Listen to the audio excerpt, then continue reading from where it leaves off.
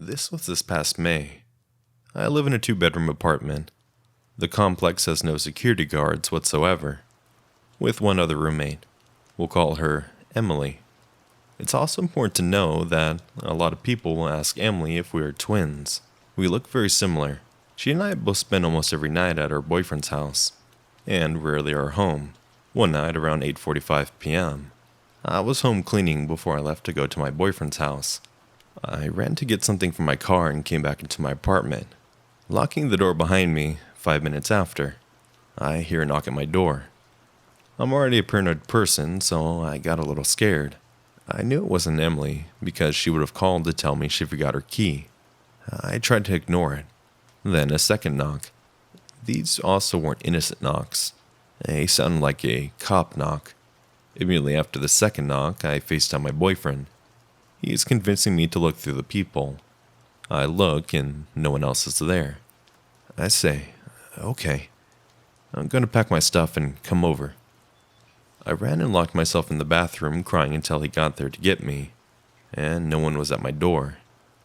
The next day, my boyfriend and I stopped at my apartment, so I could change and get ready for a Cinco de Mayo gathering. Less than 8 people to stay social distance. No knocks that day. The day after I got home, Emily was getting kitty litter and was going to meet me at the apartment since we were both too scared to be there alone. I get home and was sitting on my phone scrolling through TikToks. About 10 minutes into the scroll, I hear the same knock. I look through the peephole and call Emily and describe to her what the guy looked like. She has no idea who it can be. I then watched him walk away and thought maybe he will stop. Another 5 minutes pass and he's back knocking. I FaceTime Emily again and she tells me to open the door. Don't ever do this. I opened the door and the guy was a bit muscular. Looked a little bit older than me. I'm 23. And was someone who I'd never seen around my apartment complex before. He seemed shocked that I answered. The conversation. Him. Oh, is this a bad time? Yes. I was just wondering. Do you have a printer? No. Oh, okay. Slowly walks away. I also thought it was weird that someone was asking for a printer, being that all classes were moved to online format, and we're supposed to be in quarantine. And also, if you need a printer that bad, and someone doesn't answer the first knock, why would you keep trying? Especially when you don't know that person. We told a bunch of people about the knocking in our complex, and one other apartment said that they had the same issue. They were also 2 girls living alone. The next day, Emily went back with her boyfriend. As she was leaving the apartment, she heard from a balcony next to ours. Yo, is that her? She turned around, and the 2 men ran back inside. We told the apartment complex and called the cops. They said they can't really do anything unless the guy's present at our door knocking. After this, we installed a motion detection camera and put a sign up on our window. We have cameras. You're being recorded. Since then, Emily has moved out. I have 2 new male roommates who are seen coming in and out of the apartment, and no one has came and knocked. So, mystery knocking man, let's not meet again.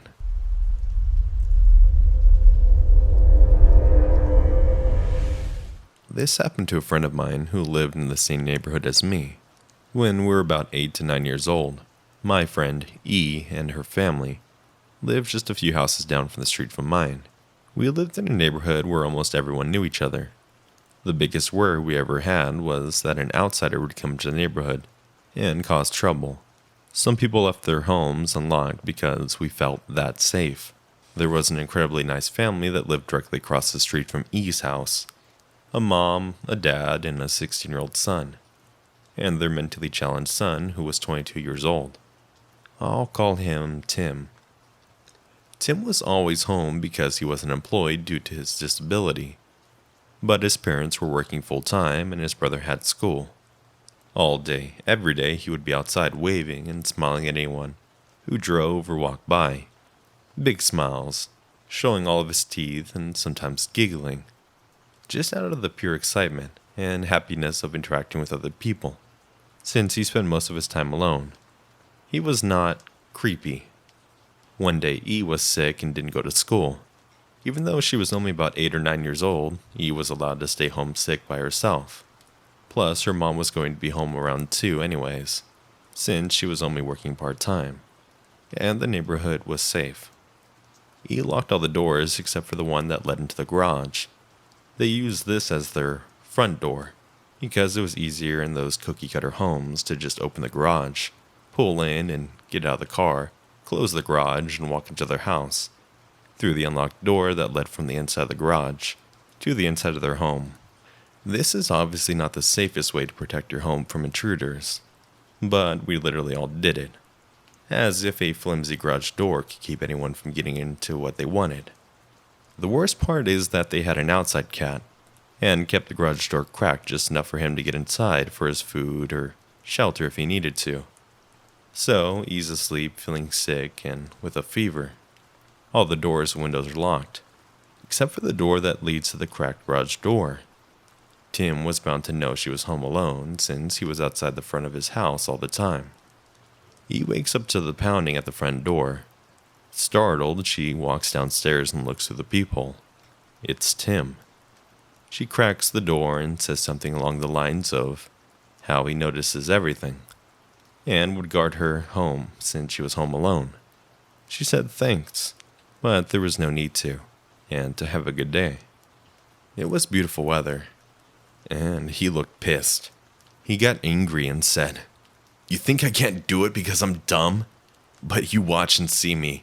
I ain't dumb." She said sorry. She didn't mean it like that. But she had to rest now. She dozed off and woke up to a noise downstairs in the kitchen, the room the door from the garage led to. She hadn't heard the garage door open, but she was sick, so she just figured she was in a deep sleep and just hadn't noticed. Completely disoriented from the time she looked over at the alarm clock. It was 10:20, way too early for her mom to be home. At that moment, she heard noises again downstairs. She didn't call out. She had been sleeping in her parents' bedroom and ran into their bathroom, slamming the door loudly. Then she remembered their bathroom door had no lock on it. The noise she made slamming the door alerted the intruder to where she was in the house, and big footsteps started coming upstairs. She moved quickly and quietly to her parents' closet, which was on the other side of the big room. She closed the doors and hid behind some clothes, all the time thinking how someone could have gotten inside. She remembered that the garage door was cracked for the cat, slightly, but not close enough for a thin person to slip underneath. Tim walks into the bedroom. Tim is tall and thin. She can see him through the slatted closet doors. She sees him holding a knife and did everything she could not to scream. He quickly went to the master bathroom where she was just moments before. These cookie-cutter houses only have about 3 floor plan layouts, so it wasn't hard for him to find. He looked inside the bathroom and didn't see her, then started making loud throaty noises, like someone would if they're frustrated and angry, while pacing the entire house. She stayed in the closet for hours, even after she heard him exit through the front door. She stayed until her mom got home. She was crying hysterically and told her mom what happened. Had she not been so upset and had one of the kitchen knives not been left on the front door, her mom might have blamed it on being delirious from a high fever because nobody would expect Tim to do that. The police were called and an official report filed. I'm not sure if he had any charges pressed against him, because after she told me the story once, she refused to talk about it again. I overheard her parents a few times talking about the situation to my own parents, but never heard what the consequences were. He was so traumatized that she went to therapy afterwards for several years, and still wouldn't talk to anyone about it because she didn't want to remember or relive the experience. We even moved into an apartment together years and years later for college purposes. She never talked about Tim. It was like he never existed, and I never asked. I noticed she always locked the front door, which you should of course. Always locked the door that led to the patio/balcony, even though we were on the 7th level, and always locked her bedroom door, to which she added an additional lock. And when she locked all these doors and the windows, she always checked 3 times, every single time. I often wonder if there was more to the story that E told me. We were kids after all, and sometimes kids don't want to explain things that they don't understand. It is terrifying to think of what his intentions were, and if perhaps he did find E, and something else happened. As horrifying as the experience must have been for her, it made a huge statement in the neighborhood for everyone to be more careful. I will always make sure everything is locked. I don't want to ever meet you again, Tim.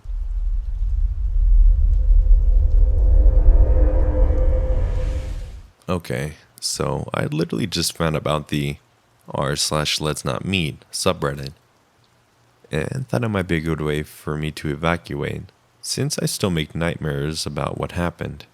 Also, forgive my bad English, I'm Belgian. My name is Jaiji, and I was 14 at the time.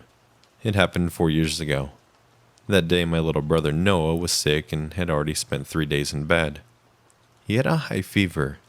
No big deal, the only real trouble was that he was 6 at the time, and obviously got our entire attention during that week. So yeah, that day my parents went out to buy his medicine and left me home alone to take care of him. They also asked me to bring all my brother's toys inside, so they wouldn't get wet from the rain that was coming later that day. So I did what I was asked, and I took care of Noah. I also brought some of the toys that were laying outside. I was pretty tired that day and thought I could do the rest later. So I went inside and sat down on the couch to watch TV before I had to prepare my brother's lunch. I was zapping through the channels and wasn't really aware what was going on around me. About 10 minutes later, I heard 3 honking noises coming from the side of the street, and didn't really pay attention to it. It could have been neighbors or a car passing by. Then, I realized how late it was, and then I had to go to the kitchen and start making my brother's lunch. Noah was resting upstairs, by the way. So, I was at the kitchen cooking his meal. The thing was, my kitchen has a large window, offering a view of the street. And I saw my neighbor a bit worried, out of his car looking around. Once again, I didn't pay attention to it, and was focused on the food. At a moment, I opened the fridge and had a weird feeling, like someone was there staring at me. I closed the fridge door, looked at the window, and yes, there was a person standing outside, close to the window, staring at me. Now, I don't know why, but I don't remember what the guy looked like. It was really weird. Anytime I try to figure it out, it's like there's something blocking me. It's crazy. So, anyways, there's a stranger standing outside staring at me. I wanted to scream for help, but it just wouldn't come. I felt like the only good thing was to take my brother and leave the house from our back door. A bit excessive, I know, but I was 14, and I imagined the guy would just break the window at any moment and come in. So, on my way to Noah's room, I noticed the guy following me very calmly through the window. Imagine my surprise when I found that the front door was a bit open. I certainly didn't close it correctly when I brought my toys back in. Because of that now, I have a habit to check it at least 3 times, if I lock the door for sure. When I saw the door, I understood I eventually got a few seconds to go upstairs, instead of closing it, because he was so close he would just get in before I reached it. So instead, I ran upstairs, rushed into my brother's room, and closed the bedroom door. Noah was very weak and kind of upset because the noise I made downstairs.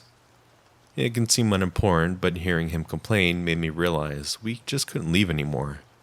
And while I was thinking, I heard someone coming upstairs, and I literally shit myself. In a desperate move, I opened the window, and fortunately just underneath it stood Noah's big-ass trampoline, the one with the nets around it. The only thing reasonable for me was to throw my brother onto it, and just hoping we wouldn't break our bones. Luckily, the first floor was something like 4 meters high. When we landed on the trampoline, I could hear the bedroom door open. Now, Noah says while getting off, he saw a face. Apparently it was someone with a beard, white eyebrows, and a hoodie, with a great psycho smile. I didn't, but I do believe him. We got off and we started running down the street. While I was running, I heard a voice behind us screaming, "Gigi!" I turned around and was happy to see it was my neighbor, the one observing the street previously. That was waving at us to come inside his house. I was very confident at the idea to come inside his house, as we used to come over and play there with their kids, so we came in. He closed the door, and we waited in there for our parents to come back. While we were there with his wife and kids, he was waiting out there. Funny thing, he explained later that he saw everything, and he honked at the stalker because he was standing in the middle of the street, looking at the house. He also saw the guy walking into the house and a girl throwing her brother through the window. It was funny when he told it. So my parents came back and were ironically planning a good little evening. They even brought pizzas and a movie along with the medicine. So, imagine how stupid they looked with all of that when they saw the police car and us waiting with them. So we explained everything, and we later moved into another house. We were already looking for a new place to go way before that, but that's really what gave us the motivation to search for real. We don't know what happened, but when the cops came in, the back door was open, and there was no one in, which means he ran away. As I said, I still think about it sometimes, and there's no way I will ever know who the guy was.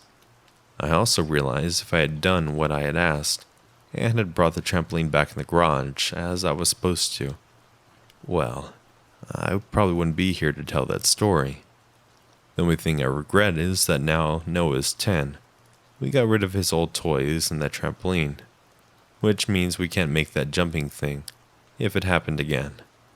So, anyways, creepy stalker guy, let's not meet.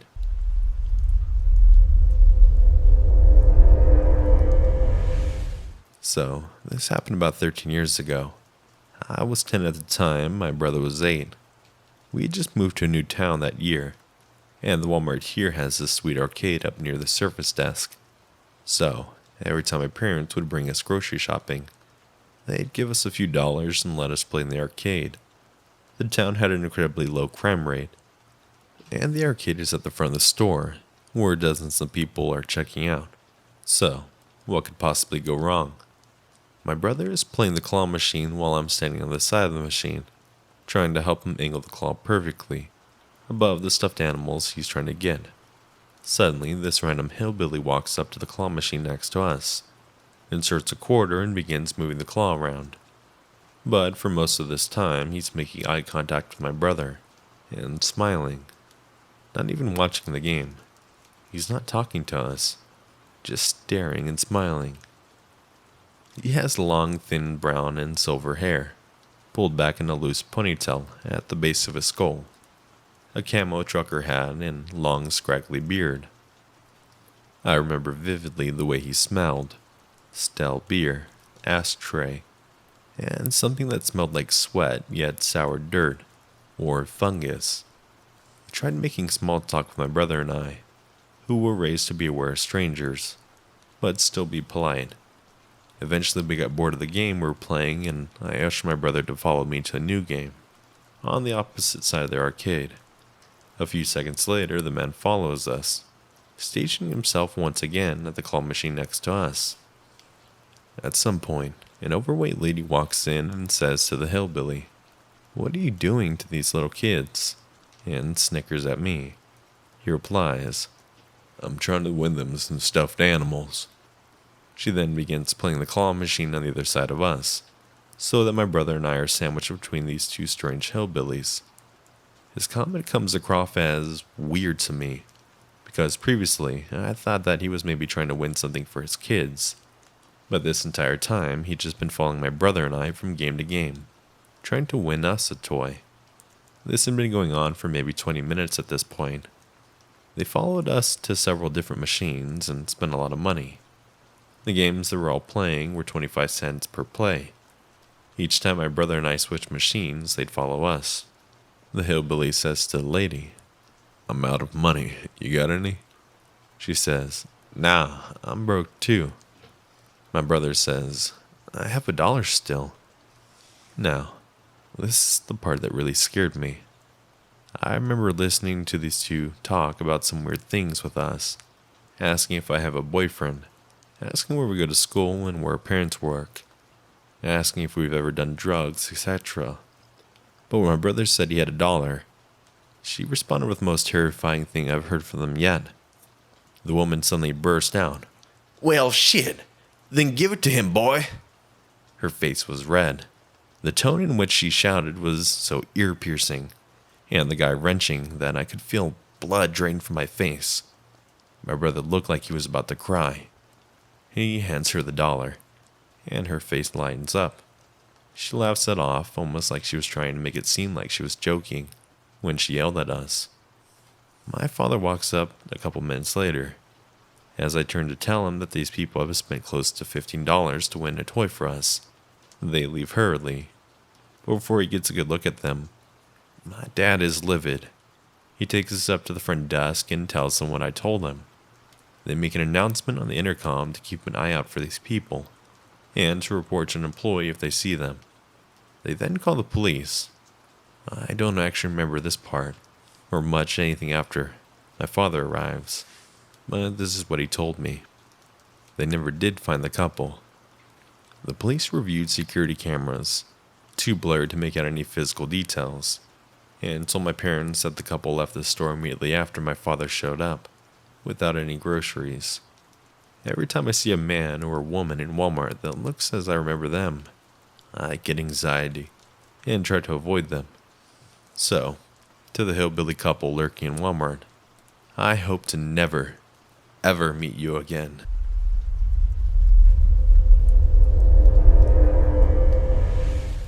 Hey, I'm new to Reddit and have been binge reading all the posts here from the past year. That made me remember some weird things that happened to me and my mom. Sorry about the English, it's not my native language. So a little context to help the story flow. My parents got divorced when I was 10. I'm a female, by the way. And my brother was 8. They had bought a house in a fairly big land and decided to split it. The house was demolished and my mom was building a new house to live with me and my brother. We lived in a very small city that is known for its safety. Fast forward to when I was 15. Now I'm 25, and the house still wasn't ready.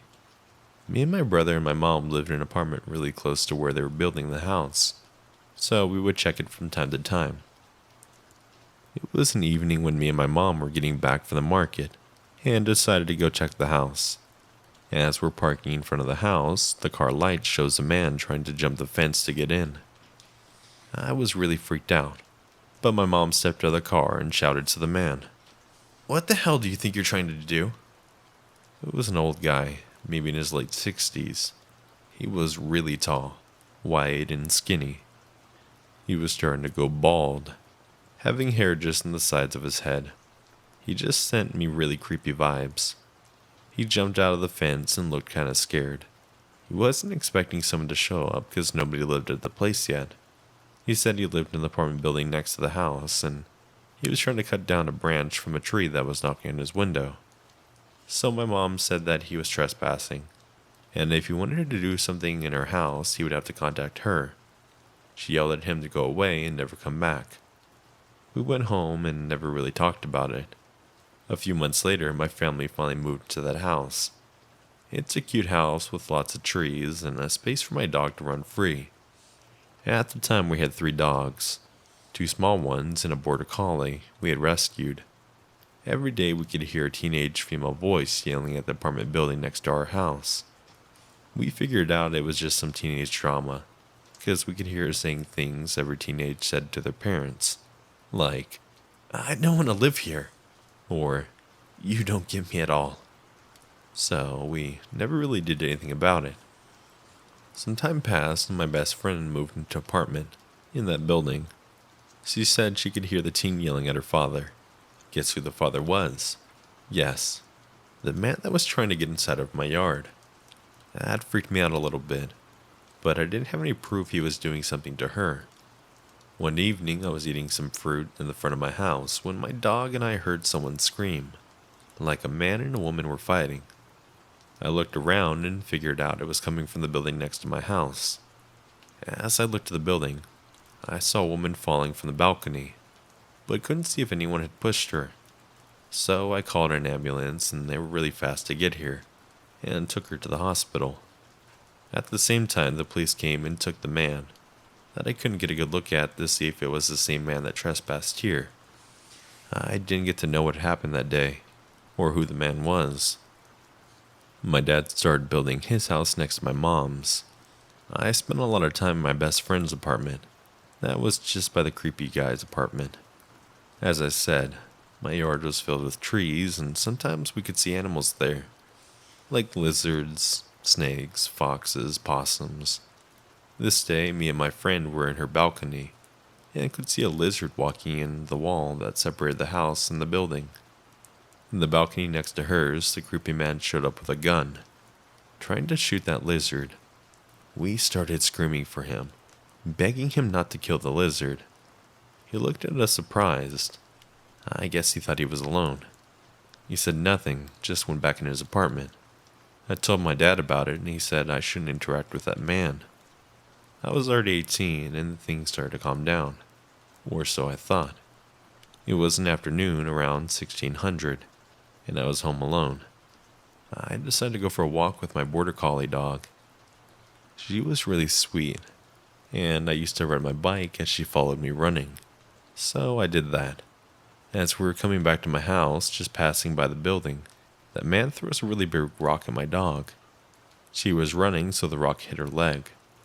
I cursed at him and got back into my house, looking at my dog to see if she was hurt. I told my mom, and she said I should never walk alone. Some days later, I found a really cute but skinny cat at my college. I was sitting down smoking, and this cat jumped into my lap. I came back to watch a class with him in my lap. He slept there for the whole class. I came back home with him. He was orange and fierce, as he was a street cat before. We let him go for walks in my street. Everyone liked him. He was really friendly and asked for everyone to pet him. People led him to their houses and frequently sent my mom pics of the cat on their yard or sofa. So we never thought that he was bothering someone by walking around. And at this time, we were forgetting about the violent nature of our neighbor. My family went on a trip to visit my grandpa, and my dad stayed to take care of our pets. He said one night he heard some footsteps around his house, but as he walked out the front door, he couldn't see anyone. He thought it was just the dogs messing around, and went back into his house to sleep. When we came back, we realized that one of the trees in my mom's house was dying. It was a really big tree. We think it's about 100 years old. This tree is the biggest one in the yard, and it was always so beautiful. I should mention that this is the tree that the man was complaining about the first time we met him. So my dad went to look at the tree, and figured out that it had a lot of holes in it. He said it's a way to get poison inside of a tree to kill it. He also said we shouldn't tell my mom because it was going to scare her and make her really sad, because the trees were the main reason to buy that place. I never told her about it. Some time passed, and me and my brother moved to another town to finish our studies. I wanted to take my cat with me, but my mom said it was going to be hard for him to adapt living in an apartment. He liked to go for walks, so I agreed that she should stay with him. A few days later, she visited me and said my cat had died. I was broken. How did it happen? She found him with his neck broken in front of the apartment building next to our house. His head was twisted, but my cat was still alive. But as she arrived to the vet, my cat was already dead. She said she thinks it was the man that killed him. We don't have any proof, but you know that feeling when you just know. I cried so much, and just writing about this makes me cry. He was my first cat, and he was so sweet. My mom still lives in the same house. She has 5 cats now, but none of them go out. The man still lives next to her. I'm with her during quarantine, and I see him all the time. He walks past our house, always looking up to see if someone's in there. I wish I could say, "Hey, creepy old guy, let's not meet." But unfortunately, I see him almost every day.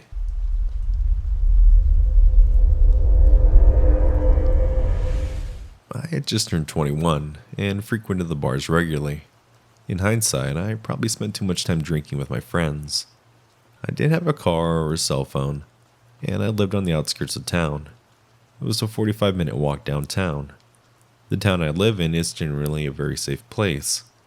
It is wealthy, well-to-do, white-bread community, so walking home alone at night after drinking was nothing that bothered me, other than the actual walking. It was a Tuesday night, and that meant pints were cheap, so I wouldn't say I was completely wasted, but I certainly was more than tipsy. Instead of walking home along the sidewalk where I feared I'd be picked up by the police for being drunk in public, I decided to take the bike path that ran along the train tracks. This meant the walk would take much longer, but much safer and less likely I'd run into any sort of trouble, or so I thought. The bike path was not very well lit, and knowing what I know now, I should have been a lot more nervous about walking alone in the complete darkness at 2 in the morning. Like I said, I had just turned 21, and was certainly an arrogant young male who was thinking about women and not minding my surroundings. I had taken this path many nights, and coming across anyone else was rare. If I did perchance come across somebody this late at night, most of the time it was just another drunk college student who had the same thought as me. Either that or they were homeless. But if so, I'd say they were all harmless. So this night as I'm walking, I noticed further down the path was somebody walking towards me. He wore a large hiking backpack and had his hood put over his head. It was so dark I couldn't see their face. I could really only just barely make out their outline. This person's gait unquestionably revealed him to be a male, who I figured was probably just transient. It was odd to see somebody walking towards downtown at 2 in the morning. When I got really close to him, we were about to cross paths. This person just stopped dead in his tracks, and I could tell he was staring at me because his head just followed me as I walked by. It creeped me out a bit, and I certainly felt like it was just a bit odd. As I continued walking, shrugging at the situation, I just didn't feel right. Something in my gut made me feel wrong. I stopped, turned around to see this person still staring at me. "What?" I asked him, as I stopped walking and remained to stare back at him.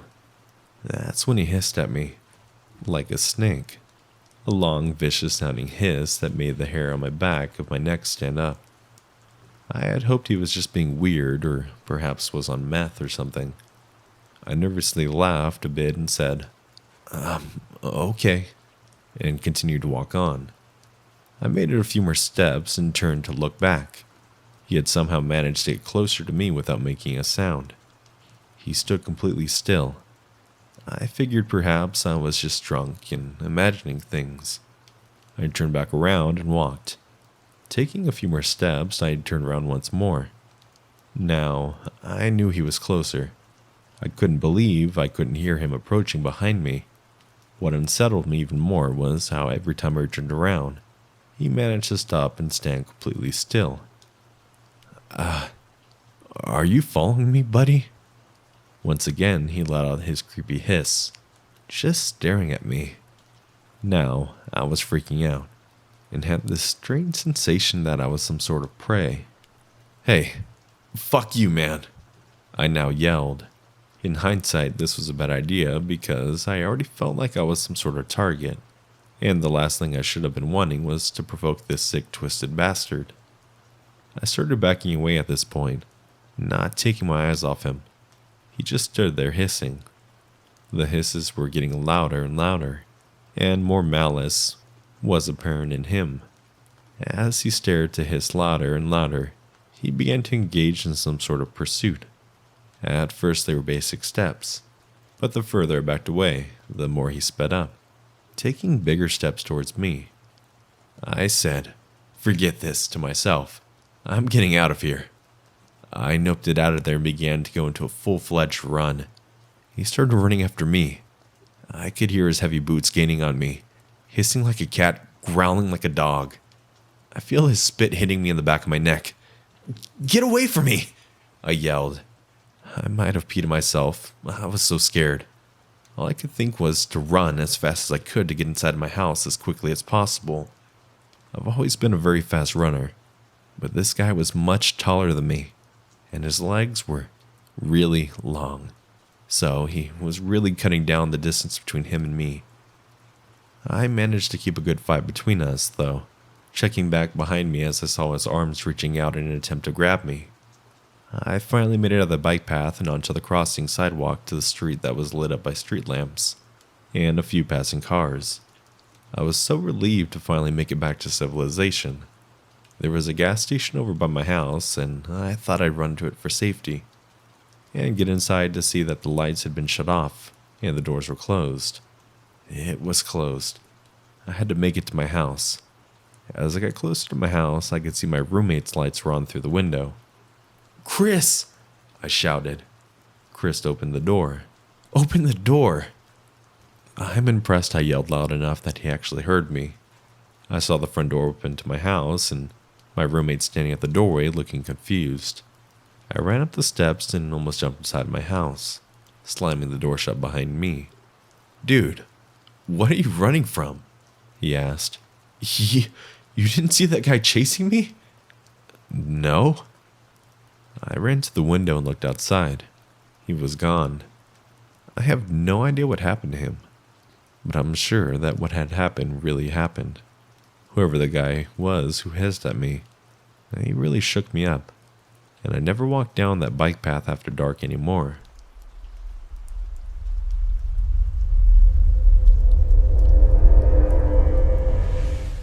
This happened when I was 19.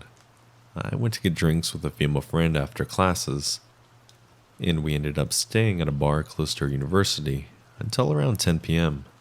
Getting pretty drunk, I live in Moscow, and the university where I study is located pretty far away from my house. It takes me 1.5 hours by public transport to reach it. My friend and I lived in a dormitory which was much closer, just a 30-minute metro ride away from uni.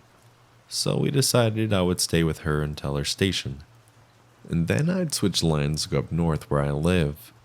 By that time, there weren't that many people inside the train car, just a few passengers here and there, and a couple of older men sitting directly in front of us. We were both visibly drunk. It was a fun evening, so we joked around and laughed a lot. Then my friend got off, and I said goodbye to her, and since alcohol usually makes me sleepy, I dozed off immediately after she left. The whole time, one of the men seated in front of us would silently glance at us from time to time. I assumed he was judging us because we were obviously drunk, but ultimately paid it no mind. I ended up accidentally missing the station where I needed to switch lines, which meant I had to take the train in the opposite direction. As I got up and walked to the door to the train car, there was nothing suspicious, but then I noticed the older, looked like he was in his mid-50s, man who was staring at me during the whole train ride, also get out of the train a couple seconds after me. Again, I wasn't particularly alarmed at the moment. I tend to keep track of my immediate surroundings / male strangers around me, after some unfortunate instances in my teenage years. But I also try not to jump to conclusions too quickly, out of fear that of just me being paranoid. The weird part started when the same dude not only followed me out of the train car, but also got on the train going in the opposite direction. He wasn't following me closely. He would stay several meters away from me and act like he wasn't looking at me. But as soon as I stepped foot on the train, he rushed to the next train car, and once there, slowly moved to stand next to the window from where he could see my car. I probably wouldn't have even noticed him if I didn't see him staring at us earlier, and decided to keep an eye on him. By then, I was properly alarmed. If he simply got off at the same station as me by coincidence, why would he need to get back in the same direction? And why would he linger back to make sure I got on the train before entering it himself? I was also nearly sober and extremely anxious by that time. Still though, I wanted to give him the benefit of the doubt, so I ended up skipping the transfer station I actually needed on purpose, and getting off at the one right after that. Again, he exited at the same station and lingered back. I transferred lines. This new station was a transfer to just another line. If you look at the map of the Moscow Metro, You'll know that there are quite a lot of them next to each other in the city center. And sure enough, he followed me onto the station at the new line. Now I was just wondering what to do. I considered looking for Metro employees and informing them of the issue, but I couldn't see any of them. They are also sometimes present at stations, but that was not this case at the time. I knew I could probably find an employee overlooking the escalators, but I didn't want to bother them, and you're actually not supposed to talk to them. I also considered walking up to some random strangers and asking them for help, or pressing the SOS button on the machines installed in each metro station if the situation got worse, but couldn't muster up the courage to do it yet. It was weird. I had a creep following me, and by that point I was painfully aware that he was doing it on purpose. Yet the situation didn't seem dire enough to involve outside help. Still, it was almost 11 p.m. The metro stations kept getting emptier, and I needed to get home somehow, so I felt myself slowly starting to panic. I didn't feel comfortable staying at one station with him following me for a long time, so I got into the next train again. The intervals are 2 to 5 minutes, and sure enough, he got into the next train car and came up to the window again. I got off at the next station, and he exited again after me. By that time, I was sober, increasingly angry and looking at any Metro employees, but still there weren't any. I decided to try and shake him by hiding behind the columns next to the train and getting inside at the last possible moment. And just as I stepped behind the column, I saw him walk into the center of the station. Before that, he would linger next to the columns by the other side of the platform and look around. What I did next might not have been the smartest move, but I was suddenly very angry at the whole situation. People were still present at the station, and it was clear that the guy was trying to not get noticed, so I purposely walked right up to him, looked him dead in the eye, and with all the hatred I felt at the moment. He looked taken back at first, and then tried to act like he was just some random passerby, turned around, walked a bit away from me. I stood there awkwardly, while I kept staring right at him.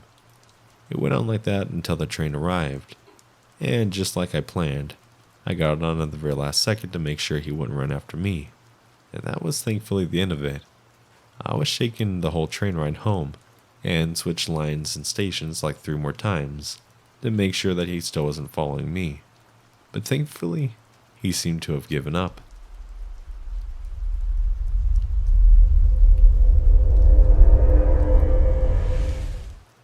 I'm not sure if this story goes in the subreddit since it's my first time posting something like this.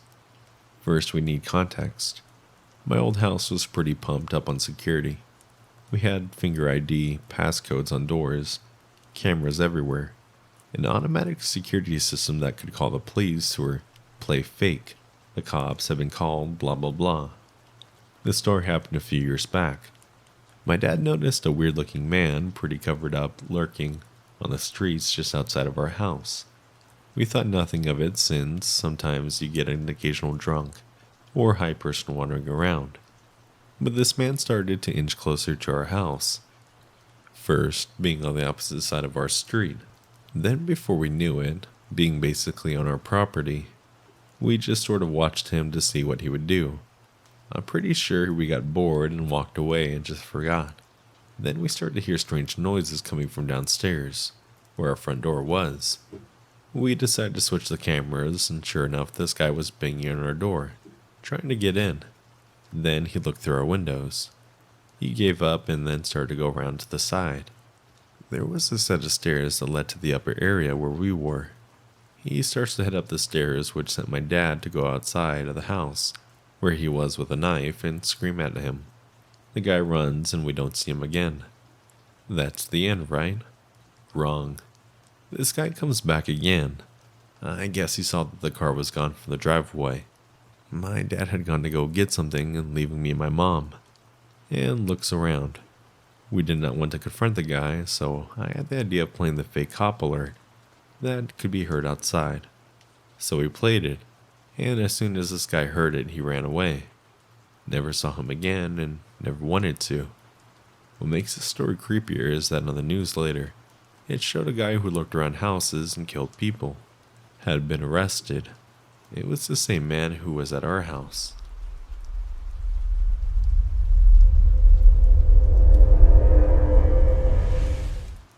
I joined my school's camp trip to Malaysia when I was 14. I no longer remember where it was, but it was pretty close to Penang.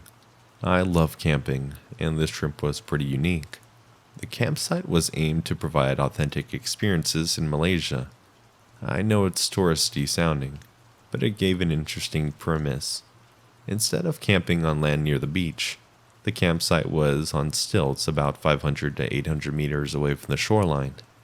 It recreated those floating villages around Southeast Asia. There was a small hall, showers and bunk beds over the ocean blue. The toilets were just outhouses that emptied into the salty brine below. You could even see your business float away. Incredibly gross but memorable. 100 teenage girls were going to sleep there for a week to experience village life, like climbing coconut trees and fly traditional Malay kites. Wow, Bulan. Midway through the stay, my camp leader had allowed my group to use our sleeping bags to sleep on a wooden square. We were lulled to sleep by a slow, gentle wave. The wooden boards floated over the high tides, wrapping and sinking with our collective weight. A night full of stars and a sea breeze was cool and fresh. A few girls woke up to use the toilet. We had to go in groups of 3 whenever we went. I rolled in my sleeping bag and watched the shoreline. I saw something floating on the waves. It was triangular and shrouded in black. I was too groggy to care, so I went along with the girls to use the outhouse. In the outhouse, something felt off. I felt watched in that cramped space. It didn't make sense. I looked down into the ocean below and stood still. The dim light of the outhouse shined to something floating below me. A line was attached and a shadowy figure. The end of the rope was attached to a metal object struck to the floorboards at the end of the hole. I nearly tripped on it while I walked in, and thought it was a nail. The figure held onto the rope and was yanking it gently against the push of the waves. I realized the figure was floating on the triangular thing I saw earlier. My mind clicked with an eerie thought. It was a person. A real, breathing person. On a man-made raft, holding onto a rope with a hook, and I was blocking his way in. The shadowy figure looked at me from down below, the whites of his eyes looking into mine. I couldn't scream. I felt a rush of blood in my ears. The man smiled up at me, as if he wanted me to complete the show. I backed out of the outhouse and walked back to my group. The 2 girls with me didn't notice my shivering. My camp leader picked up on my shaking hands and asked me to step aside. I told him what I saw. The camp leader nodded silently, like a big brother. He stern told my group to enter our bunkers quickly and silently. My group never caught on to what happened.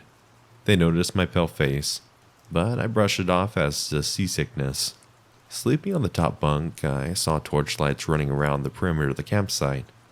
The official story to the increased activity that night was one of the outhouse floorboards broke, and the camp leaders were trying to assess the damage. We completed the camp and went home. On the bus back home, my mind raced about that night.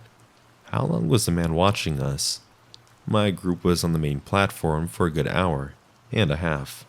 He could have been scouting the area to climb to the campsite.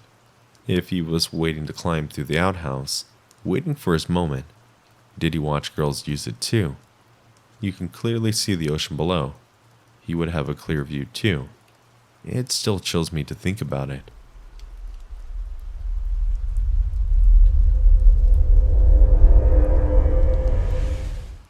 This is my first ever Reddit post, which I'm writing on my phone, so I'm not sure about the formatting.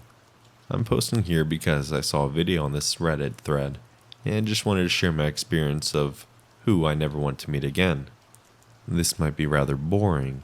It's definitely not the high-stakes kind of thriller stories I've been reading on here, but it did creep me out when I was young. Also, it might be long because I'm usually quite detailed. I got my first job at 15, working in the local convenience store for under-the-table paychecks, until I turned 16 and they could legally hire me. They needed staff they could underpay, and I needed money to support my family. Plus, the store was literally 10 minutes from my house, so I could go home for lunch or go jogging in the field next to the store. I'm a very friendly person and love to make conversation, because it's helped the day go by faster. One morning, a guy, maybe like late 20s, early 30s, came into the store to receive a click and collect package, and the system was being really slow.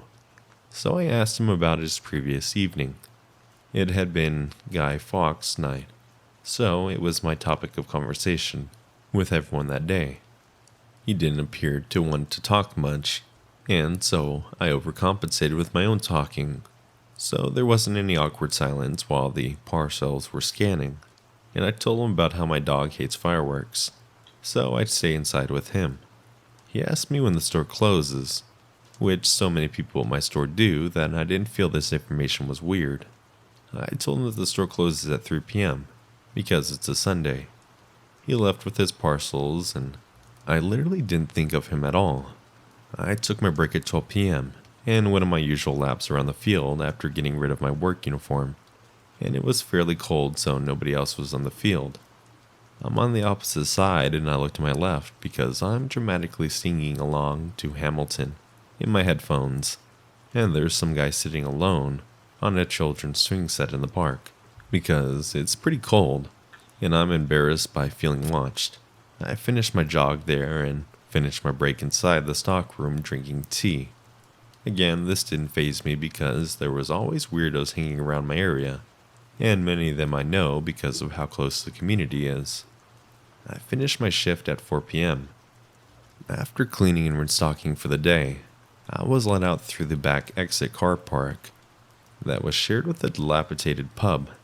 Funny enough, one that I have many childhood memories in before it closed down, due to my parents and I living on this council estate my whole life. Some guy was sitting on the wall there with his coat and hood pulled up. This was slightly strange because nobody around the area was open, and I hadn't been for at least an hour, especially not the pub. But I was 15, and I'd taken the same walk down the main road every single shift without issue. I put my headphones in with a slight pitch of anxiety, because as soon as I move past the guy, I see him jump up from the wall from the corner of my eye. I don't put the music on. I just listen to his footsteps follow me, until he's next to me gesturing for me to remove my headphones. As you probably guessed, it's the same guy from the morning shift. I'm really confused at this point because it's the first time I've ever seen him in my local store. We have a lot of regulars, and I would have known most of them by address because we saved everyone's newspaper. But I've never seen him before, only to encounter him twice in one day.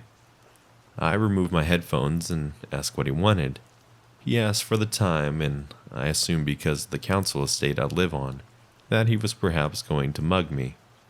It's happened before, so I told him it's around 4 p.m., without taking my phone out. He then proceeds to pretend he's only just recognized me from the store, and tells me that he thought I finished at 3 p.m. I'd watched enough true crime to be guessing he was waiting for me to finish my shift for an hour. I was having a mild panic by this point, because it was a lazy cold Sunday, so nobody was around, and I wasn't yet on the main road. So I continued to talk with him while he questioned me about how long I've worked at the store. I know it's stupid to engage, but he was keeping my pace right next to me, and the main road was only down the street, where I thought our paths would diverge. He asked if I worked there all the time, and in an effort to dissuade him from trying to hit on me, I told him I was still studying, although would not tell him at what institution. Me being a minor didn't seem to deter him even. Mind you, at that age I am now being 20. I only just look like I'm about 15. Like I said, he was undeterred, and tried asking for my number, in which I told him I don't have a phone. An obvious lie because I had my headphones plugged into my phone. I was tightly gripping in my pocket. He brought this up and I told him, that it is a shared phone, and I don't have my own. Despite this being an obvious lie, he continued. I was on the main road now, but he had stopped talking. And my quickest way home, the path I usually took, was through a dark wooded area, and then a shabby parking lot. I decided to go the longer way to keep on the public road, so he wouldn't know where my house was located. He asked me for my Facebook, and I desperately wanted to get away from him at this point, so I thought if I give him my Facebook, and then change the name as soon as I had the chance, he wouldn't be able to find me. I don't know why. I didn't just give him a fake name. I was young and stupid, and honestly I was scared that no cars had passed by yet, and he was still telling me. After this, I asked him which way he lived, and he told me only a short while up ahead, then asking me if I was interested in coming along with him. I said I live in the other direction, and I would say goodbye now, that we could speak later.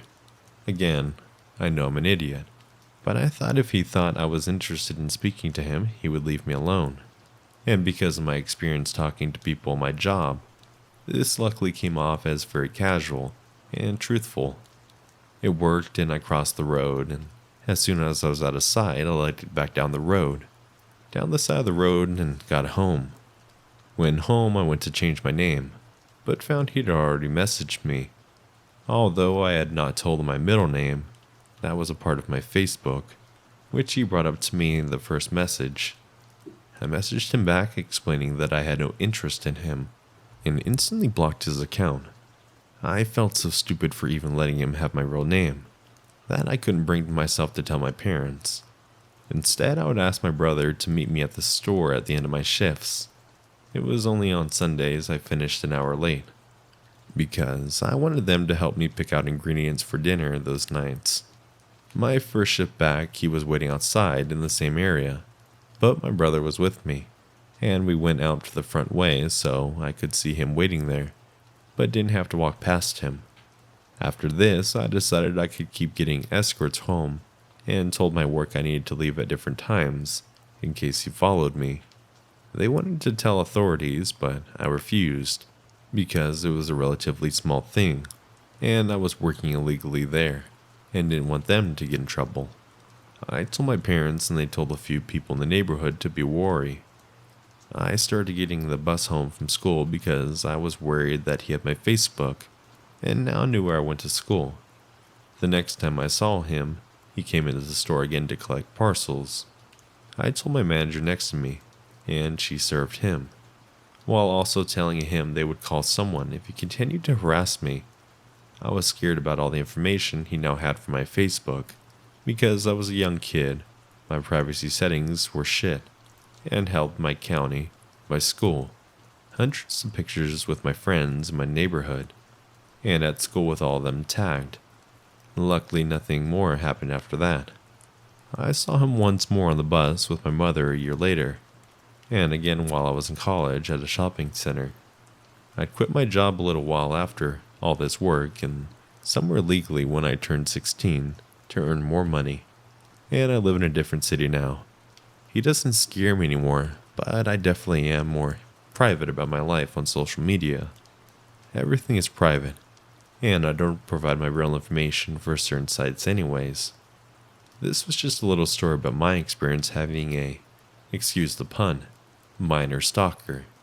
Obviously, I still blame myself for being dumb and having all my private information out there, but I still thought it would be an interesting post.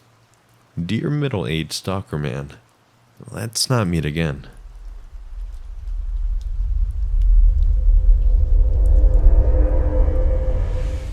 To start things off, this instance occurred in a small town community, where it's not really crime-ridden or exactly dangerous.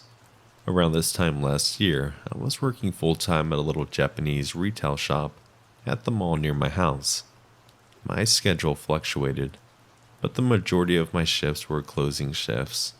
I prefer this because it gave me enough time to sleep in, make myself a lunch, catch the bus, get to the mall a bit earlier to buy snacks and a drink, before I begin my dreaded 8.5-hour shift. On one particular day, as I was getting ready to walk to the bus stop, I saw a big commotion going on right across my house, at the town hall. I crossed the street right in the time before several other police cars and an ambulance rushed by, sirens railing so loud I'm sure the entire neighborhood heard. I was wondering what was going on, but quickly disregarded it.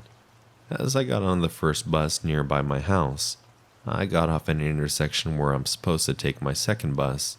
That leads me straight to the terminal across the mall. While I was waiting at the shelter, I see a guy, around my age in his 20s, staring right at me.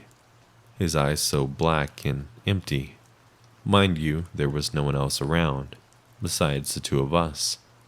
I remember thinking to myself that it seemed odd he was wearing a sweater, with a heavy-looking backpack, and construction boots, both of which looked oversized for his tall, slim figure, when it was blazing hot outside. Not even for a split second did he once tear his gaze away from me. Then it quickly hit me that I recognized him as a regular customer that frequently comes in to buy earphones at the store I worked at. Now, I usually try to keep to myself, but for some reason, I've been told I draw all kinds of people to meet with my friendly and positive aura. I felt the need to pretend I was on my phone to avoid any sort of conversation. He then proceeds to take a seat beside me, still gazing at me, and he musters a "Hi." Before going on that, he recognized me from work, and if I was going there right now, etc. When the bus finally arrives, we both got on, and he took the seat next to me. We had a small talk about random stuff and our hobbies. He went on to tell me about his broken relationship with his parents, where he ended up getting kicked out. I assumed he was homeless at first, but he kind of confirmed it, subtle, when he told me he'd been couch surfing between friends' houses. We finally reached the bus terminal that's across the mall. He ended up walking me to my work. I didn't ask him to, before going off my own way.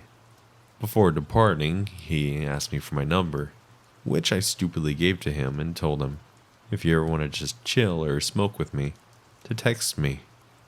After conversing with him, I shrugged off any preconceived judgment I had of him earlier, of being creepy, for just a guy that's socially awkward, and perma-fried.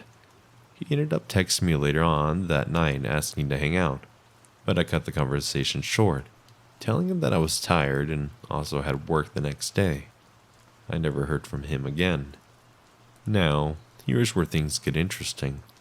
After a few days, and then weeks, news reports were coming out that there was a violent sexual assault that occurred right where the trails were across from my house, near the town hall. The victim was a teenage girl who was going for a walk, when she was struck with an unknown object by the suspect. He had happened to be armed with a gun, and proceeded to sexually assault her before leaving the crime. It took about a week for the police to find the suspect. The investigation was ongoing. It shook up the entire community. Nothing like this has happened before. It's fairly peaceful and close-knit. It's scary because it happened right in broad daylight. So when police released images of the suspect with his name, following his arrest, I damn near had a heart attack. It was him, the same guy who I'd met at the bus stop, who walked me to my work, who asked me for my number, who was texting me throughout the day after committing the crime. He had the same dark black empty eyes, long hair, and wearing the exact sweater, backpack, and shoes. I started looking at past news reports to compare the dates and times when he texted me, and they all matched. Needless to say, my intuition about people are on and off, and that I should learn to trust more. I felt a bit of guilt hoping I could have done something earlier, but there was no way of me to know until after. So, creepy guy at the bus stop, let's not meet.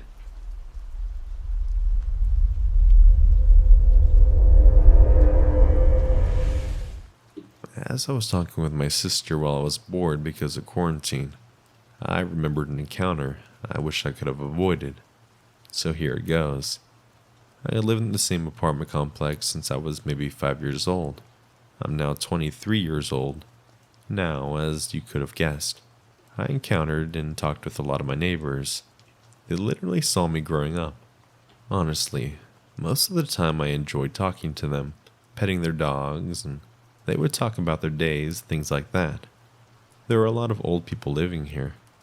While the population living here is mostly old people and families, there was one guy, maybe in his 50s, that always gave me the creeps. He dressed relatively always the same way. The same brown cap, brown glasses, cigar in mouth, a backpack that didn't seem to reap all the misery in the world. There was always something eerie about him. I don't know, I always felt uneasy around the dude. But the thing is, he had some weird ways of interacting with people. For example, if we met, he would literally make eye contact and won't let go. He won't say anything, and he won't move out with his day until I would say, hello. Then he would reply and just move on. Weird, but I told myself that it could be some type of obsessive behavior disorder, or something of the sort. I remember that my cousin, when we would have sleepovers, wouldn't be able to sleep until we all told her good night, and each and every one of us should say it in a specific order. If we didn't achieve it correctly, she wouldn't go, and would keep us to repeat it again and again. The time it took us some time. Anyways, I digress. This took place when I was still young, maybe 12 or 13. I was walking and I saw him. I did our ritual by saying hello first, so that he won't gape here while waiting for me to greet him. So I did, and here's how it went. Me. Hello. And then him. Hello. Awkward silence. I then continued to head towards the entrance to my stairwell, but I feel like he is still looking at me. I turned around, and at that point, he stopped walking and was staring at me. Is there something wrong? No. I'd just like to see you walk. I was stunned. I flew the scene as fast as I could while trying not to be suspicious. I remember this time vividly, and I always told this story fervently because I was reassuring myself by telling myself that nothing bad could have happened to me, since this happened in broad daylight. Oh, the lies we tell ourselves. The thing is, I never knew which floor he lived in, and I remember my mom always warning me about him. Do never go in the elevator alone with him, or at all for that matter. I was a little surprised to recollect these memories, and just remembering him at all. I always felt like something was off with him, and never felt like trying to dig into it to find out why. As of today, he doesn't live here anymore, and honestly, I don't remember him moving out. I just at some point stopped seeing him around, and funny enough, I started noticing him not being around when I was an adult. So, to the creepy 50-something-year-old dude telling my 12/13-year-old self that he liked to watch me walk and evasively staring at me while I was going home, let's not fucking meet again.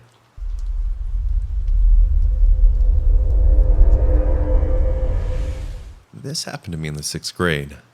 Now 31-year-old female. I hadn't thought about it in a long time, but I remembered recently and decided to post. There was this girl in my class that would hang around with a couple of my friends, but I didn't really consider her my friend, more like a friendly acquaintance. Anyways, we started off cool with each other. Then as the school year went on, she started trying to start trouble with me for some reason. I have no idea why. To my knowledge, I never did or said anything to her to stir up any animosity. I remember one day after lunch, we were lined up to head back to our classroom, and my friends and I were standing there talking. Joking around, she asked me, "Do you think this would hurt?" and made a fist with her knuckles sticking out in a weird way.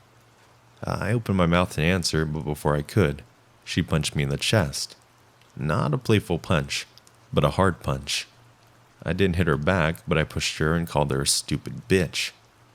My friends just kind of looked like they weren't really sure what just happened, but none of us really talked to her much after that. Whenever I did come across her, she'd say things like, "I'm gonna kick your ass," or "Your ass is mine," stuff like that. I just told her whatever and that I wasn't scared of her. I was a lot bigger than her. So one day at recess, my friends and I were playing basketball, and she came over and started trying to talk to all of us. She then pulled out a mechanical pencil from a hoodie and showed all of us that she had put a needle in it. The details on what led up to it get a little fuzzy right here. But I remembered her poking my friend on the hand with it. It made her bleed. And she poked another girl that was talking to us. Right after that, the teacher called everyone to come inside. So all we started walking, and she started acting like she was going to poke me with it. I told her she better not. And as I walked away, she came up behind me and poked me in the back with it. I remember yelling, "Ow!" And I turned around and punched her in the chest. And she stumbled back, but she didn't say or do anything else. By this point, my friend had told the teacher, and we were sent to the nurse's office to get cleaned up, since she poked us with the same needle. Parents were called, she got suspended, and when she came back, none of us talked to her again. After the school year was over, I never saw her again, until our high school graduation. There was a program our school had for troubled youth/teens at different locations that I got to walk in graduation ceremony with the rest of us. So I guess that's where she'd been. My mom knew who her parents were and told me that she'd came from a bad family where she wasn't taken care of. Never saw her again after graduation. I hoped she got the help she clearly needed.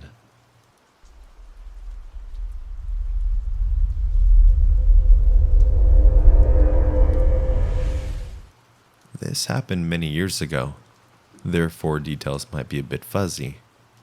Me at around 10 years old, my brother at around 15 years old, and crazy old man in his 50s. We lived in an apartment block that was surrounded by a 1.7-meter fence and positioned on a rather sizable plot. At the back of the plot of land there was a metal pipe construction called trespack, Polish.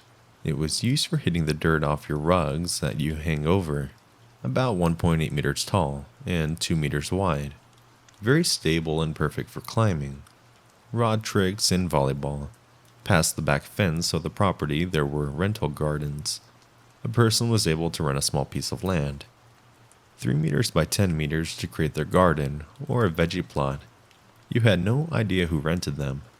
Myself, my brother, and 2 other kids, 12 and 16 years old, from the same apartment block decided to play volleyball over the pipe net. At one point the ball went flying and fell into one of the rental gardens. In this particular rental garden there was a small semi-open hut that we couldn't see inside from our angle. At first we called out to see if anyone was inside that could pass the ball back. Tried a few times, increasing the volume, but there was no response. What does a stupid kid do in such a situation? Climb over the garden, of course. I know we shouldn't have done it, nor was it the right way to do it. So we find that there's a sizable hole in the fence between our area and this garden. The size of it is perfect to fit my 10-year-old body. I go ahead and carefully squeeze. Make sure to watch where I'm stepping on the soil to avoid any plants. It was far enough in the year to see where things are growing. I make 1 or 2 steps over soil before reaching the grass. I go grab the ball and pass back to the other side of the fence. At the moment, the crazy man's run out of the hut and grabs my hair. He pulls them strong with one hand, ripping some strands, and starts hitting me with his other fist. My brother, being the hero, quickly jumped over and shielded me. He managed to split us apart.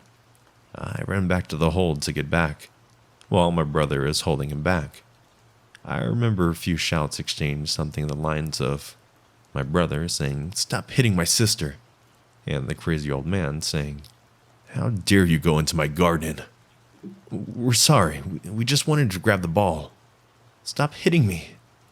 When my brother turns around to run back and jump, the old man grabs a metal rod and gets a hold of my brother as he's able to make his jump. The crazy old man starts hitting my brother with this metal rod and his other fist.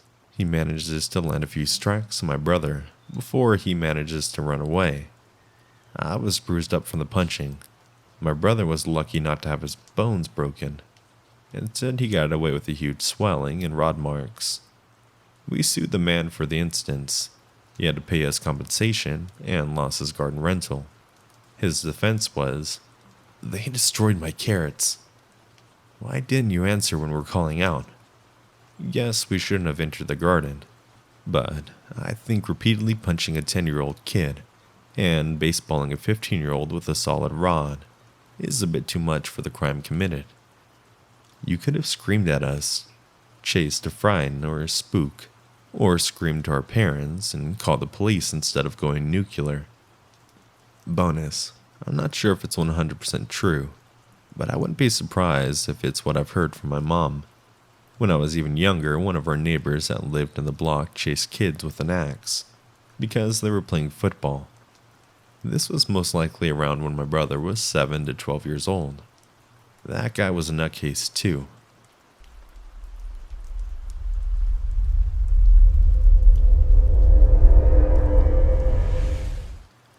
I will try to make this story short, so bear with me. When I was 23 years old, 4 years ago, I was living alone in a studio, one-room apartment. I just started renting. There were a lot of windows in it along with a backyard, but not very big. Anyways, 3 weeks in, I started noticing a lot of things such as my barbecue grill being moved, not in the same places I remembered seeing them the night before. I remember out loud saying to myself, "What the fuck?" but never really giving it much thought. Well, I should have. One evening, I hear some loud bangs on the deck floor above my studio. I guess it's called a balcony. I woke up and just sat there listening, trying to figure out what it was. Not even 2 seconds later, I hear a crash at the ground level, my level.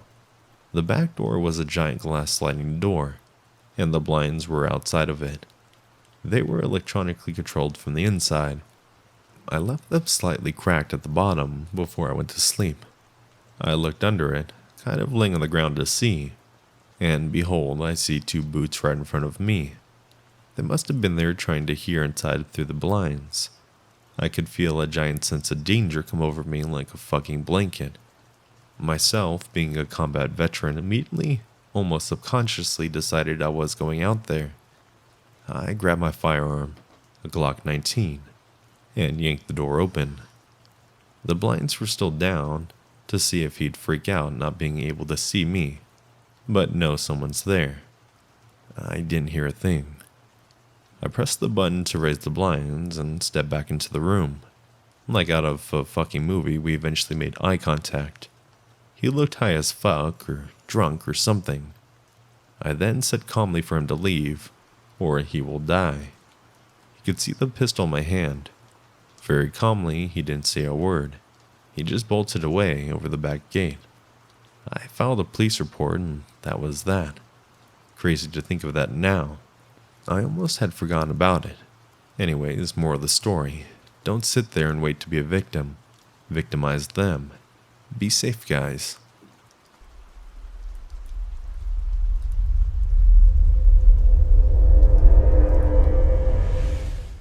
When I was 13, my family moved from a village to a city. This city had a fairly high homelessness rate, so of course there was lots of people looking for somewhere to stay. So, there's an old family friend who runs a letting agent, who lets me use some of their unoccupied houses as a sort of recording studio. I record music in my spare time, as long as I keep them clean and clear out and make myself scarce for a while when there's viewings. It works fine for me. So one of the houses on the outskirts of the city, I was in for a while about 2 years back, had a weird lock. Sometimes it wouldn't lock properly, and sometimes it would.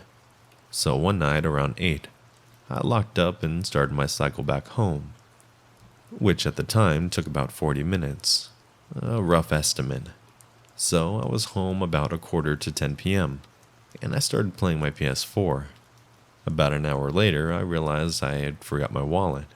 So I cycled back, got my wallet, and decided to check the rooms, just because the lock hadn't locked properly. So, I go upstairs and open one of the rooms. Lo and behold, there was a man, maybe mid-30s, laying on the bed, like it's his own home. Both of us just look at each other startled. I guess we came to some sort of nonverbal agreement, and I showed him out. Creepy shit. So, random homeless guy, I wouldn't mind meeting to hear your story. Just not at like midnight in the house that you're not supposed to be in. So in that case, let's not meet.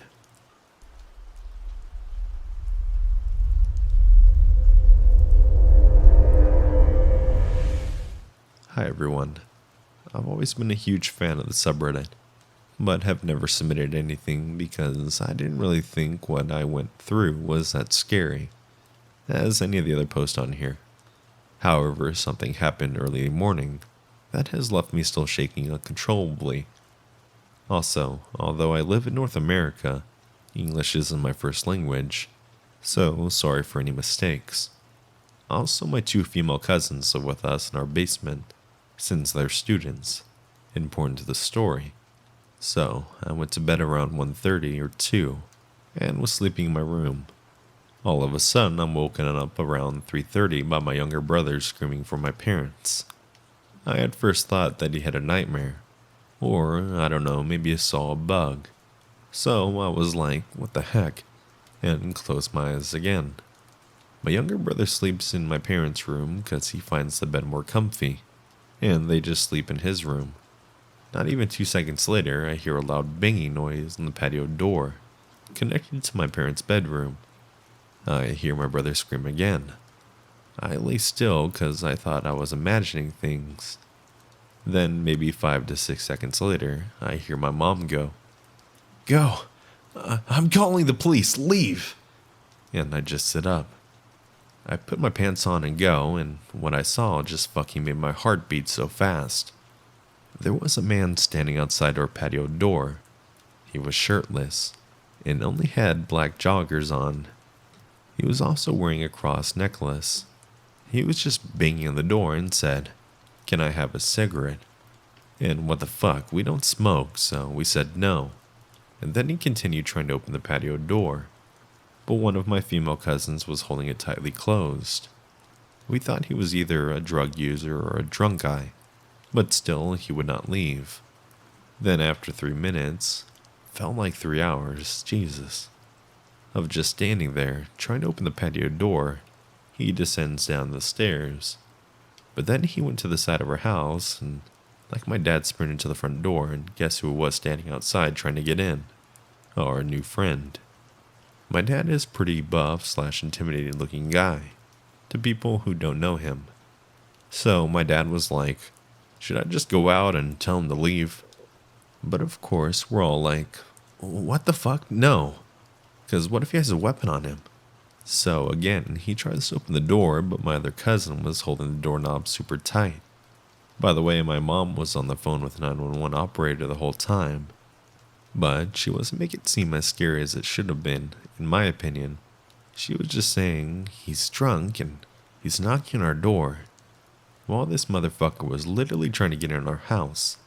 So I just grabbed the phone and told the operator, "Hi, I really think you should come right now because he's trying to enter our home. You need to come right now, please." And the lady got the message or whatever. Then the scariest part for me, when I went back to the room with the patio door, I didn't realize he was there because I was just pacing around scared out of my mind. So when I moved the blinds a bit to see if he had come back, which I thought he had, I almost fainted because he was right there in front of the glass. I screamed super loud, and like everyone came running. And I thought I was gonna die, my heart was beating so fast. It was insane. This motherfucker stood at our door trying to get in for so long, and then went to the front door and tried it again, and then finally left our house area and went further up. So then my cousin decided to open the door to see if he went away fully, but then we saw him walking back to our house direction, and she quickly shut the door again. He went to the side of our house and just stood there until the police came and he was gone. So the police brought their dog and stuff, and like 20 minutes later they came back and said that they found him and arrested him. Turns out he was just shit-faced drunk. The scary things to me are the facts that, 1, if he was so drunk, How did he manage to just keep going back and forth between our two doors? Even when he was away from our home a bit further up, he still came back to our place specifically. And two, the way I described him just doesn't do justice, if that's even the right word. The closest I guess I could describe him as is if he looked like Aaron when he turned into a Titan on Attack on Titan. So, scary drunk guy who was trying to enter my house asking for a cigarette. Let's not meet again.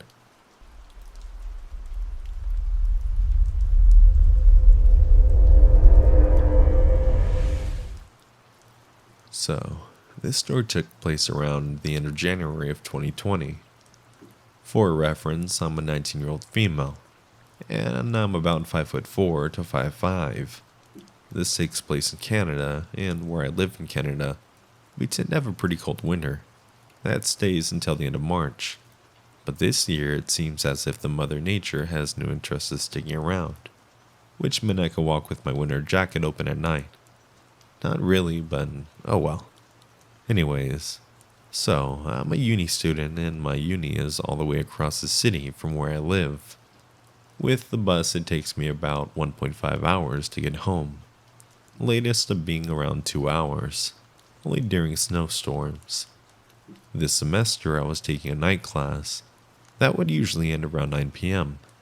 On this particular night though, we did have an extra hour because we had an in-class test at the end of the week. This extra half an hour was optional, but since I needed help, I decided to stay. Me staying resulted in me missing the safe bus, which was essentially the bus whose last bus stop was local mall, which is where my mom would pick me up usually. If I wanted to take the safe bus, I would have to wait 1 hour for the next one. Or I could wait another 5 minutes and catch the bus that would take me straight to my house. I was exhausted because I'd been on campus since 8 a.m. and it was really just an overall chilly day. So I decided to catch the bus that was coming in 5 minutes. I should tell you, I do not live in the safest neighborhood.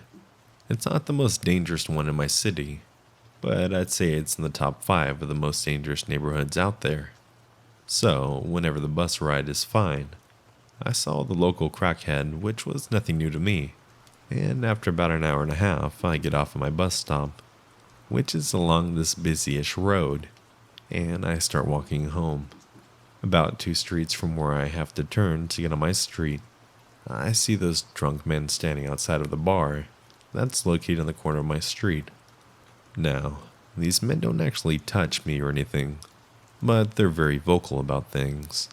They tend to catcall or just harass women, but I'm used to it, so whatever, fuck them. However, I was not in the mood for their shit that day, so I decided to turn on one street before mine, and just cut through the back lane later. As I turned on the street, I could see a man walking on the same sidewalk going in the same direction, so I decided to go on the opposite sidewalk. He was quite tall and skinny, but he was like 30 to 40 feet ahead of me. Plus he didn't see me, so I didn't think much of it. Now the night was very, very clear, and the stars were shining super bright. So, as I was walking, I decided to look up and admire them. I kept walking, and then I stopped. I took a photo, which turned out pretty nice by the way. So, I stood there looking at the stars for maybe about 20 seconds. And then decided to continue walking. I looked to see where the man was and just caught him turning left. I had to continue going straight, so I kept walking. Plus it was a very quiet night, so I figured I'd hear someone if they're behind me or anything. I live nearby a train track, and as I crossed the train tracks, I took about 10 steps forward. I heard a tapping noise behind me. I looked back and I saw the same man from before, speed walking about 35 feet behind me, tapping along the side of the cars parked at the side. As soon as we made eye contact, he slowed down and looked up as if he was looking for something. I didn't want to assume anything yet, so I decided to start skipping, while also trying to be a bit faster. I looked behind me again, and this man was now maybe 25 feet behind me, and I just booked it. I ran so fucking fast because the back lane to my house was super close. As I was sprinting, I went to turn the corner to get my back lane. I looked to my side and saw the man running as well. I legit felt my heart drop to my stomach, and I just prayed I could quickly get to the front of my house, quick. I ran and thankfully got to the front, but I didn't have my keys out, so I'm like out of breath, panicking, while looking for my keys at an ungodly speed. And finally, after what felt like hours, but was only a couple of seconds, I got my keys and opened the door and just slammed it and locked it shut. I caught my breath before going to the stairs because I didn't want to freak my parents out. It's safe to say that I won't be taking any late classes for a while.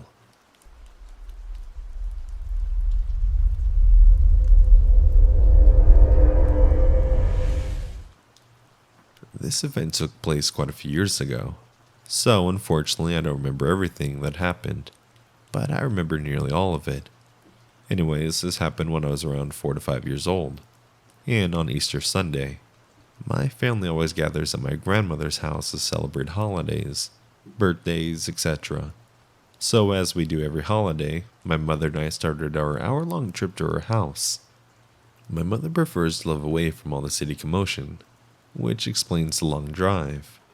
We were probably around 20 minutes away from our destination when my mom noticed that we were a little low on gas. So we pulled into this old, almost rustic-looking gas station with just a handful of customers inside. It was red and white with a few festive decorations outside, and lots of Easter stickers on the 2 large glass windows that were on either side of the door. My mom having taught me not to talk to strangers nor open the car doors for anyone but her, trusted me enough to leave me in the car alone. As she went inside briefly to pay for gas, she told me that she would be right back before going to the gas station. It felt nice that day, so the windows in the car were down, so I could feel the breeze while driving instead of the AC. While I was waiting on my mom, I remember adjusting the colorful paper clipping in my Easter basket next to me, then looked out the back seat window. When I looked, I oversaw a tall, older man, maybe around 30 to 40 years old, approaching my window. He crouched down slightly and looked at me. "Hi there. What's your name?" I remember him saying.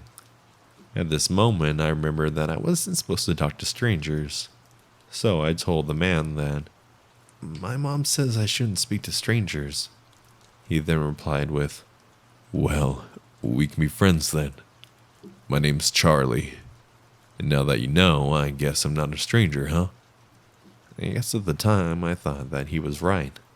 In my mind, I thought, since a stranger is someone you don't know, this man wasn't a stranger anymore, because I knew his name. The man and I had a short conversation that I don't quite remember. All I remember is him telling me that I had a nice Easter basket. At this point, I started to get sick, feeling my stomach. But being a child, of course, I don't know why. My mom then walked out of the gas station and noticed the man immediately, and began approaching the car quickly, asking the man what he thinks he's doing. The man seems to panic and pulls my door handle violently. He quickly realizes that it's locked, thankfully, and proceeds to reach into my window and grab me by one of the wrists in an attempt to pull me out. This obviously scared me a lot, causing me to panic and pull against him on instinct. This caused him to let go and take off running. My mom quickly ran to the car and unlocked the doors. She grabbed me and pulled me into an almost painful bear hug, then inspected me closely, asking if I was okay. I ended up with a slightly bruise and redness on my arm where he grabbed me, but other than that, I was just shaken up. The reality of what had just happened set in at the moment, and I just remember crying and holding onto my mom, right after I said I was okay.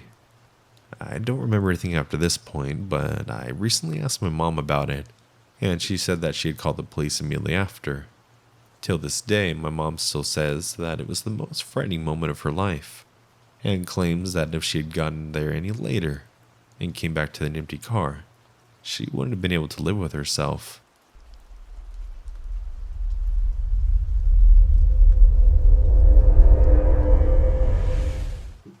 This happened a couple years ago now.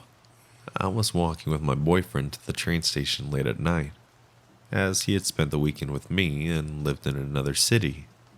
We had just been to the cinema, which was near the train station, so I didn't come out just to walk him to the train. The station was my direction to get home.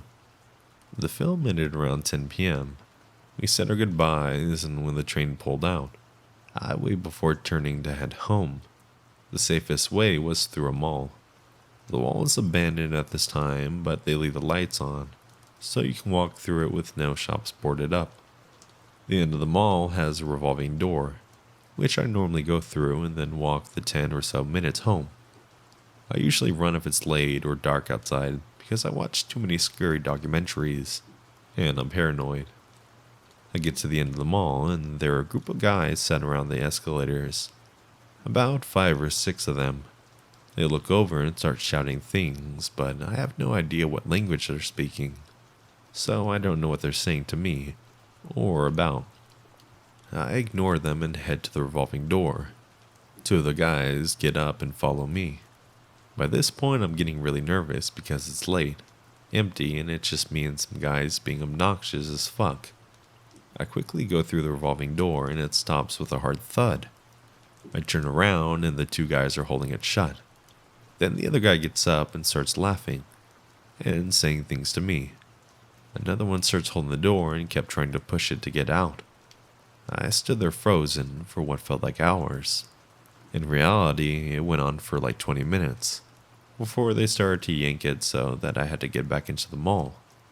My mind was pretty much racing at this point at what I'll do next. I thought I could scream or run through the mall the other way if I was pulled back in. They were pretty much taunting me at this point and pulling and pushing the door. I started banging on the glass trying to get the attention of anyone that might be out at that time of night. That's when they pushed it one last time and I flew out of the door. Without even thinking, I ran as fast as I could, up the road without looking back. When I got far enough, I couldn't hear anyone behind me. I looked back and none of them followed me.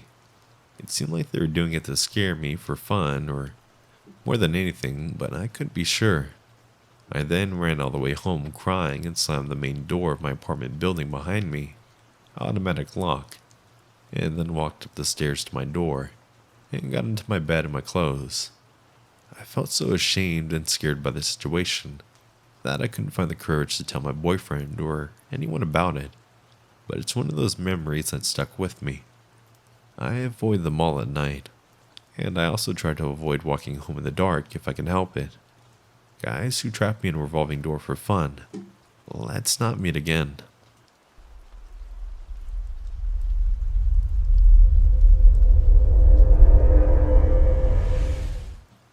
A few years ago, when I was 17, I was at a county fair.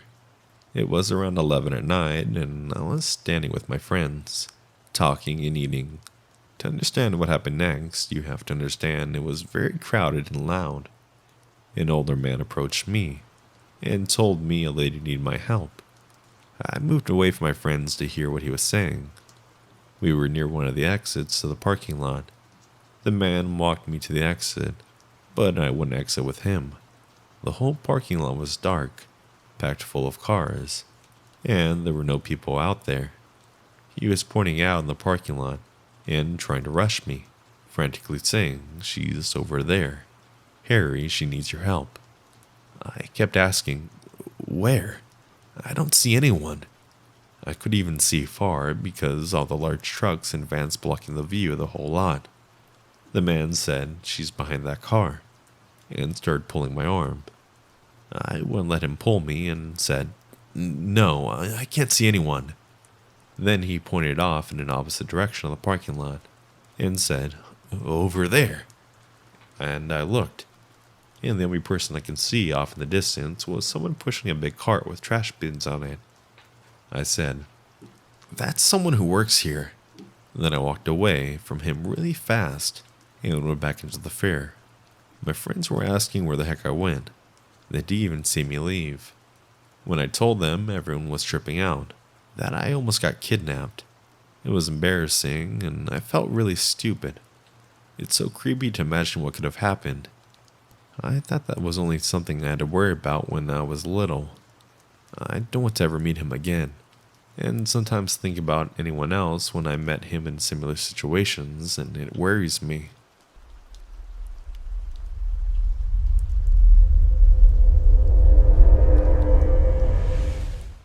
This story takes place when I was 15 years old. I'm a female, by the way. This became the reason why I stay awake some nights and ask myself what I've encountered. So, a little backstory. I grew up overseas, but I usually come back to my country for vacations during the summer and stay over at my grandma's house. This took place during that time. My grandma used to leave me from around 8 a.m. to 1 p.m. for work, and I had the whole house to myself. I enjoyed it until this happened. I was in the kitchen making lunch when I heard someone knocking on the front's door. So what I mean by that is that my grandmother's home was a 3-door, 2 fenced doors, and 1 front door. The house in my hometown aren't built like the typical Western houses. They're usually built next to each other, touching with their walls. Even if that's not the case, we usually have alleys between homes. I put my food down, got out of the house, and looked up to the fence. There I saw 2 women, older than my mother and younger than my grandma. I'd say they were almost in their mid-50s. Asked who they were, and she said to open the door. Keep in mind, the time was almost 10 a.m., and my neighborhood was full of people chatting and kids playing. I opened the door. One of the women was standing on our front fence stoop, and the other was behind her just smiling. The first one looked well off. She was reeking of perfume, and she had what I thought gold bracelets and rings. She shook my hand and instantly asked, "Are you the daughter of my father and mother's name?" I thought I looked stupid because these people knew me. They knew my parents, so what kind of harm could they cause? How naive. We were chatting for a minute or so when she mentioned my grandfather. My grandpa has a very well-known name, and I thought she was just a relative, maybe until she told me she was the sister of my uncle's wife. She asked for my grandmother, and I told her that she wasn't home. She couldn't come in as I was blocking the door. She asked when Grandma would be back. I told her another mistake, and she said that she'll be back. I closed the door and went back to the home and brushed it off. I was chilling for a while, and now it's around 11 a.m., the time most people were either taking a nap or just staying in their homes, because it's staying hot at that time. I think I dozed off because I woke up to another knock. I got up, and without opening the door, I asked who it was. You guessed it. She was that woman's voice. She demanded me to let her in. I simply told her that my grandma was still not home and that she should go. She started begging, but I insisted. She left. My grandmother came home, but I forgot about the whole thing. At the evening, I told her what had happened. She was confused, though. She told me that my uncle's wife doesn't have any sisters in the city. She only has 1 sister, and she lives in the countryside. There was another possibility of a woman being her, and she phoned my aunt. She said that that wasn't true. Her sister didn't come to the city for months now. My grandmother called everyone she knew to ask about the woman, but none of them recognized her. It was my fault for not getting her name. But what I know is, these women were up for no good, and they were probably planning something else. So, 2 women with sketchy plans. I hope I don't see you again.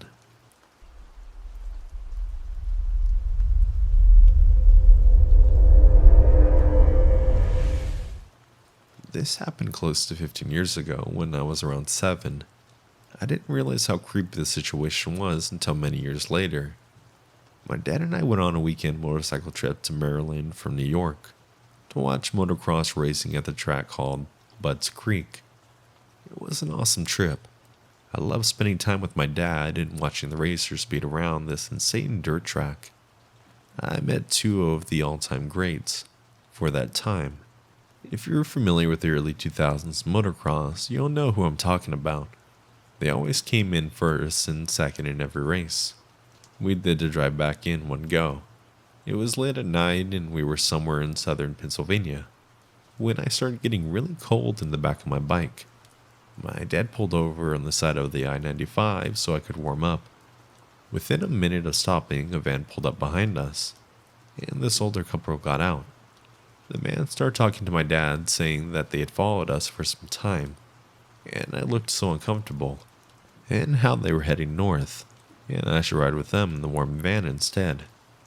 I remember the man kneeling down and asking me if I wanted snacks they had in the van and if I wanted to go to Hershey's Park. My dad is a pretty tough guy, and I remember him talking to them in a hushed voice, probably so I wouldn't hear him threatening them. He told me years later that he told them that he had a gun strapped to his hip, and they better drive away right now before he used it. They continued to try and convince him, but they left after a few minutes.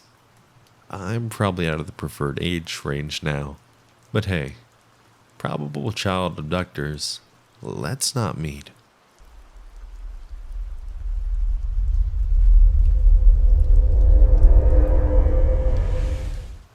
This happened last Friday night. I'm finally home and I need to take this off my chest. My friend's family owns a pretty big house in a rural area in my state, where they spend most holidays and vacations, and an apartment a few blocks from where I live, downtown. His folks usually go there once a month to check the maintenance and mail, but since we're having a pandemic, they're not going out to do so. My friend rang me and asked if I could join him because he needed a pair of extra hands, and it's a 4.5-hour drive. He came up here to pick me up and we left around 3 p.m. due to his work, home office. We arrived, parked the car, and went to check the house, since it was already dark, to check the surroundings. The house was fine. We had a couple of beers, watched some old DVDs, ate some frozen pizza we took with us, and went to bed. During the night, we heard a loud noise coming from the front door. We both woke up from the noise and went there to check. It was closed, just as we had left it. We decided to check the house and see if everything was okay. I must add that this house has a door connecting to the kitchen to the garage, which has only 2 lamps near the door. Just as we entered the garage, my friend stopped with his eyes wide open. Before I could ask him what was wrong, I heard somebody breathing loudly. I looked to the car and could only lock eyes with somebody hiding behind this car. We immediately ran back inside, locked the garage door, and went to call the cops. He grabbed a knife. The cops came, searched the garage, and found a backpack with a hatchet and duct tape. They said it was probably somebody who knew my friend's parents' routine, worked for them in the past, and was ready to attack them. The door was not forced, and that probably indicates that they had been there and knew how to get in. He escaped by breaking a window in the garage. We gave our statements, stayed up all night, and called his parents in the morning. We had to stay there while the windows and locks were being replaced. So, person with those crazy eyes, let's not meet.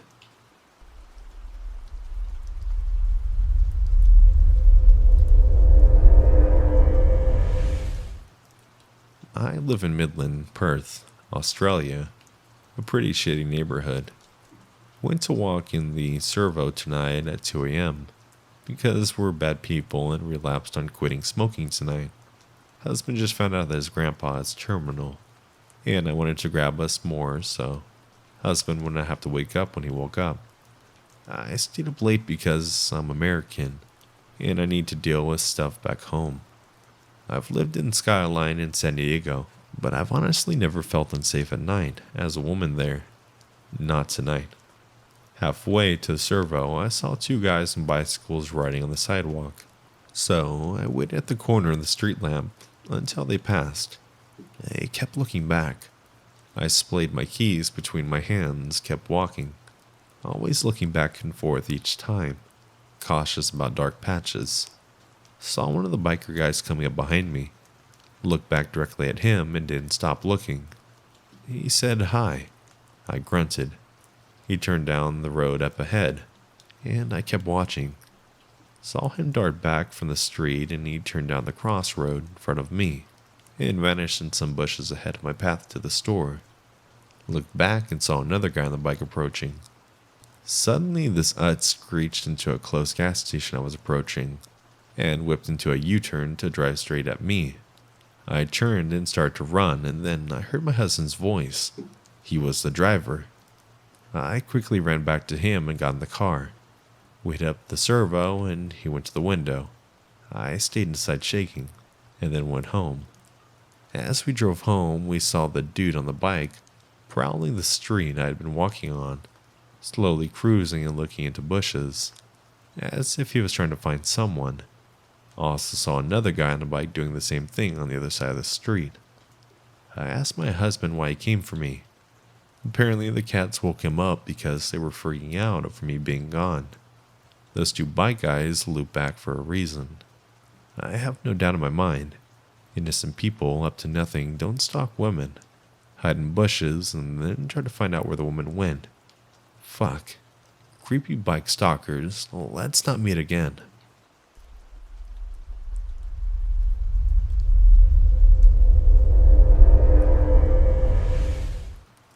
Last year I was living with some friends in a share house, and one of our housemates moved out, so obviously we needed someone to replace them.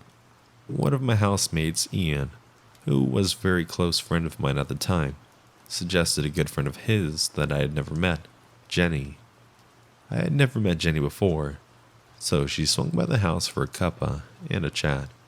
Everything seemed okay, but I was sick and anxious the whole time she was here. I'm a very perceptive person, and I think due to surviving a lot of traumatic situations, I have a keen tune for sense, and when I find something is wrong with someone, I couldn't really pin it down why I felt so uncomfortable around her, so I let it go. She moved in, and instead of bringing the pet rabbit she mentioned when we first met, she brought two rats, a male and a female. The female being pregnant. This rat gave birth to 2 litters during the time I lived there, and though it might not seem like much, it bugged me because I can't stand people who just let their animals breed, with no thought to the quality of life. Then came the second litter of rats, after the last of lot had gone to the pet shop. Not sure I believe that, but we're gonna skate past it.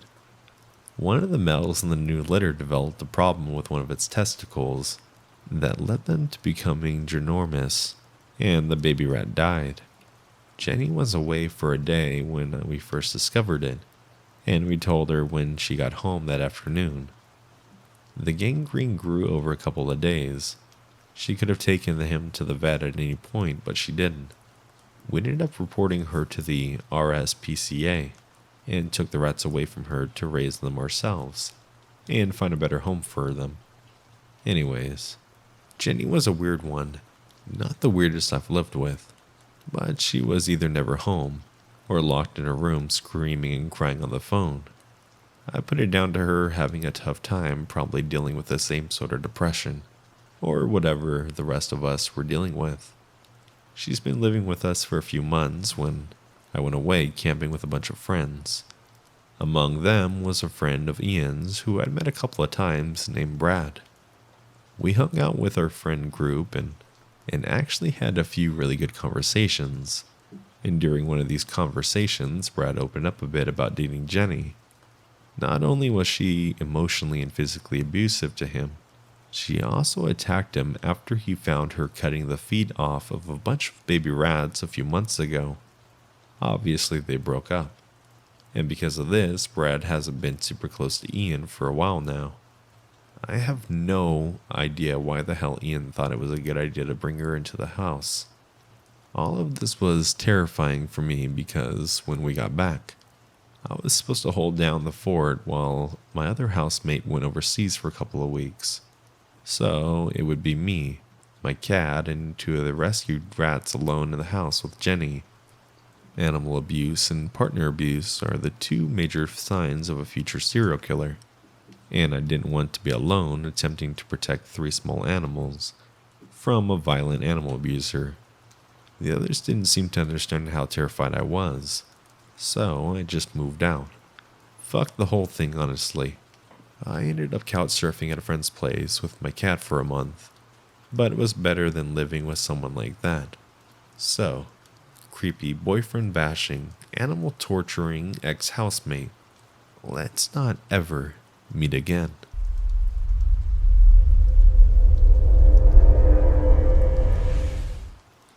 I never thought I would tell this story, but here I am. I'm currently 27 years old, and live alone in a decent-sized apartment. I spend most of my time playing video games with my friends online, and don't really have anyone in the real life that I hang out with, besides family every now and then. But honestly, I prefer being alone. It's easier that way. I've lived like this for a very long time. Sure, it gets lonely at times, but my buds online always have my back. Anyways, this story starts 3 weeks ago. I just started my 3-day weekend and had my night planned out. Me and my friend Cody would play some Overwatch while I stream on Twitch. Now, I don't get a lot of viewers when I stream, but I have a steady amount in my regulars that come in. Things were pretty normal for a while we were in a pretty heavy gaming sesh, and this person joined that chat. She called me by my real name in chat, and not just my first name, but my last one as well. I was honestly confused as hell because I haven't told anyone online my real name ever, not even my closest friends. Now this random person joins is trying to dox me. I just laughed it off at first, to not give away that it was me. But then I got a friend request from the same username from the stream. Now at this point I was really freaking out, because my Steam name is different from that I use on Twitch, and the message again said my first and last name. I messaged them back saying, "Hello, do I know you?" And what they wrote back scared the fucking shit out of me. "Hey John, it's Amanda. I don't know if you remember me, but we used to date back in high school." Now, I did in fact remember who she was, all too well. Amanda was this crazy psycho girl that I dated for all of 2 weeks, but she didn't take the breakup so well. I broke it off so soon because how crazy she was. I would wake up in the morning to take my bus to school, and she was outside of my house already waiting for me. Keep in mind, I would head out to the bus stop at around 5 a.m., because I was the first pickup point, and she lived a good 45-minute walk away from my house. And she would also skip class to join me during my lunch period. It was just too crazy. So yeah, that was Amanda. I wrote back saying, "Sorry, I don't remember. I think you have the wrong person." Then she writes back my full address, down, even describing the doormat I had outside. Now, I was shitting bricks. I'm a pretty good sized guy, and I'm not saying that I would beat the shit out of a woman, but still. I had moved to a different state already since high school, and haven't talked to anyone from back then in over 10 years. I ran to my window and peeked out. I couldn't see anyone outside my door or the surrounding area. It was around 11 p.m. already as well, so it was fairly dark outside. As soon as I went back to my desk to check the message again, there was a knock at my door. Now, there was no reason someone should be at my house at 11 p.m., and my first thought was, this crazy bitch is actually here. I checked the peephole and didn't see anyone. Went back to the window to get a better view, and still nobody there. I went ahead and opened the door, and there was a package there. It didn't have an address label or anything written on it, just a small box. I took it inside and decided to open it up. It had some standard bubble wrap covering something up. After taking off all the wrapping there, sat the box and a single key, with a note that said, "When you're ready, I'll be waiting." I decided that enough was enough and decided to contact the local authorities and give them the information I had, and describing who this girl was. Their response was disappointing to say the least. The operator said on the phone, "Sir, there's not much we can do unless the person of interest is at the location, and to call back if things escalate." Well, things seemed to die down after that. I didn't get any more messages for about a week, but I did have that feeling of being watched from time to time when I would leave my apartment. I had told a few of my online buddies about the situation, and they were all equally in shock. One of them actually lived a few cities over and offered to come over, but I told him I was okay. Looking back, I probably should have accepted his offer, because a little bit after that, Again, another knock at 11 p.m. And once again I looked at the peephole and saw someone walking away. They had a hoodie on and there was not much light, so I couldn't make out any details, other than they appeared to be the same height as I remembered Amanda being. I didn't answer the door or open it this time. I called the police and told them about the last call, and that if anyone could come check out the apartment before the person left. This time they did in fact send out a cruiser. After some time, there was another knock on my door, this time much harder, followed by, "Hello, this is Officer Bronson." I opened the door and there standing in front of me was two officers and someone behind them. Officer Bronson said that they did find this person standing outside my apartment, hiding in a bush. And when they asked me if I could identify them, I said sure.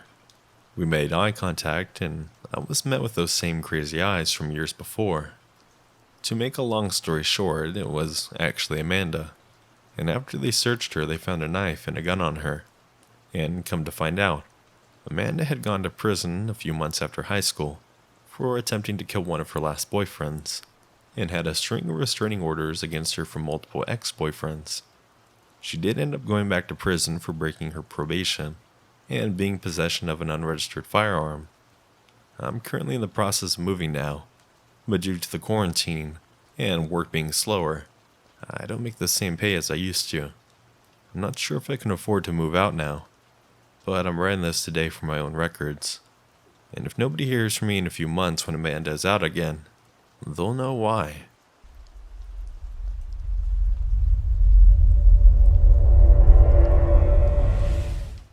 This happened when both me and my friend Jay were 15. I was spending the night at his house, as I often did. It was a normal enough night. We watched movies, played a couple video games, and stayed up way too late. It was about 2 a.m., I think, when we heard a loud banging coming from the front door. Luckily, at that time, we were in his kitchen, at the back of the house, so no one could see us. We were spooked because there shouldn't have been anyone at the door at this hour, but we figured it was just some drunk person, and they'd go away soon enough. After 30 seconds, there was more banging at the door, and yelling that neither of us could understand. It sounded like an adult man, and he sounded angry, so we were both pretty scared. He texted his mom, who we thought was upstairs, but she said that she had left for a bit before without saying anything. She did that often enough. She liked to go with her friends to their houses in the middle of the night, so we didn't pay any attention or notice when she left. We didn't know what to do, as we were scared to call the police based off past experiences with cops in our small town, being not the best. At this point, we turned off the kitchen light, and we ducked down to the ground. We heard the banging and yelling getting louder, and I decided to see who it was, if it was anyone we knew.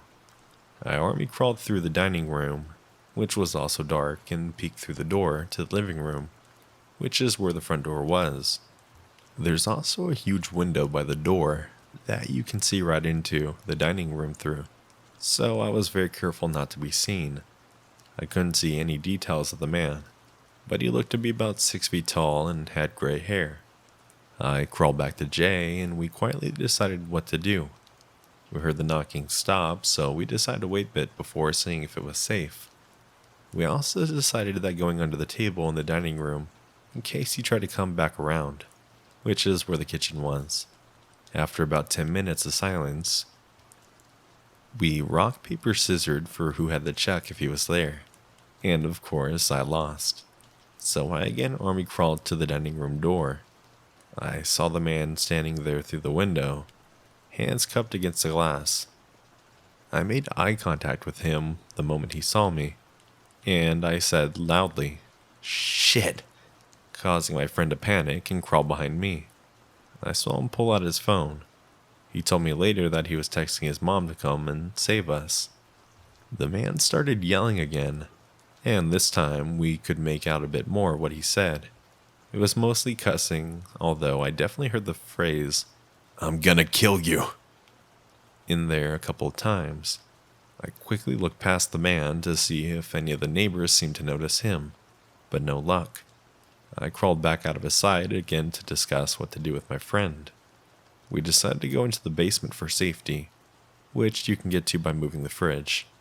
Confusing house, I know, but it was really old and not meant for the modern size appliances. We pull out the fridge to get into the basement, feeling mostly safe but still terrified. I start having a panic attack, although I'm trying to hold it together best as I can for Jay, who is also on the verge of a panic attack. We hear a gunshot and shattering glass from above us. I cover my mouth so I don't scream. Jay and I look at each other, terrified. We hear loud footsteps and yelling above us, the man asking where we went. I hear him going upstairs and run around there for a bit. He eventually comes back down and starts turning over furniture, I'm assuming to find us. After what felt like hours but was probably only minutes, Jay's mom pulls into the driveway, which scares the guy as he runs out the back door in the kitchen. Jay and I get out of the basement and run to greet his mom, never happier to see her.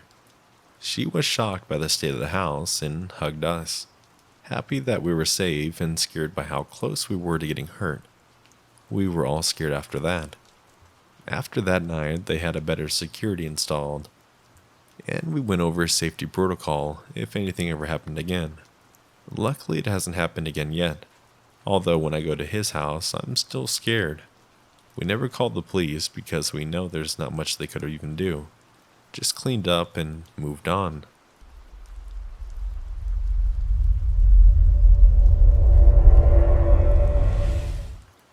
This experience took place back in the early 90s, so either 1990 or 91, but no later than 1992. My dad was active duty in the military, and had just been reassigned to a new job in the States. For anonymity's sake, I will only say that it was in the Midwest United States. We were moved to the States from Europe. We didn't know anybody, so we had to lease an apartment for a while.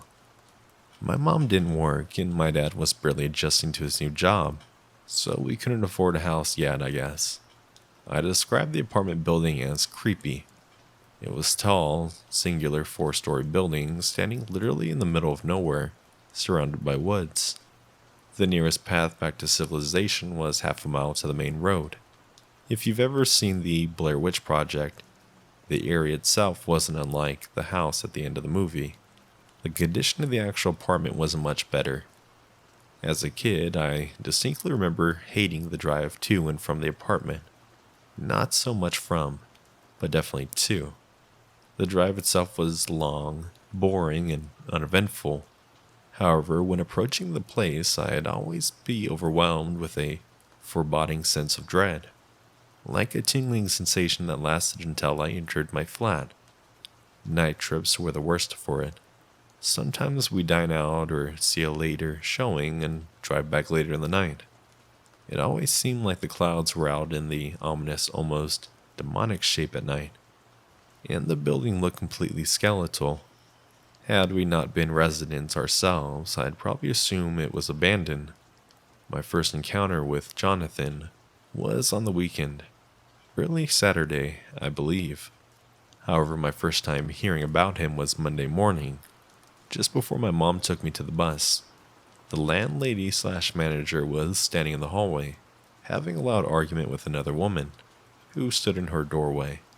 I was very young at the time, like barely starting kindergarten, so some of the details might be off.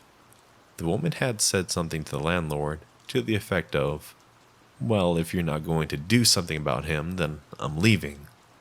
It was actually more of a shout.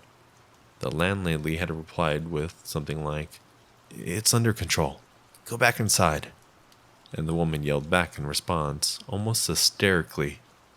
I remember this part vividly because it was the first time hearing the F word.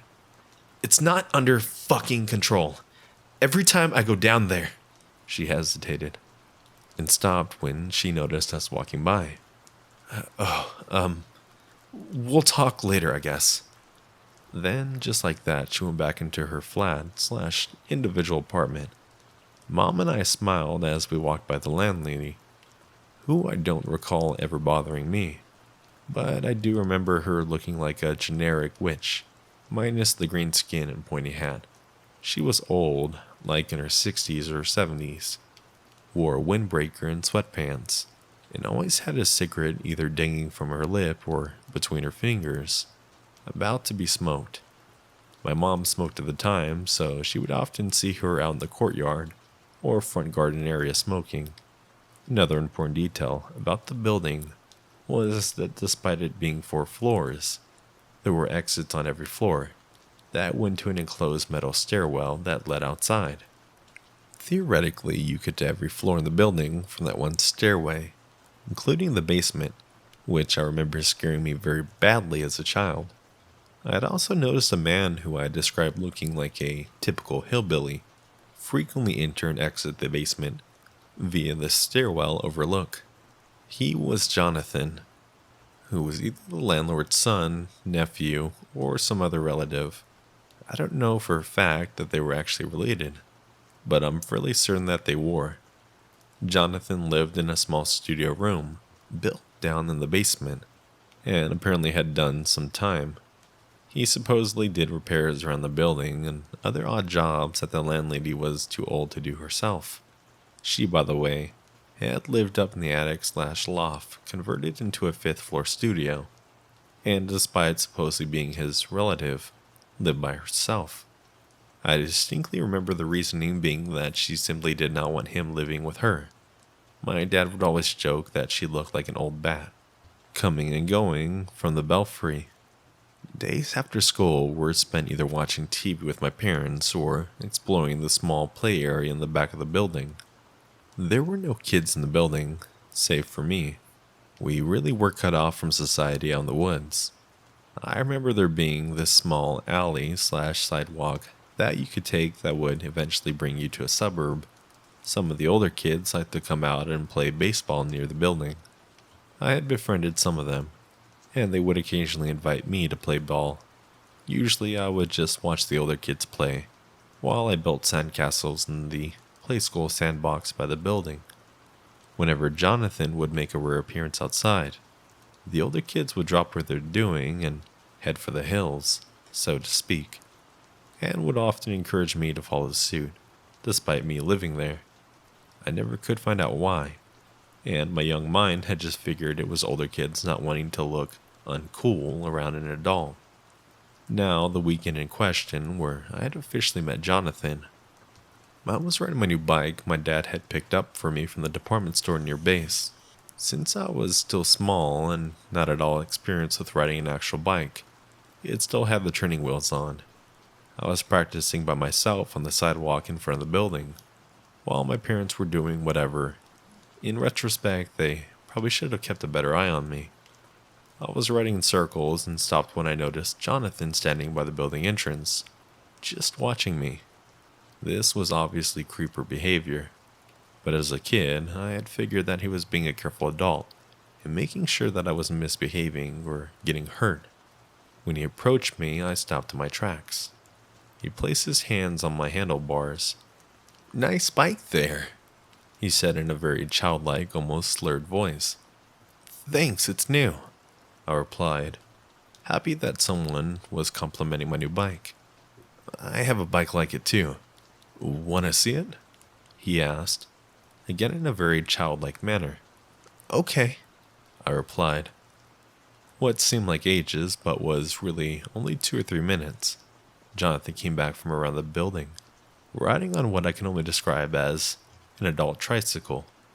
Not like one of those large bicycles that people would ride in the early 90s, but literally a giant tricycle.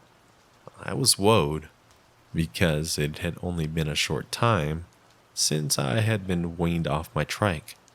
I still remember being somewhat miffed that I was being forced to hand it down to my baby cousin before the move to the States. "Want to ride it?" he asked. "I'd love to," I remember saying or thinking, and actually climbing onto it to ride it, but finding that my feet barely reached the pedals. Jonathan had laughed this weird, almost girlish laugh, because apparently this was funny to him. I was uneasy at this point and wanted off, but I remember suddenly being scared of the height distance. I was a dumb kid and didn't know it was only a few inches off the ground. I was afraid of falling off. Jonathan kept laughing that creepy girly laugh, and I honestly was in the mood for laughing. I was having a horrible time and wanted off, and I remember frantically asking him to help me get down from the tricycle. He obliged, walked over, placed 2 hands on my sides, and lifted me up and placed me back on the ground. "Thanks," I exclaimed before taking my bike and hauling ass back into the building. That was my first confirmed creepy experience with Jonathan, and I remember seeing over my shoulder that he stood motionless, watching me as I ran away. I was much too young to know of or even understand what a handicapped or mentally challenged person was, and my mom told me later that Jonathan was mentally impaired. I remember the next morning it was Sunday, because I think that Super Mario Bros. Cartoon came on, or it was a repeat or whatever. Anyways, I remember eating a bowl of honeycomb cereal and rushing to go outside to play, but my dad had literally stopped me by grabbing me, hoisting me up and bringing me back into the apartment. I was upset because it was an unusually sunny and nice day in October, and I wanted to enjoy it before it got dark out again. My dad had some work to do in town, and a workmate's house, I think, while my mom was taking our laundry to the 24-hour wash and dry everything. I was to go with her. The building wasn't rigged with individual washer/dryer units, and didn't even have a laundry room. In fact, the only unit in the existence was down in the basement, near Jonathan's room. But I never recall us ever going down there, just that the red exit sign above the darkened basement door looked foreboding, and had always scared me. On the drive out of the complex, I did notice the landlady and the hysterical neighbor woman out front, standing by what looked to be a sheet, which at the time I didn't know what it was. A Halloween prop? But now I know that it was a dead dog laying beneath it. There had been dead animals cropping up all over the property. While many of them had been strays or wild animals, some of them did belong to the tenants. The next day I had seen a white moving truck parked out in the parking lot, and the hysterical woman was completely gone from the building by the day after. Can an entire building itself be the subject of a "let's not meet"? Jonathan and the landlady were creepy for sure, but the building itself is what scared me the most.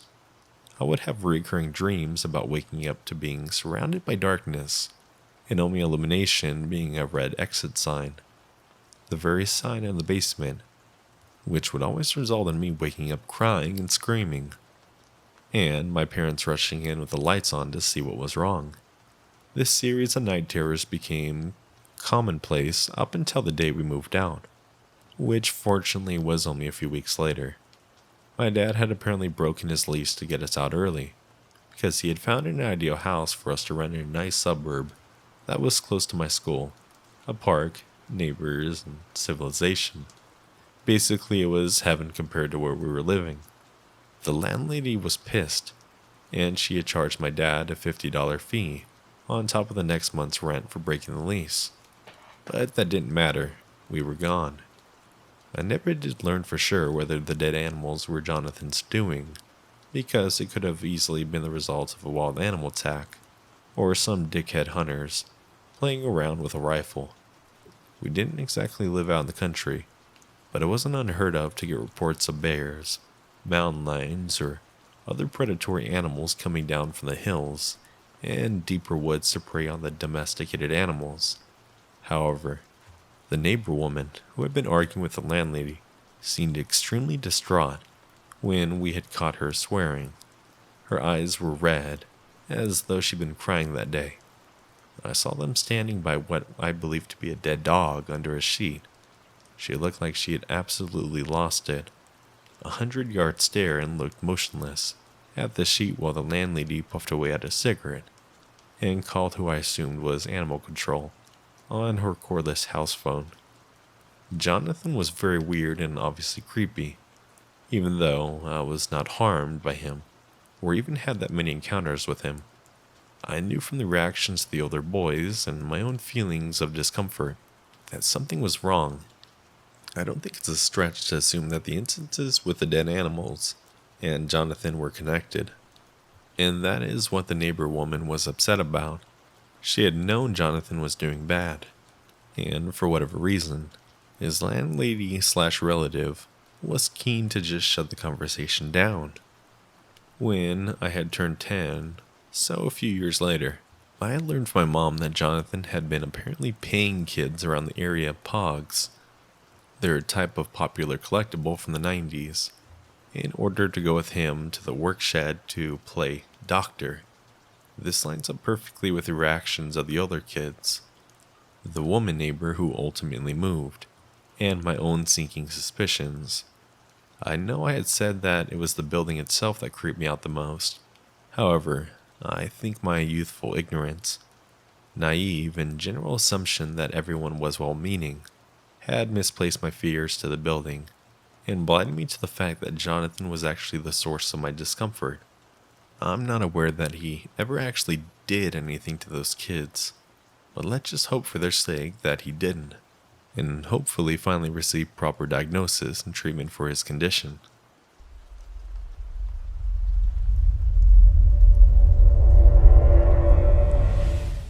For context, I'm 5'3", 24-year-old female, and working as a programmer for an IT company in the Philippines. Now, the area where my office is comprised of 3 buildings. Building A, where my office is in, Building B, and Building C. To get to the other buildings, it would take you like 10 minutes to get there. Important for later. This happened to me a year ago, around the end of February until March. I just got out of a bad breakup at the time, and I really intended to just focus on myself and not meet anyone yet. I just got out of work and it's around 7 p.m. on a Friday night. I went to my usual waiting spot, which has benches and is located on the back of our building, near the entrance of an underground parking. For a company shuttle, and Omar, shuttle dispatcher, is there. Now, I've known Omar for 2 years, and is someone I consider now a friend, and we would often chat about our lives, even the breakup with my ex then, and joke around. He's a 40-plus-year-old guy, and he gives out this big fatherly vibe, so he's really someone that I trust. That night, he was there and with someone new that I didn't recognize. Our conversation went like this. Omar: "Oh, hi, OP. Good thing you're here. I'd like you to meet someone since he told me he really wants to meet you for a long time now." And then the guy stood up and shook my hand. I greeted him, and just to be polite, and this new guy, let's name him Ray. He's average looking and a little shorter to my height, 5'1" maybe, and he instinctively gave off a vibe as soon as I shook his hand. I thought that would be the end of it, but he proceeded to talk to me for a few minutes while I waited for my shuttle to arrive. Omar has purposely left me and this Ray guy so that we could talk and get to know each other. I'm actually quite puzzled at this cause, 1, I have no clue who this guy is, and why he would be so eager to meet me. And 2, I clearly told Omar before that I'm not into meeting anyone just yet, but for the sake of being polite and nice, I talked to Ray, but we never reached any personal questions, exchanging numbers, social media accounts, or even telling him my full name. I just told him my nickname, and left it just like that, when I finally got to the shuttle. Fast forward a week, and Friday again. I got off of work at the same time, and surprise, surprise, Ray's there again with Omar, and a security guard. They were chatting, but as soon as I came, Ray instantly greeted me at this point. I'm a little creeped out, as I expected our encounter would only be a one-time thing. I just said hi, and brushed him off and sat on the bench to wait for my shuttle again. And of course, this guy doesn't seem to know my definition of personal space. Sat beside me and started to talk to me again. But this time he asked me for my cell phone number. I told him off and clearly said that I'm not giving out my number to strangers, and just giving him one-word answers, just to give an impression that I wasn't interested at all. He would ask, "Why wouldn't you give your number? I just want to be friends." And I could see in his face that he was getting frustrated every time I told him I wasn't giving it to him. This happened while Omar and the security guard were looking at us from afar. But this went on until I got on the shuttle again. As soon as I got home, I mindlessly scrolled through my timeline and saw a notification that I have a new friend request. And guess what? It's Ray. And he even messaged me with a "please accept my friend request." I just deleted his request, but now I'm pretty shocked since I didn't tell him my Facebook account. So how did he manage to find me? The following day was the last straw, when I decided to get off at an earlier time, so that I could avoid him, but to my surprise, he was there, again, waiting for me, along with Omar and the security guard. Ray immediately runs up to me to say hi, but I brushed him off and dreaded the fact that I would have to wait for this creep again when I saw my shuttle isn't there yet. He immediately asked me if I accepted his Facebook request, and I decided to play dumb and said I haven't been active on Facebook, and I haven't seen any request. He got disappointed and fiddled with his phone for a bit, and then revealed his phone to show my Facebook profile, and asked me if this was me. I said yes, and this time I was completely ignoring him at this point, and playing with my phone, and told him that I wasn't going to accept his request because I don't know him. And then Ray grabbed my phone out of my hands, angrily, and said that he was going to add himself, using my Facebook account if I won't. I muttered a "what in the actual fuck?" grabbed my phone from him with perfect timing. I got on the shuttle in a hurry and told the driver to go. At this point, I could confirm that this guy was stalking me, and now knows my daily schedule and social media accounts. I reported this incident to my manager and told her how this was already happening for some time now. She was surprised I didn't report it earlier, but I blamed it on my lack of assertiveness and fear that I must have overreacted to his advances. We reported the incident to the office security and told them what had happened, and they couldn't do anything at first as, 1, I need actual evidence about my allegations to him, and 2, I only knew Ray by his first name. They would need more information than that. I didn't bother to ask where he's from or if he even was working in our office building, which is dumb of me, and I should have asked him in the first place.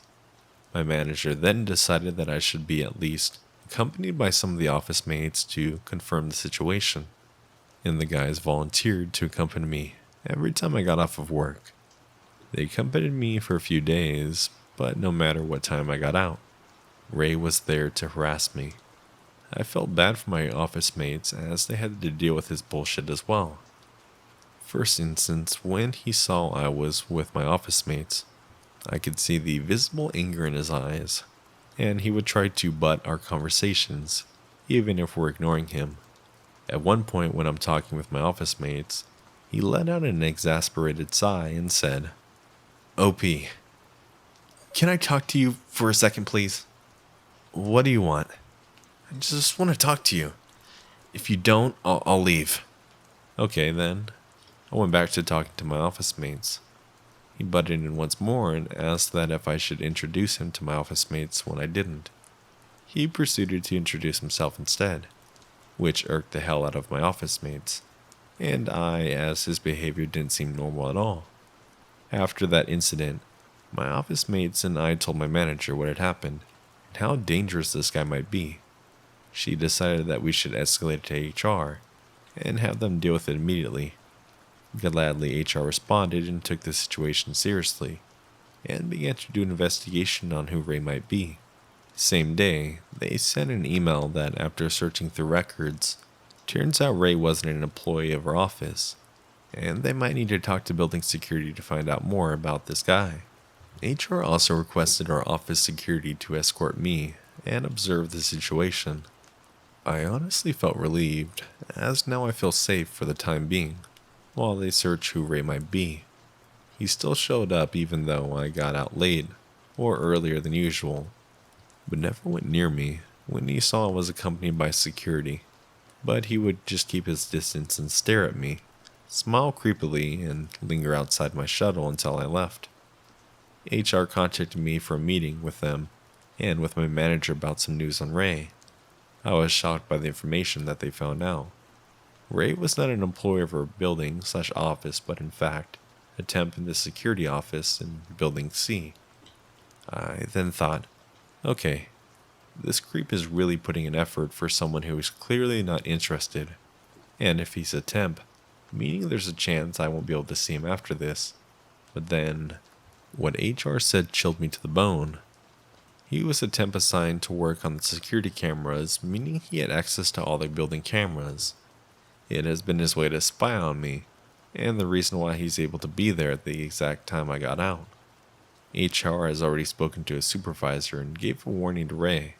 And of course, Ray denied the allegations, even if I had witnesses against him. The supervisor wanted to apologize to me in person, but I decided not, as I wanted this to be over with. After that meeting, I never saw Ray again, and I reckon he must have been kicked out after HR issued warnings against him. As for Omar, I never see him as well, and I felt bad. He was also part of the people who enabled Ray, and didn't do shit when I was clearly getting harassed. I received a bit of backlash from the security guards in the building for a while as well, hearing them say that I was overreacting, and I should have accepted his advances, which was disgusting, as I heard the same thing being said by female building staff as well. Nothing strange happened for a few days, but then the security guards, that was with Omar at the time, when Ray was harassing me, added me on Facebook, but I didn't make much of it, and just deleted the request.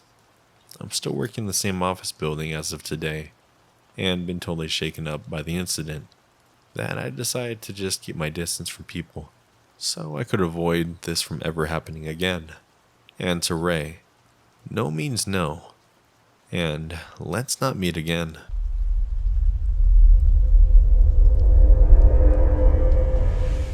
This happened 24 years ago in July of 1996. I had finished my term of service for the Army. I was stationed in Fort Hood, Texas, and decided at midnight I would process and travel back to Wisconsin. All day I was anxious to go that I had trouble sleeping. Finally at 23:45, I got out of bed and went to sign out with the desk sergeant. Of course, knowing people wanted to sign out at midnight, he decided to do his rounds. You can't leave until you get a final sign-off with the sergeant and turn in your room key. So I waited and waited, and finally at 02:45 he returned. I turned my key in and got to sign off at 0300. I was on my way at first, and I was so full of adrenaline that I felt I could drive for days. Unfortunately, that adrenaline didn't last long, and by the time I was getting through Dallas, I was nodding off. I decided just past Denton that I would pull over at the next rest stop and take a quick nap until the sun came up. I could barely keep my eyes open, and when I came to a stop, I pulled over and got out of my car to get some air and throw something away and get a look at my surroundings. There were only about 3 other cars and 2 semi-trucks there. It was a picnic stop, and not a rest stop, so no restrooms. I threw my trash away and glanced over at a poster of a few missing persons, but I didn't really pay attention to any of it. I went back to my car, which was a basic Geo Metro. No radio, no power windows, no power locks. I cracked the windows and turned on the boombox. I had some fun tunes and laid down to get some sleep. I was only asleep maybe 5 or 10 minutes when I felt my car shake just slightly. I cracked an eye open and looked. I didn't see anything, so I blew it off and went back to sleep. Then I heard what sounded like my door handle being pulled and scratching on the door key. I then sat up quickly, but I didn't see anyone there. I looked at all the windows and didn't see anyone, so again I shrugged it off as me being tired and laid back down and turned up the radio. Being a Texas night in July, it was hot, but I was so tired I just laid back down. A few more minutes later, I heard the door handle again, and the car really shook. I sat up quickly and saw a man standing at the passenger side looking in.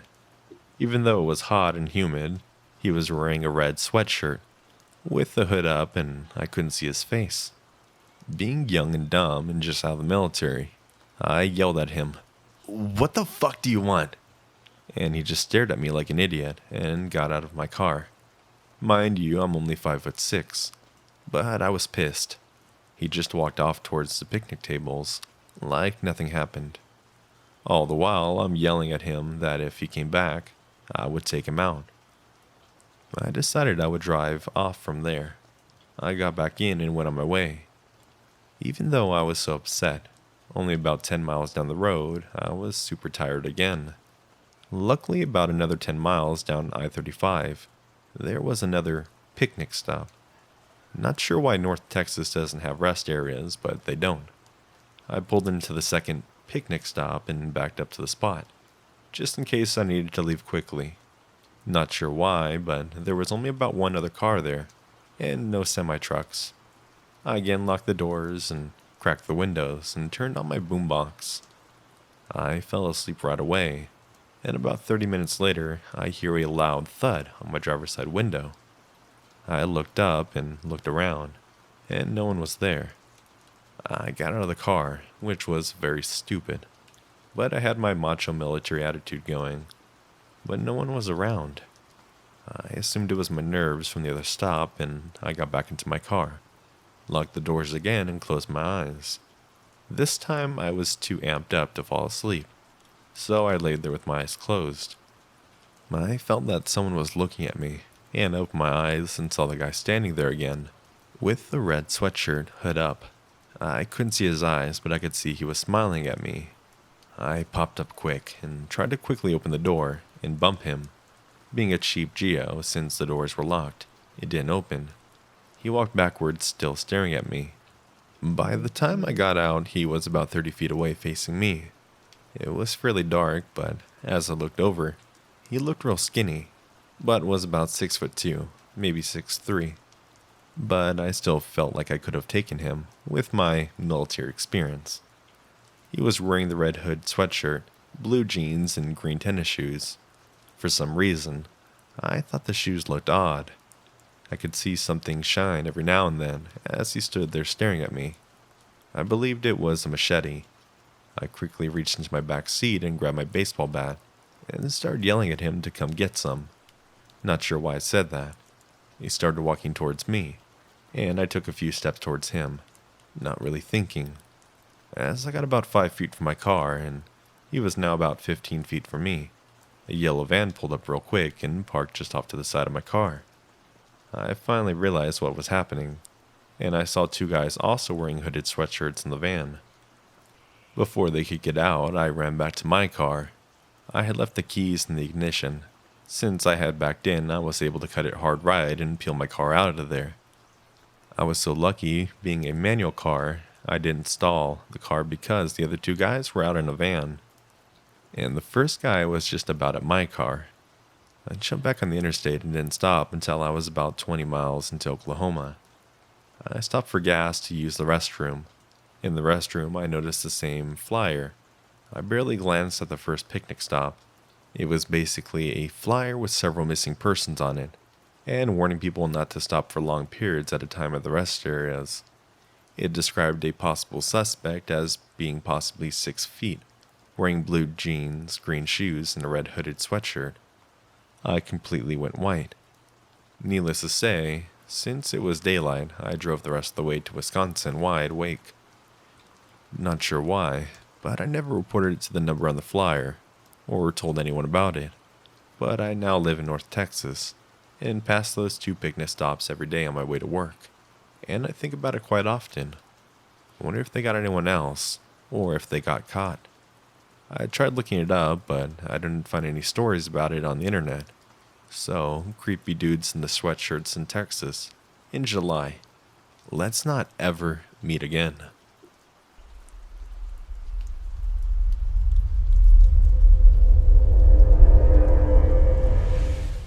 Several years ago, I was maybe 19 or 20. We lived in the state's capital. Some family friends were coming to visit us during that summer, and my mom wanted to cook a particular dish for them. This dish is best served the next day, as the flavors have time to develop. However, we need chorizo sausage to make the dish. something my mom forgot about until 7 p.m. that night. As this was the Midwest, chorizo was hard to come by, so a quick Google search revealed a small butcher shop close to our state capitol building. My mom called and they said that they had chorizo. Dad volunteered to go get it, and I agreed to go along because I was bored.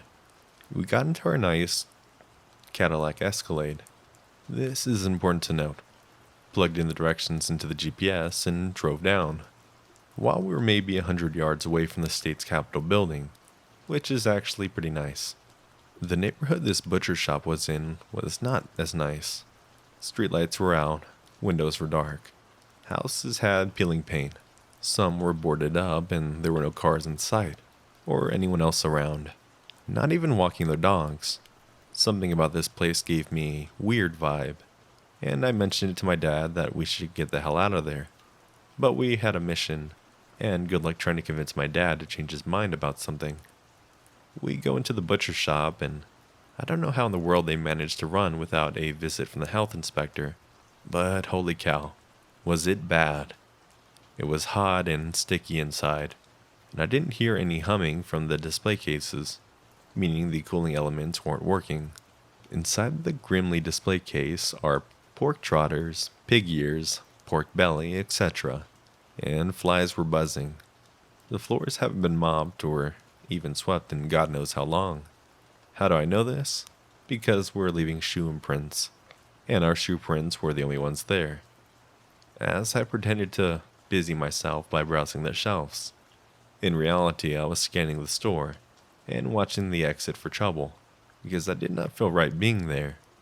Dad asked the husband and wife manning the counter about the chorizo, to which they responded that they had sold all out of the last of it, but they had plenty of fresh ingredients to make our own, for the right price. As Dad was trying to get his way out of their haggling, and asking for directions for the closest grocery store, I noticed movement outside the smudge and smeared glass store.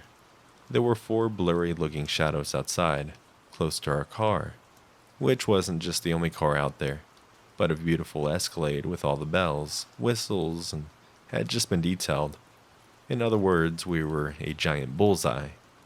Thinking fast, I pretended to look at my phone. "Hey, Dad, Mom asked Luisa if she had pulling a chorizo," I said, a bit more cheerily than I intended, before Dad could ask what the heck was going on. I grabbed his arm and tugged him. After a quick thank you, we got out of there. Fortunately, the blurry shapes were gone. My knees were like jello, wobbling, and I was still on the adrenaline high. Dad was looking at me confused. "Hey, we don't even know Luisa," he said as he unlocked the car door. "I know. I just wanted to get out of there because I had a bad feeling," I admitted, as we both got in and locked the doors and turned on the ignition. The car's headlights turned on, and not even 10 feet away were the 4 blurry shapes. They were just standing there. They were 4 men, middle-aged, dressed in jeans, t-shirts, and caps. I noticed one of them was holding a crowbar, and they started walking towards us. I screamed, "Dad, get out of here!" He didn't need to be told twice. Dad gunned it, and the Escalade, which is built not only for beauty but speed, accelerated. The men jumped out of the way, and we took off down the road. We didn't stop until we were home. My mom was more glad that we're okay than about the chorizo, especially when she learned what happened. Fortunately, we were able to find some the next day at a reputable supermarket that specialized in Latino food. So, 4 guys dressed like thugs and carrying a crowbar. Let's not mean.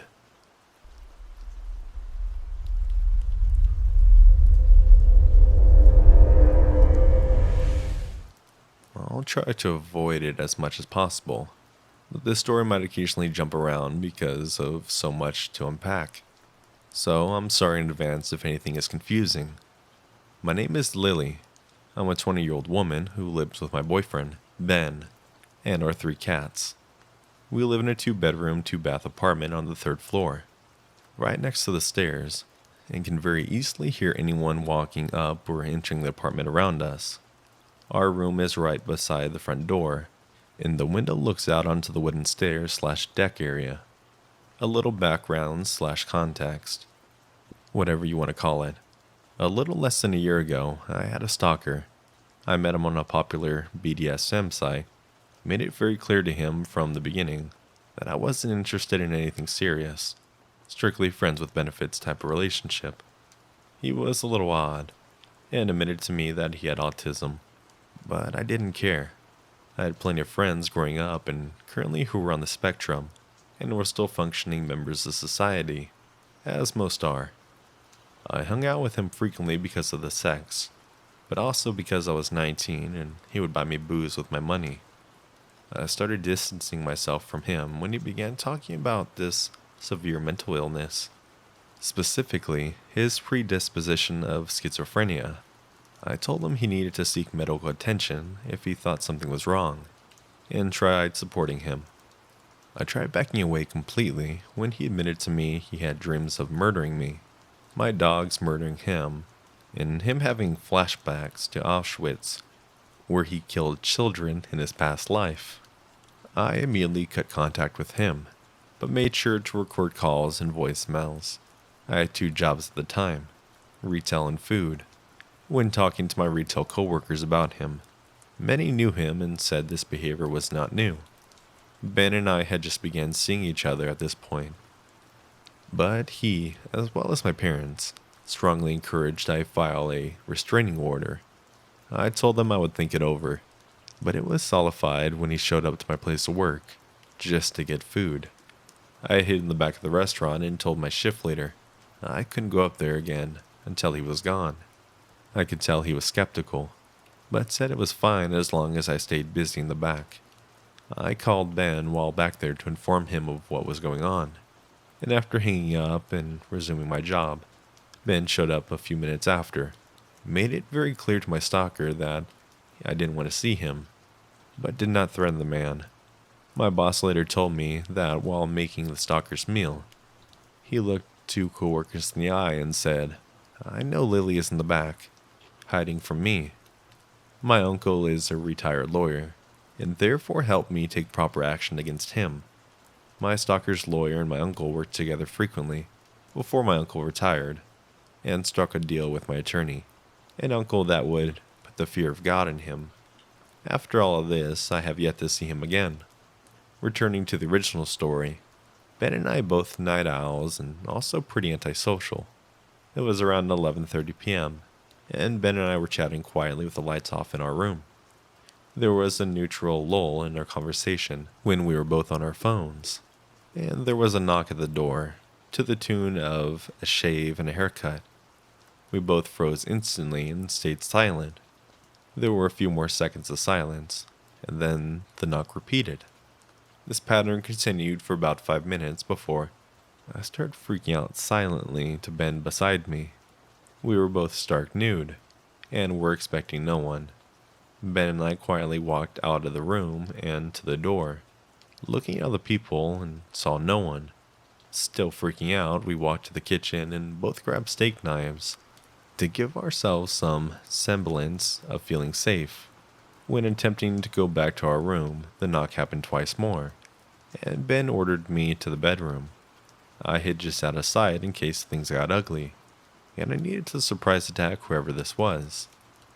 He looked at the people again, and before I could whisper and ask if he saw anyone, he flung the door open and walked onto the balcony, still naked. I hissed at him to get back inside, and he just did that before locking the door again. He said no one was there and proceeded to lock us and the cats in the room for the night. We really hope it was the case that someone having the wrong apartment. When telling my parents, they were pissed I hadn't called the police, saying it very well could have been an attempted burglary of what little valuables we owned. Small side note, my 9-year-old sister lives with our grandmother in the same complex/building, but a different apartment. I pushed and asked if she had attempted pranking us, ready to tear her a new one, about how she could have been hurt. She very heavily insisted she didn't, because she had to be up early the next day for summer camp trip. Whoever knocked on our door at nearly midnight, for all of our safety, let's not meet.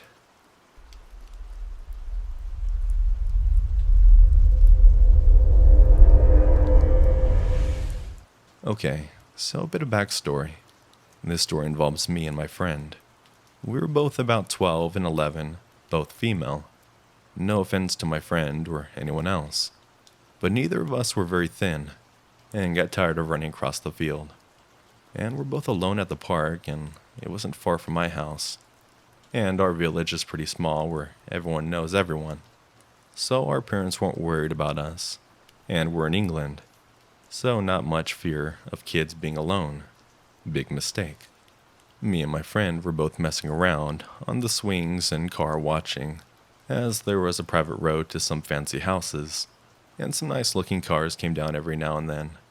And I noticed this nice looking bright white BMW come down the road, and commented to my friend that it must be a pain in the ass to clean, and keep that way.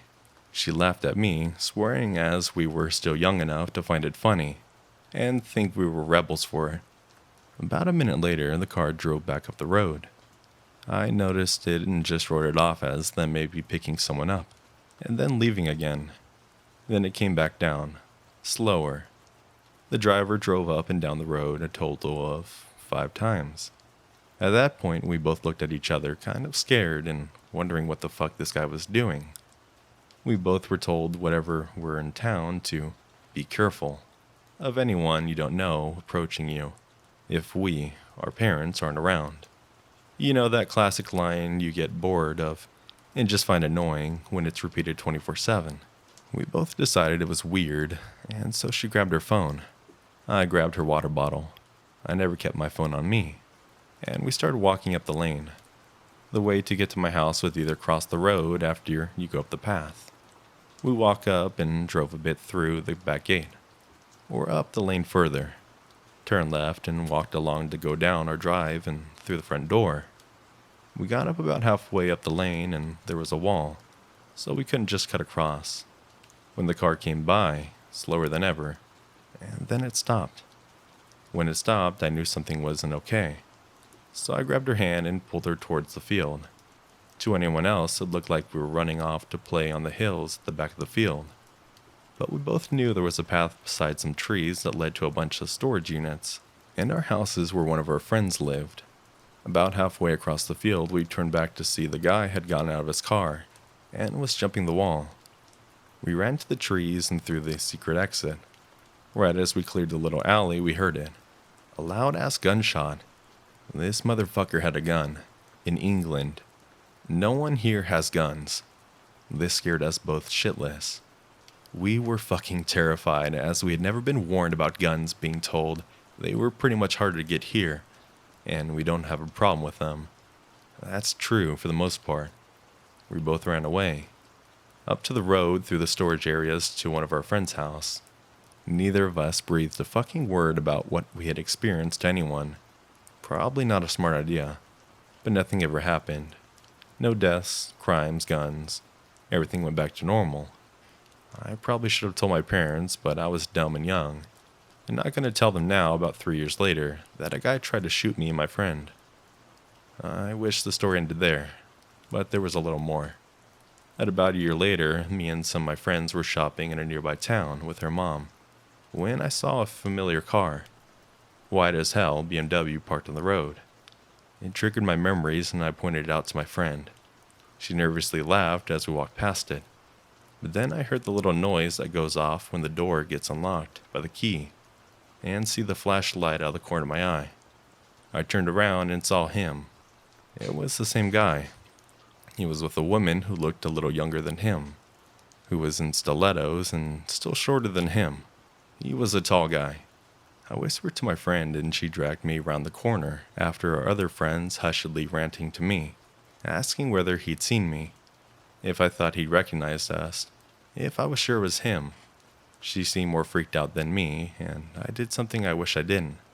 I lied to her. He had definitely noticed us, but whether he recognized me, I didn't know.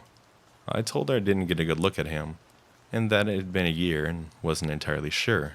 I know it was him, and it still creeps me out to think that by sheer crap luck we ran into him again. I don't know what he would have done if I didn't pull my friend to the back lane, and if we hadn't gone across the road, or to my house. Dear white BMW driver, I hope we never meet again.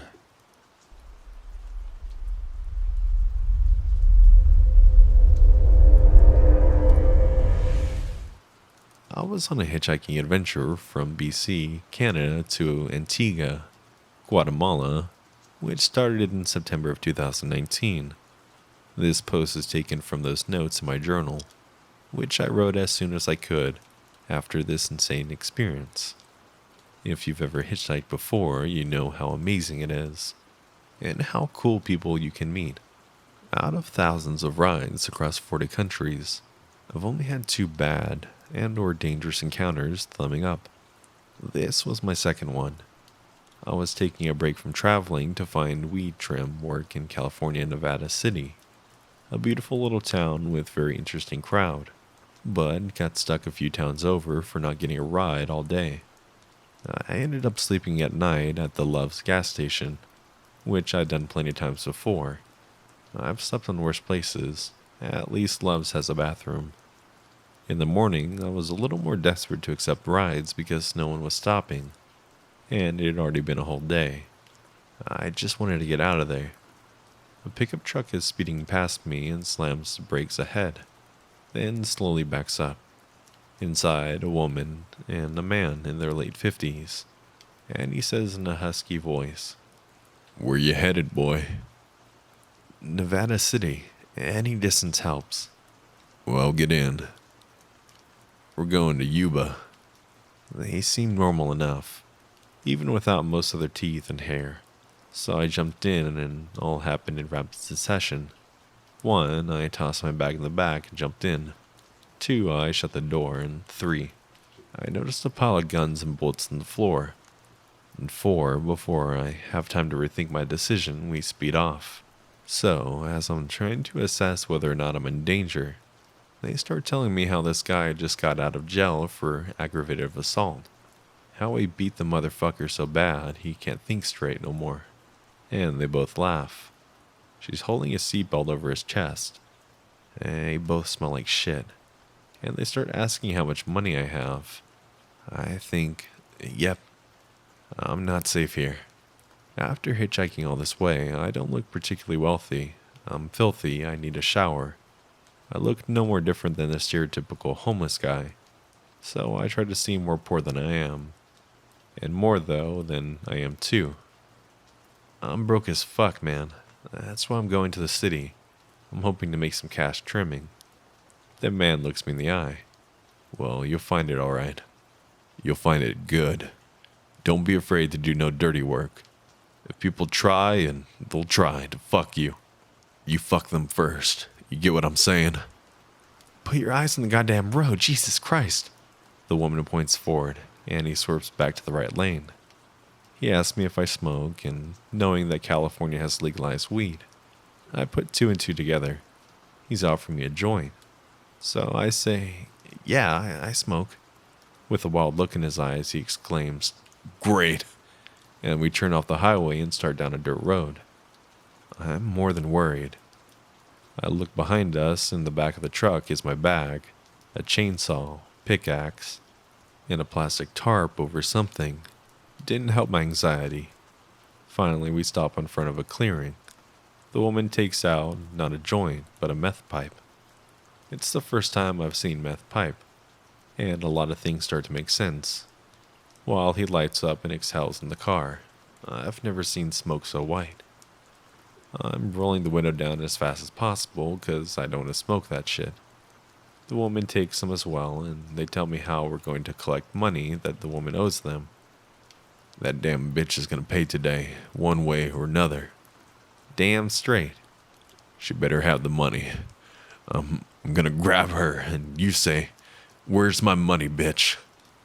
Oh, she'll have it all right. She'll have it or else." "Say, son, you ever steal something? 'Cause we can make $20,000 today." I don't know exactly how to answer this guy, and he repeats, $20,000 today. Here, smoke some of this. And hands me the pipe. Nothing like meth, ain't that right? I gently reject it and say that meth's not really my thing, which he surprisingly takes well and smokes some more meth, before putting it away and driving back towards the highway. His driving is terrible, swerving, speeding, hitting brakes abruptly. and starts trying to convince me to help them steal marijuana plants. You'll hold my gun, and I'll drill the hole, and I'll keep a lookout. Yeah, baby girl, we'll keep a good look. Now you gotta be careful if you hear the dogs, because them sons of bitches are nasty. Nasty. See this bite? And he reveals what looks like a terrible scar on his arm. I didn't really know how to get out of the situation, so I sounded as confident as possible, and said that I was meeting a friend to look for work together, and they would be expecting me today. We neared the end of Yuba City, where they pull over to the side. Well, it's your funeral. You don't want to eat, fine by me. But if you ever want that cash, you call me. Hands me his number. Hell no, I think. Thanks, I will. Quickly retrieving my bag, smiling nervously.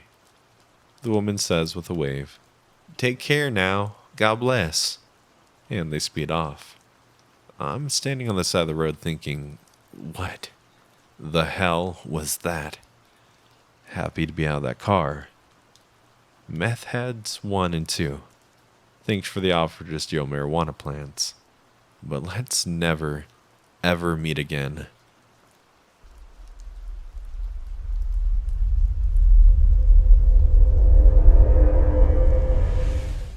This story isn't nearly as scary as some of the ones on here, but it's still pretty creepy. I live in a split-level house in a suburb. My house is on a bit of a hill, and has a driveway leading up to it. My bedroom is in the basement, and because of the weird design of my house, my bedroom window, which is right above my bed, perfectly aligns with the walkway which is in front of my house. So, for example, when the mailman comes, I can see his feet and legs out of my window, but it's too close to the ground to see his face. I have blinds in my windows. I'm now 17, and this happened about 3 years ago. I typically go to bed extremely late, with the 3 to 4 a.m. range. One night, around 3 a.m., I was in my bedroom getting ready to sleep. When I walked back into my room, I saw a shadow of a pair of legs, and what looked like to be a large pair of boots on in my blinds. Obviously, considering the time, I freaked out and just stood there, staring at the shadow. Whoever it was stayed for about 5 minutes, just standing there, then left. The next morning I told my parents what I had seen, but they assured me it was a safe neighborhood, and it was probably an animal or something. They didn't believe me, so I attempted to go to bed as usual the next night. Around the same time, I heard the sound of footsteps outside of my window, and jumped off my bed and onto the floor. Again, the pair of legs just stood there for a few minutes, but this time, whoever it was knocked on the window. I sprinted upstairs to tell my parents, and they opened the front door. No one was there.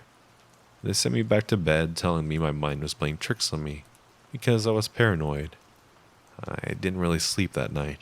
This thing continued happening for about a week.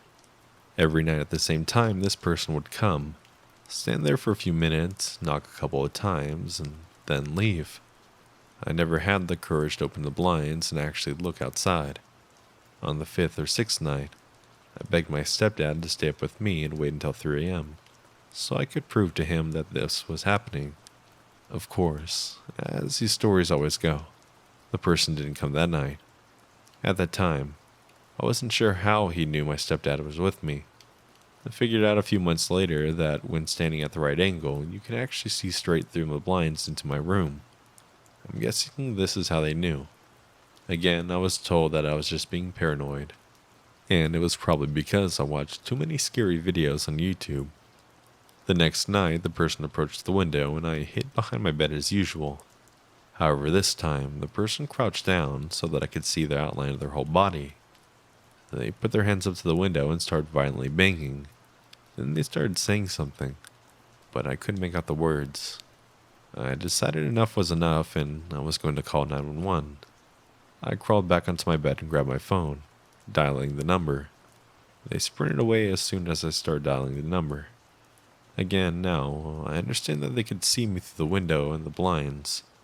Again, I ran upstairs to my parents, this time sobbing and desperately begging them to believe me. My stepdad took a bat and went outside. He came back with a scarf, which he said was still warm. Must have belonged to the person that left it accidentally. After that, I got new blinds and curtains. I never saw the person again, but I still occasionally look out of my window around 3 a.m. to make sure no one is there. I have no idea whether they had bad intentions, if they're just trolling me to have some fun, or if they were possibly on drugs or had some sort of mental condition. I get pretty creeped out thinking about the fact that they could have seen me clearly through the blinds. It makes me wonder what they saw, if they ever saw me changing or doing any other personal things. Creepy stuff. Either way, I'm glad to have never seen them again.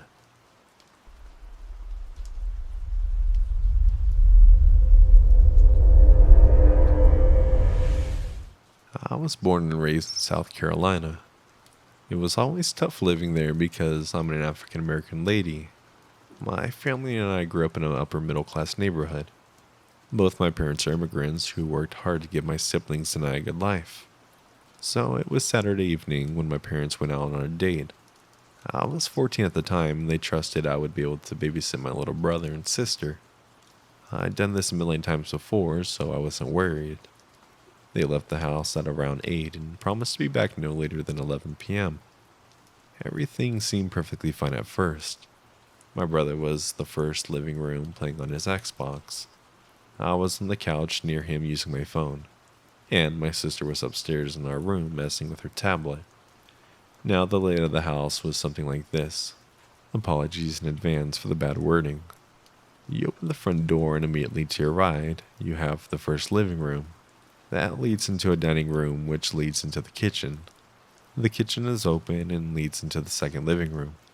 From there you can access the backyard and door to the garage.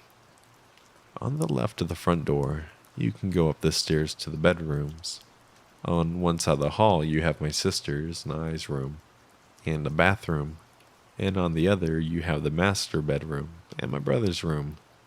Anyways, I'm sitting on the couch with my brother, and then I hear the garage door being opened. It was only around 9 p.m. and I knew my parents would never come back this early. So I got up to meet them at the door and see why. Whenever they leave, I always make sure the door from the garage is locked, so I usually have to let them in. I walk up to the door, just as usual. I was about to open it. I stopped. I felt kind of anxious for whatever reason, and didn't want to open the door up until I heard it was them. I see the doorknob wiggle violently. I got scared and stepped back and called out, "Mom?" No response. "Dad, is that you? Stop messing around." Nothing. I started to get really scared. "Dad, if this is you, please say something. I'm getting scared." After I said that, the wiggling got way more violent. It looked like the door was going to burst at any moment. By this point, my brother stopped playing his game and ran into the kitchen. Fearing for our lives, I ran into the kitchen, grabbed one of the biggest knives we have, took my brother's hand and ran upstairs. There, I grabbed my sister and ran to my brother's room. By now, I heard the door burst open. I locked the door and hid my siblings in the closet while I pushed the dresser in front of the doorknob to barricade it. After I did that, I sat on the bed and called the cops. The operator got all of my details and said the cops would be there in 5 minutes. As I sat on the bed, I felt absolutely terrified. My mind was completely blank until I heard running up the stairs. The light sobbing in the closet for my siblings turned into fearful screams, and I had my back against the wall shaking as I held the knife in front of me. I heard them burst through each door. Eventually they got to the end of the hall where my brother's room is, and tried to open the door. They get pissed and start banging and yelling at us to open up. I could tell by the voice that it was a man. Eventually he'd be able to bust the lock and slide the door open. We lock eyes as he tries to get past the little makeshift barricade. I get a good look at his face and features.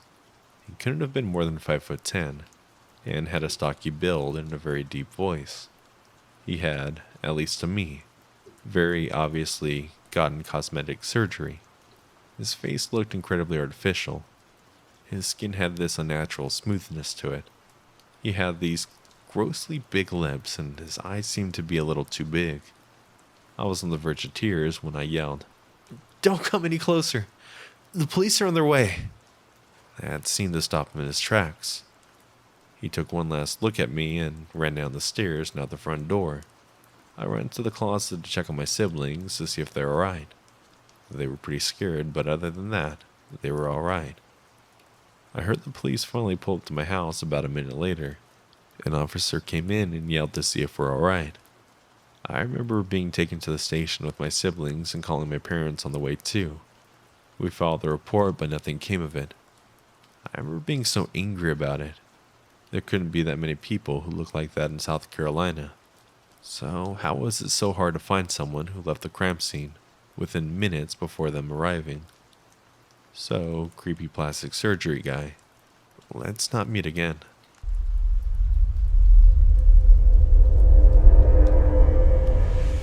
When quarantine started, I was actually pretty okay with it. I work from home, one of the largest cybersecurity companies in the country, so there wasn't any loss in my pay.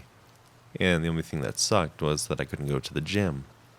Luckily, I had a few dumbbells at home, and I made do with what I have. I'm also a female and 28 years old. Everything seemed pretty okay actually. I don't have any family that lives close by and would go to my friend's place every now and then, but I try to keep myself socially distanced. But things quickly changed when one night I was in my living room watching some late night TV on Netflix. At first, it sounded like something was being moved around or scooted upstairs, but it was faint. I had to turn the volume down by this point on the TV to get a better listen, but it had stopped. I chalked it up to my imagination playing tricks on me, and turned back on the TV. But almost as soon as I continued watching, the sound started again, but this time a little louder. That's when I decided to check my security camera on my phone.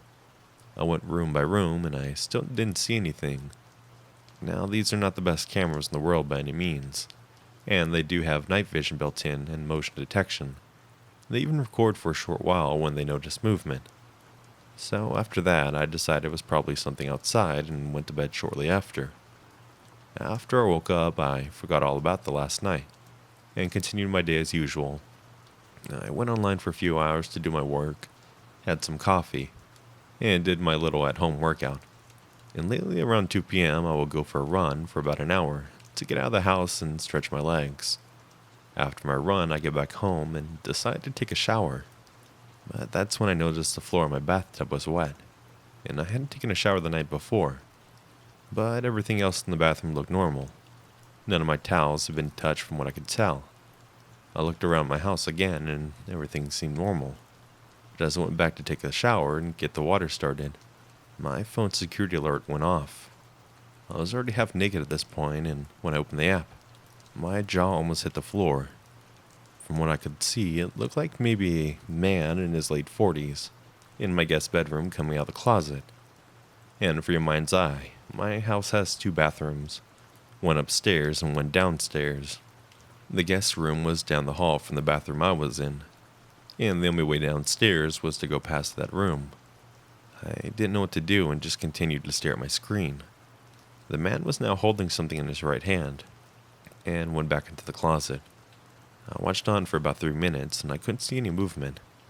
By then I had already put on my shorts again and top, and as quietly and quickly as I could, I went down the hall to the stairs.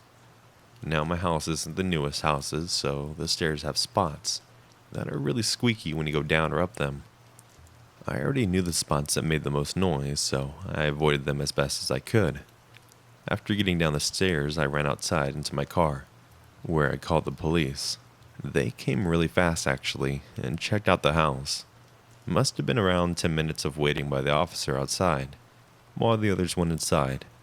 They finally came out with a man in handcuffs. It turns out he was homeless and had been staying in my attic for the past 3 weeks. After some questioning, they found out he had lived at the same house years before, and he knew the layout of it, and he knew about the attic that had an access point in the bedroom's closet. How he got past my cameras for so long, I will never know. I was having some issues with the app and it didn't always work with motion detection. Now, he never actually did anything to me, and didn't try to hurt me or steal anything from what I could tell. Still just scares me as to what could have happened, and how much more aware of my surroundings I need to have. I just hate that I need to feel like that in my own home.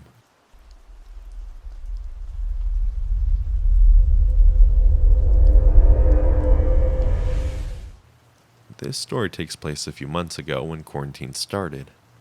I was living with my boyfriend and his friend at the time in a not so nice apartment. Now we're all young adults, me and my boyfriend both 20, and his friend a little older at 24.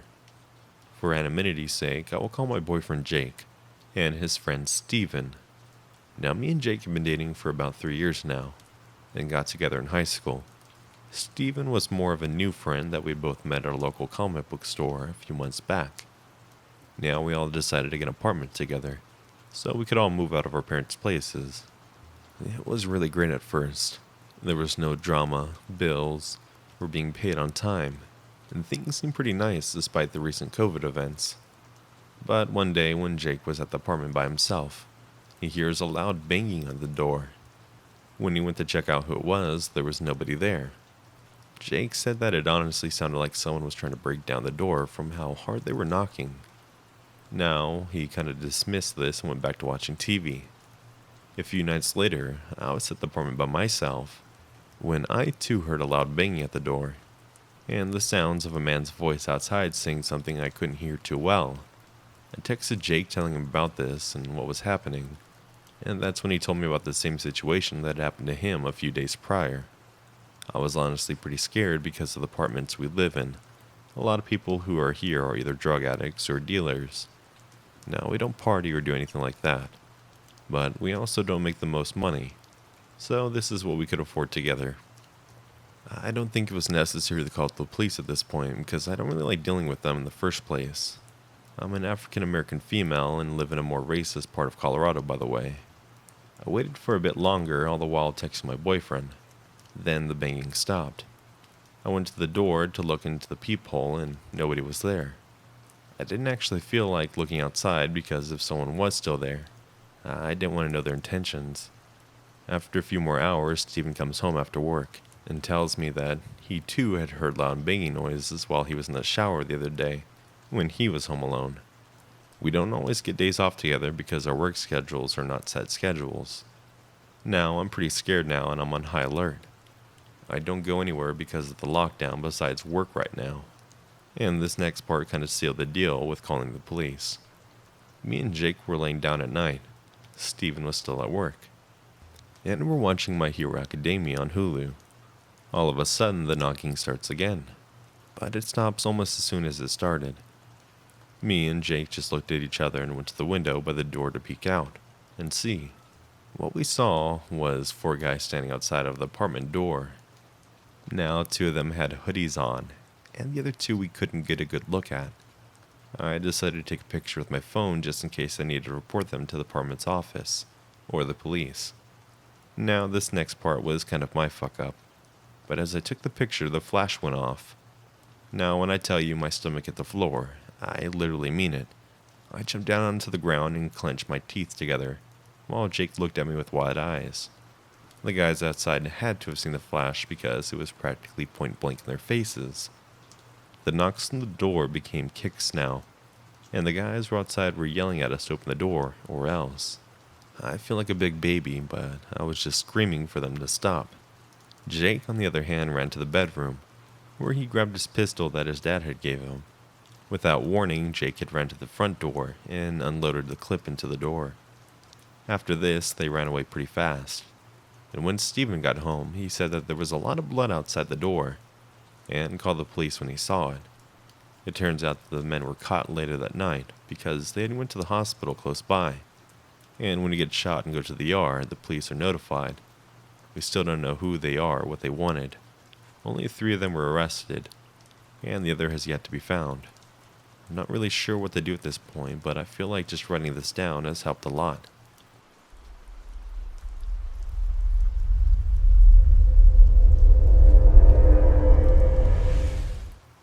I've been sitting here at my computer for about 30 minutes now, trying to figure out what to say or how to put this into words. I work at a local CrossFit gym in San Diego, California. Now, since quarantine started, the rules and regulations have gotten pretty strict. We do the best we can to keep everything clean and everyone at least 6 feet apart, but they still have shut us down. So it's just been me by myself at the gym a few hours a day to do maintenance on the building and equipment. Things have been fairly quiet around here since then, besides a few phone calls a day and asking for open and when we're going to reopen. Now things started to get a little more interesting, if that's how you could put it, when I would come into the open gym and notice little things moved around. At first it was just some towels that I had folded and put away. I chalked it up to me not paying attention and perhaps the other manager who worked there, but he only came in very little because most of his work was done from home. Then a few days later, I noticed that weights were moved around too. Now this building is more of a warehouse setting and is not super fancy. We don't have any cameras or alarms in the building, just a set of keys that works for the front and back of the gym. I called up the other manager after seeing this to ask him if he knew of anything about the weights being moved. I wasn't sure if he was letting in some friends at night to use the gym or what was going on. Of course he said no and knew nothing about it, and that he hasn't been to the local gym in weeks. And that's about the time I noticed a car pass by the front of the store. Now if you were to drive by the location we're at, you wouldn't see anyone out there. All the other businesses that were next door have closed up, and no one's working at them. So to see a car drive by was extremely strange. I looked out the window and noticed a car again drive by to the back of the gym. Now I ride a bike to work because it's better on the environment, and because I'm a cheapskate. So nobody would tell that anyone's at the store, unless you called or went right to the front door and looked inside the windows.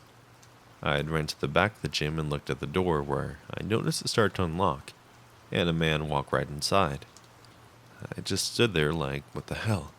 We made eye contact and he said, "Hello there," in a really deep voice. I wasn't sure what to say or who he was. I just replied, "Hello there, sir. Can I help you?" He said something along the lines of, "No, but thank you," and turned around and went back out the door, where I kind of followed along and just watched him get back in his car and drive away. Now, after turning back to the door, I noticed two things. One, the lock to the door looked extremely scratched and dented, like someone had broke it. And two, there was a note on the door that said today's date and time. I'm not really sure what to make of all this, but I've called the police already and I'm waiting for them to show up. It's not even a bad area I work at, but since quarantine started, people have been acting really dumb lately. So I wouldn't put it past some beefheads trying to break into the gym and get a pump. Anyways, that's my story. I'll update you guys if anything changes or more happens.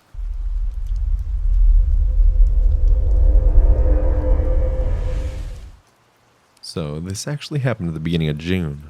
After some meeting with the cops, I've decided to share it here. It has been a small tradition for me to go camping in my backyard every summer for a few weeks or so. Our yard is 6 acres, and part of it is a small wooded area next to our pond.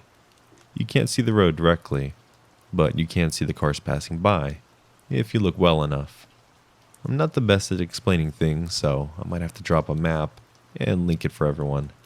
Anyways, since it was a nice area, I set up a small 2-person tent, and the first few nights went really well. A few mosquito bites here and there from the bugs at the pond, but nothing too bad. It was the 6th night when it happened.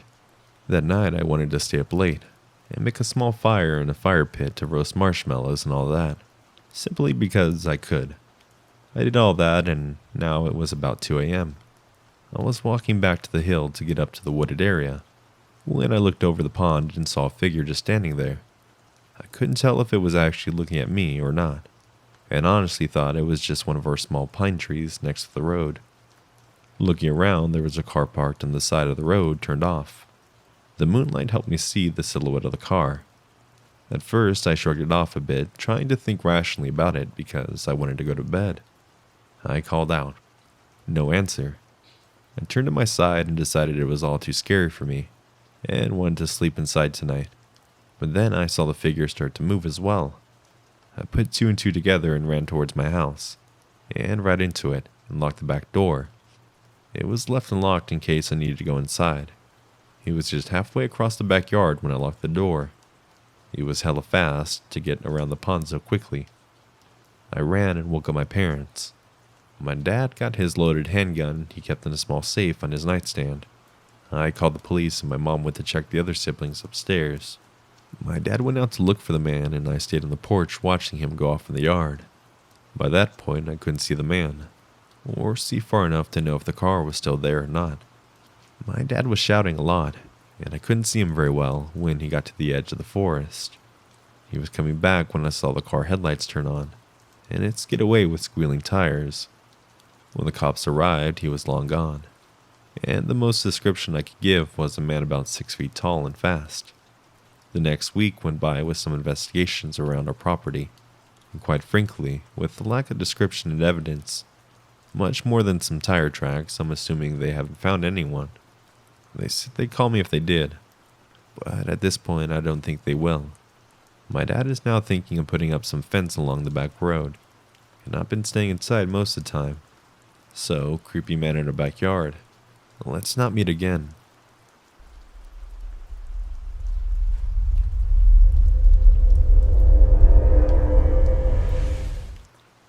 This happened only 1 week ago. I went to a small town in northern Sweden. The first days and last days were very fun, with me doing all kinds of summer-related things, going swimming in lakes, etc. But on midsummer, we had just had dinner, and me along with my mother's boyfriend had just made a small midsummer stang. So naturally after work, I was a bit tired. Now, do not get me wrong, it was not a big one, but still it did take some effort assembling it. So I went to my bed to watch some YouTube and just chill. Now, for this story to make sense, I need to tell you that I have a folding bed. We were visiting a family friend, and it was in the living room. Now, from the bed, my head was pointed towards the door to our backyard, which was open due to the heat of the time. So after about 20 minutes of watching YouTube, I thought I saw something in my peripheral vision, and behold, when I look up, there was some random person there that I didn't know standing about 1 meter into the room. I identified it as a woman, and I locked eyes with her. The moment I did, she just froze, standing there not saying anything for what felt like an eternity. And finally she exited, just casually walking away, still not saying anything. This may not be the creepiest post you have read on this subreddit, but you have to understand how scary it was just looking up to suddenly see an unknown person inside your house. It really makes you feel like no place is safe, not even your home.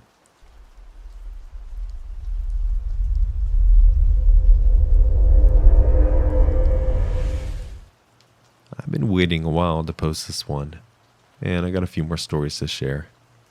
If you all enjoy it, I'll post others. Trigger warning: mild sexual assault references. This particular story is from the time when I was living in India.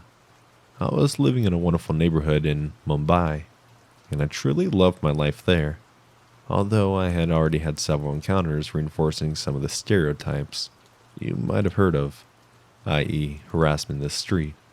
Having spent most of my life living in major cities around the world, I'm no stranger to this, so I know it's not okay, but it doesn't rattle me as much as it used to. In this particular neighborhood, there was a market around 10 minutes walking distance from my flat. That's where the vegetable stalls were, some restaurants, household goods, and even a gym. The area was always extremely crowded with both pedestrians and car traffic. Pretty soon after I began visiting for shopping, I noticed a young man, late teens, who appeared to live in the streets near the gym. He stood out because he had a habit of approaching people in the crowd, tapping them, and then disappearing quickly back in the crowd. I couldn't even venture a guess as to how many times he appeared out of nowhere, tapping me on the leg, shoulder, back, etc., just for me to see his very recognizable, long, wiry hair disappearing into the crowd. At a certain point, he began carrying around a long whip. This is a technique some of the local beggars use to do a trick in order to ask for money. I found it to be extremely threatening. I was always on the lookout for this man because I didn't like him touching me, and when I saw him, I would cross the street. Sometimes he would follow me and do it anyways. Sometimes he didn't. One night I was walking home after a trip to the market and, as usual, keeping my eyes out for the man, I saw him and we made eye contact. He was on the other side of the street and headed directly toward me. I walked faster and put some cars in between us, but he caught up to me and grabbed my breast. That was definitely something new. As usual, he took off right away. I felt disgusted and tried to hurry home, carrying my packages. Traffic was bad that night, so I wasn't able to walk directly to my flat. I had to walk straight for longer than usual and then take a turn across the street that I normally don't. When I looked over my shoulder to check for cars behind me, I saw the young man following me, about 5 meters behind me. I panicked. Less than a week before, I had been involved in a serious violent sexual assault, so my mind went completely blank with fear, and I power walked to the nearest store and went inside. The shopkeepers must have been so confused as to why there was a crying woman with the grocery bags in a clothing store. I called my boss. She had accompanied me to the hospital the previous week and was my neighbor, and asked her to come meet me. Sitting in the store trying to calm myself down, I could see the young man pacing outside the store watching me. It felt like an eternity before my boss arrived, and by then the man had left. We walked home together for the next 2 days, and I had a police escort any time I left my house, until they caught the man. It turns out he had previously followed another one of my colleagues home and attacked her outside of her apartment building by putting a bag over her head. I'm so glad I looked over my shoulder at the time I did. He was arrested after that incident, but after being released, he found his way back to the same intersection and started up the same antics. So, to the guy who likes tapping strangers in crowds and following women home, let's not meet.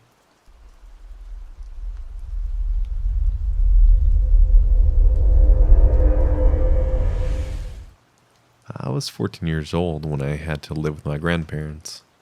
I had to live with them because my sister was in college and my parents were divorced. They lived in an old bungalow-type house. It was a one-story, and we have stairs that immediately goes to the attic. The attic, which no one really uses. We just put stuff in there. It's too hot and stuffy up there. The sole window up there didn't really help either. The attic had old creaky wooden floors that I remember that I had to polish with a coconut shell, because that's just how we do it here in the Philippines. That and my grandparents are very traditional. Anyways, my dorm room was near the stairs leading up to the attic. Like, you open my door and then face right and the stairs would be immediately right there. I hated that every time I left my room, because I would expect that someone would immediately crawl down from the attic. One night my grandparents had to pick up my aunt's family from the airport, but because of the hellish traffic here, they had to leave at 7 p.m., and their expected arrival back home would be at 5 a.m., so a 14-year-old girl would be alone in the home the whole time. I told them I would be safe here. We live in a gated community, we got tons of guard dogs. Everything will be okay. Or so I thought. Because they left, we already had dinner, so I was stuck with cleaning the dishes and all. As I was doing that, I could hear a bunch of neighbors' dogs barking a lot. I didn't really think much of it, because the dogs always do that. When I finished cleaning up the dinner, I immediately had to lock every door and window and close all the lights off before heading to bed. When I entered my room, the lights were on, and it looked normal. My anime posters were on my wall. My closet wasn't touched.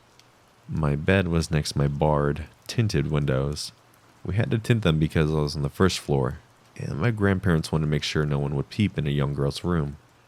They were barred, too, because my uncle, who used to live in the room, always escaped through there to go to parties. This was my grandparents' solution to that. Nothing was out of place to alarm me. Everything was normal, until I closed the lights. As soon as I closed the lights, a silhouette of a man was illuminated by the streetlights outside. He looked like he had thick curly hair and a skinny build. I thought I was having hallucinations, so I opened the lights on again, and he was gone. I turned it again, and he was back again. On and gone, and off and gone. I sighed in relief. It was just my mind playing tricks on me, or something else was casting the shadow. I double-locked my door just to be safe. One with the doorknob lock and one with those door latch type locks, then tucked myself in. It was hard to fall asleep when lots of dogs were barking outside. They weren't our dogs, it was the neighbors. But I was finally falling asleep when I heard something from above me moving. Something in the attic. I pushed down the thought of tricking myself again. I hugged my pillow. It's just rats, I said to myself. These rats seem heavy, and were also pushing furniture around. My heart sank when I heard them hurriedly go down the stairs and stop at the bottom. I covered myself with my blanket and waited for something.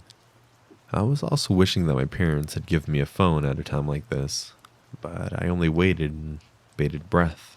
Suddenly, I heard my doorknob being gently fiddled. I wanted to vomit when I heard it click, followed by a quiet turn of the knob. The knob turned, but it didn't budge. When they noticed, they tried to push it. This time I had finally stood up, shaking. I was a kid home alone with no phone, no means of defense. All that was saving me was this thick door from the old days. I softly pushed my body against the door and locked everything up again. I didn't want to make sound. I didn't want to scream. I didn't want him to know I was here. I don't know why he stopped, but he did. I didn't go back to bed. I just sat there at the door waiting. It felt like forever. I heard footsteps go up the stairs, but I still sat there. I saw something move in the corner of my eye there, out the window. The shadow was back.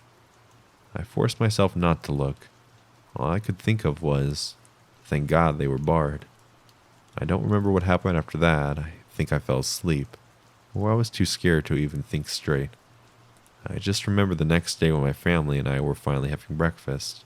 I casually brought it up. Lo, my grandfather. I think I heard footsteps in the attic last night. My grandmother scoffed. It's probably rats. I never brought it up again. I don't want them to worry. I probably was, but I do know this. Our dogs were caged up near the gate and were far from my room, so they wouldn't have seen anything. The only dogs who were near my room were the neighbors. Also, there was nothing outside my window that could cast a shadow that looked like a man. Lastly, the attic window was open.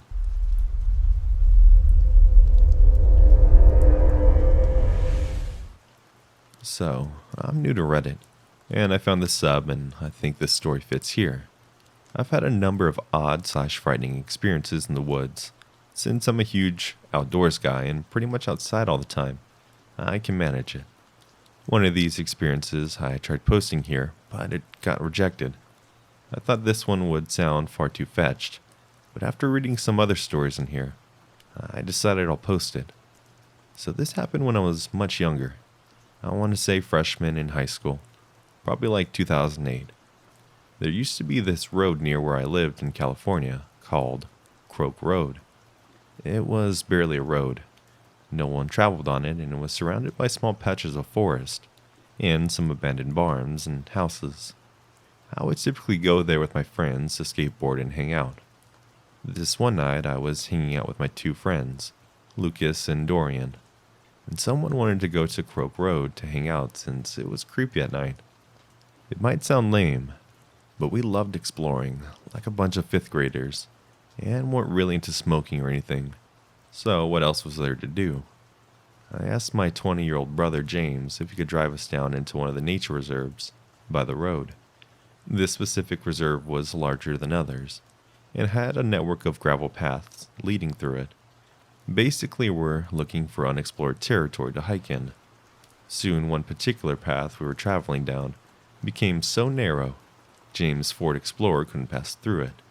So we got out and walked for a while, chatting and just having fun. We walked through the woods for about half an hour until it got relatively dark out and the sun was gone, at which point we turned around to head back to the car. It's now that I should mention that despite being near a lot of subdevelopments, this patch of forest was huge. I'd say about 1,000 acres, and rarely visited since it was easy to get lost in, especially at night.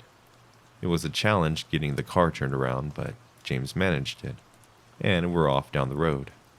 Dorian proposed we turn down a different path we had passed earlier, since we had about another 40 minutes until our parents wanted us back, and we agreed. Down this path was a tiny pond Dorian wanted to check out, to take pictures of since he hadn't gotten the opportunity to visit at night. It was slow going since the road was even crappier than the main one we were traveling on that turned off the Croak Road. Minutes later, we got into a slight argument. Dorian was convinced James had taken the wrong turn, since we should have arrived at the pond by now, while James claimed that he had been driving straight the whole time. It was dark after all. Eventually we came to a fork in the road that none of us were familiar with. None of us knew which way to go, so we ended up guessing and going left, hoping that both directions would ultimately lead back to the main path. None of us were scared or anything. In fact, we were actually excited and intrigued, driving through seemingly the middle of nowhere at night. It was at this point we rounded a small bend in the road, and the headlights fell upon a surreal sight. There was 4 figures emerging from the forest and crossing the road, wearing what looked like to be long cloaks with the hoods up and holding flashlights. One guy at the back of the group was dragging a large duffel bag, a human-sized duffel bag. We all froze and stopped mid-conversation, and as soon as our high beams landed on 4 figures, they froze as well.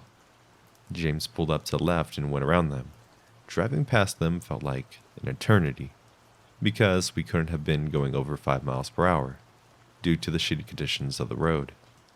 Sitting in the passenger seat, I could see them inches beyond my window, and they were indeed wearing black robes and holding flashlights. I didn't get a good look at the bag, but judging by the way the guy was holding it, something heavy was inside the bag. None of us said a word until the road strained out, and we were far past these guys, at which point James muttered, "What the hell was that?" We continued down the road in silence until I heard Lucas say, "Holy shit!" and just repeat himself in a louder, panicked voice. He said, "They're fucking coming back." I twisted around in my chair to see Lucas pointing out the back window. I could barely see anything, but about 100 yards away, we saw the beams of 4 flashlights shaking erratically. The guys were without a doubt running after us. All of us screamed at James to floor it, and he sped down the road. The car was bouncing and shaking uncontrollably as we flew over berms and potholes. I kept my eyes on the flashlight beams until we rounded another bend in the road, and they were out of sight. Thankfully, the path did manage to take us back to the main road. James guided down the path until we popped back onto Croak Road and got the hell out of there. The weirdest thing about it was, there couldn't have been a vehicle anywhere near those guys for 50 miles in either direction. We would have seen one if it were there. We had explored most of the area before, and there wasn't anywhere to pull off the road and park. We didn't say anything more until we were back at my place. We talked about it for a bit, and then my friends went home and James and I went to bed. I don't know if we should call the cops or not, but James, who I guess would be the adult in the situation, seemed reluctant, so I dropped it. I never told my parents until just before writing this, and they kind of scolded me for not telling them, and that we should have contacted the authorities, just to report suspicious people in the preserve. I still wish to know how the hell they got there, where they were going, and what was in that bag.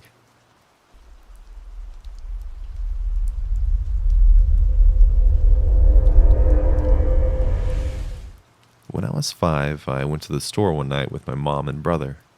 We went to the back of the store because that's where they kept the milk. While we were there, I wandered off a bit to the bin of bouncy balls. As I was standing there, I saw an old man in a wheelchair approach me. He kindly asked me where my parents were from, so I told him Mexico, which he then proceeded to smile and say, "Wow, you're a beautiful exotic-looking girl, and I know a lot of men would enjoy you," as he grabbed my head and kissed my forehead. It creeped me out, so I decided to start walking back to my mom. But before I took my first step, the man yanked my arm and started pulling me with him. Not sure if he had a car engine in his car, because we were zooming. My feet dragged a couple times. We managed to get through one aisle before I grabbed onto the handle of one of the refrigerators, where they kept the yogurt. He kept pulling me, trying to get me to let go. I'm still not sure how I got a natural kid strength that night, that my hand wouldn't budge. That's when I noticed a guy at the end of the aisle, dressed in all black, standing there, whisper yelling at the old man to hurry up. and started walking towards us. Before he could even get a few steps in, my brother came out of nowhere and ran towards me, which is when the guy sped walked away, as well as the old man, who let go of me and drove off. My mom came in not long after, and she tried chasing the old dude along with a couple employees.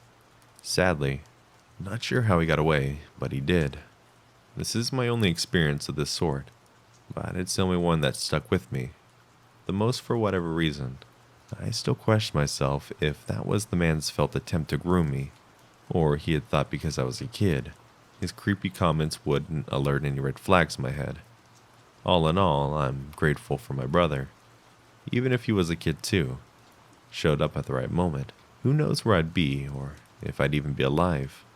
It makes me sad to think of other innocent souls in the world who weren't as lucky.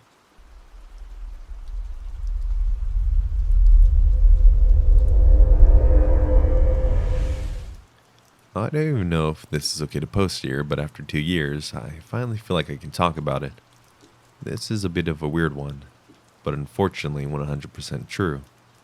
In 2018, I ended up in a small town that didn't have very much in it, and was pretty separated from everything, with a friend I hadn't seen in about 11 years. I was staying at this friend's parents' house, with friend while I was there, which was fun of course. Well, until it wasn't. I woke up in the morning and friend had gone to work, leaving me with parent for the day. I sat with them and talked for a while before they offered me some water. I accepted, and they poured it from a jug because city water is bad for you.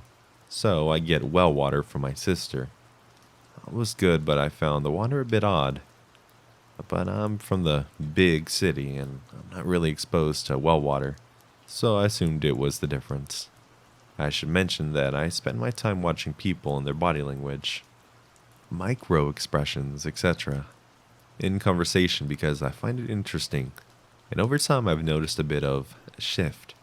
Parents started saying things like, "The world is a cruel place for beautiful people like you, but we won't ever be," and talking about how they'll always be there for me, how they'll keep me safe, and how they hope I spend a lot of time there, even though I live 8 hours away.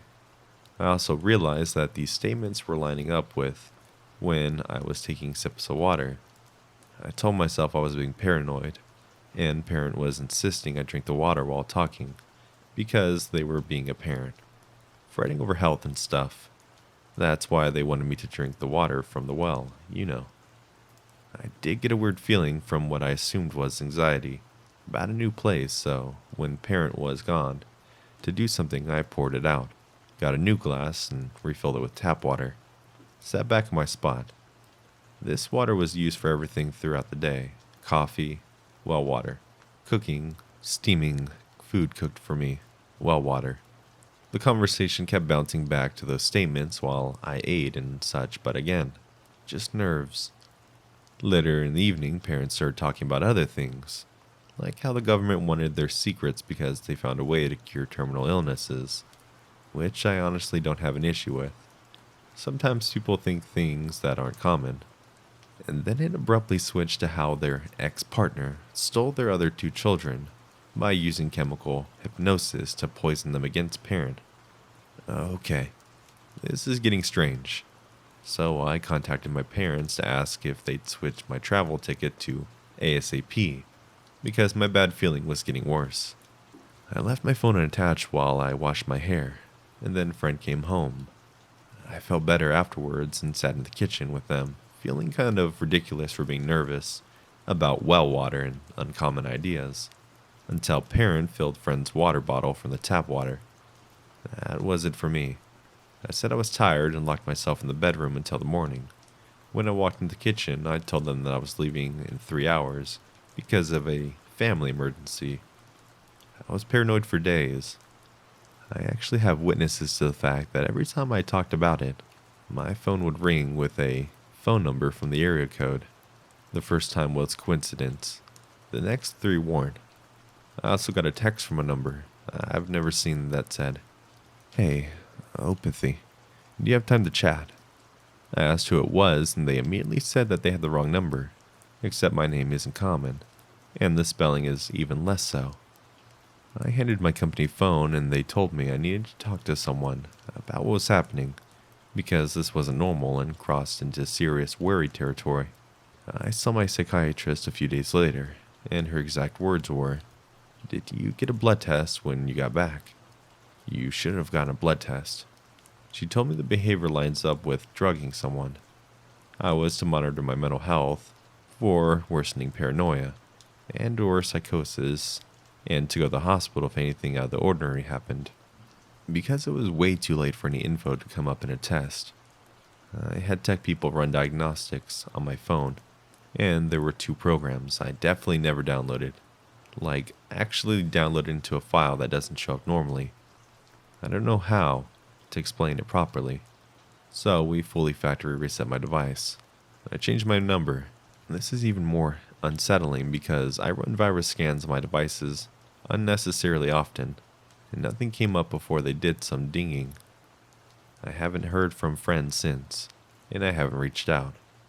I'm healthy and sober with my mental health under control, but this still makes me so nervous to talk about. This is actually the first time I've ever talked about it openly on the internet, and I'm definitely nervous something will happen. But I moved twice and changed all my accounts, got a new phone, and changed my codes and passwords every 3 weeks.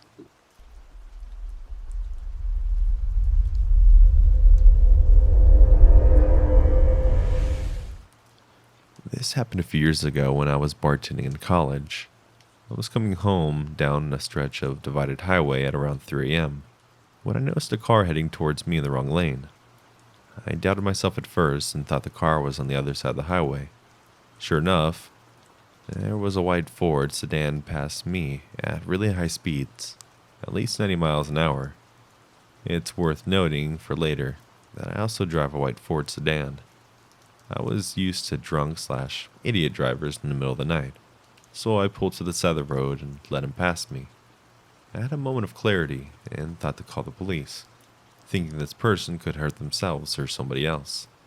The dispatcher answered, and after telling them which road and exit/mile marker I was at, told me that they would send a car. The state police station was only a few exits away, so I figured they would send somebody and I would just drive home. As I headed back onto the highway, I noticed some lights a few miles behind me. I live in a more rural part of southern eastern Pennsylvania, and traffic at 3 a.m. tends to be truckers and cops. The car gained on me, and as I was getting up to speed, so I stayed in the right lane and waited to be passed. Instead, they flipped on their high beams, making it uncomfortable to drive, and rode my tailgate. At this point, I thought I was going to be pulled over by the police.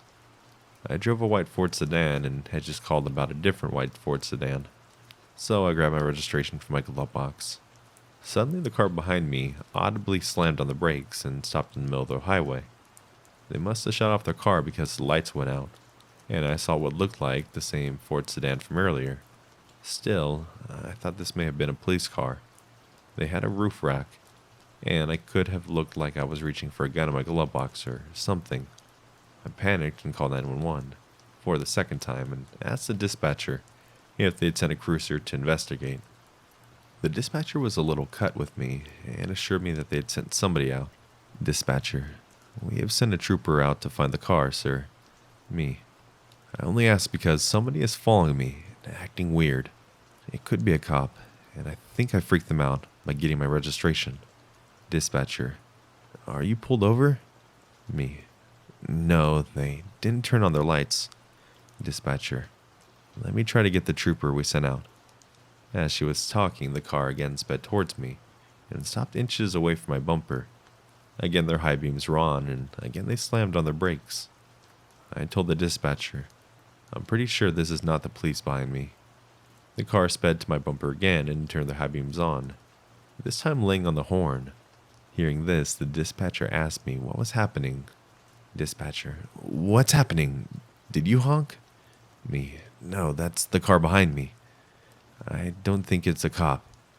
Dispatcher: "I'll try to get the trooper again, but I don't think that's him behind you." For some reason, this is what shook me.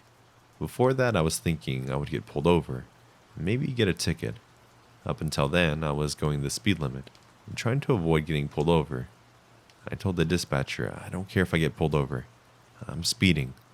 And if they put their lights on, then I'll pull over. I started to accelerate and the person behind me just kept up with me. The speed limit was 55, and they kept on my bumper the entire time. But this time they were swerving. I tried to signal for an exit, then bail on it, but they followed. At the next exit, I took the off-ramp and continued onto the ramp, and the car followed behind me the whole time. I thought about trying to go to the Wawa, convenience store / gas station that's pretty much the only populated place in southern eastern Pennsylvania at 3 a.m., but the dispatcher and I thought that would be unsafe. She was calm and talking to another person trying to send police to me. The other person, maybe a supervisor, asked if I could drive to the state police station, realizing that it was only one exit away.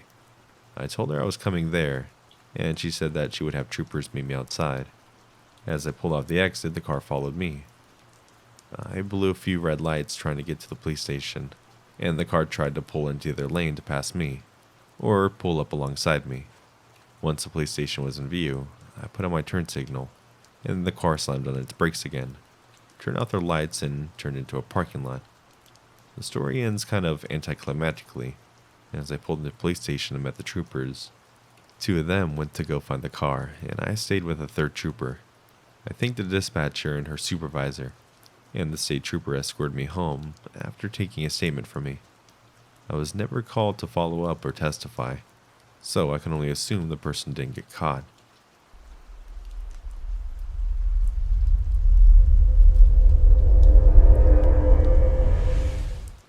So this happened to me 2 years ago when I was 18. I need to set up the scenery of my house, so the location of my house, so it makes sense. I live in an upper middle class neighborhood that resides in the middle of a golf course. The course wraps around and intertwines with the neighborhood. We have no access to the main roadway. Furthermore, our house is a 2-story one on about 1 acre. On the first floor is a kitchen, bedroom, office, and living room, with a couple of bathrooms. The second floor is just a couple of bedrooms along with bathrooms and a room that we use for social gatherings. Along the back of the house, we also have a deck with metal and wicker furniture. Now that the setting is out of the way, it was on a rare Saturday that I'd gotten off of work, and I wanted the day to relax, not go anywhere or do anything. My parents knew I never really got days off, let alone a weekend off, so they were okay with letting me stay home alone when they went out of town for the day. They decided that day they were going out of town to a shop at a nearby mall and wouldn't be home until late. Honestly, I don't remember where my brother was. Well, anyways, it was a pretty normal day by myself. A lot of nothingness was accomplished until it got dark. I decided to come out of my room and watch TV in the living room, since my dog wasn't accustomed to stairs yet, and would hardly walk up them. So sitting on the couch, I noticed my pup growling, and the hair on the back of her neck standing up. For clarification, at this point it's around 11 p.m., and I cannot see outside at all. I try to calm my dog down, but she's getting really hyper. I'm getting anxious now, too, because something is really upsetting her. So I walk upstairs and pick up my BB gun I have in my room. I figured if someone is out there, I just have to stand inside with it and they'll think it's real. Well, after coming down with my BB gun, I take a step over to the baby gate we have to keep our pup from peeing on the carpet, and I hear a tapping. Someone or something is tapping on the glass window next to where I was sitting, and my dog had hid behind my legs. I lifted my BB gun up and acting like I was going to shoot, when I saw through the window. A figure jumped over and off the deck railing. I quickly called my parents. Yeah, I should have called the police, but I wasn't thinking. Well, around midnight they got home and turned on the deck lights. We instantly noticed that one of our metal chairs was pulled very far out of place and positioned to look inside the house where I was sitting before. We never did call the police about the incident, but when I was coming home from work about a week later, I pulled into our driveway around 10 p.m., where my headlights lit up a person hiding behind a tree. This was a full-grown adult wearing a long black coat in the middle of June. We did eventually call the police about that, but I have a feeling that it was the same guy. So, whoever was watching me from the deck that night and lurking behind trees, let's not meet.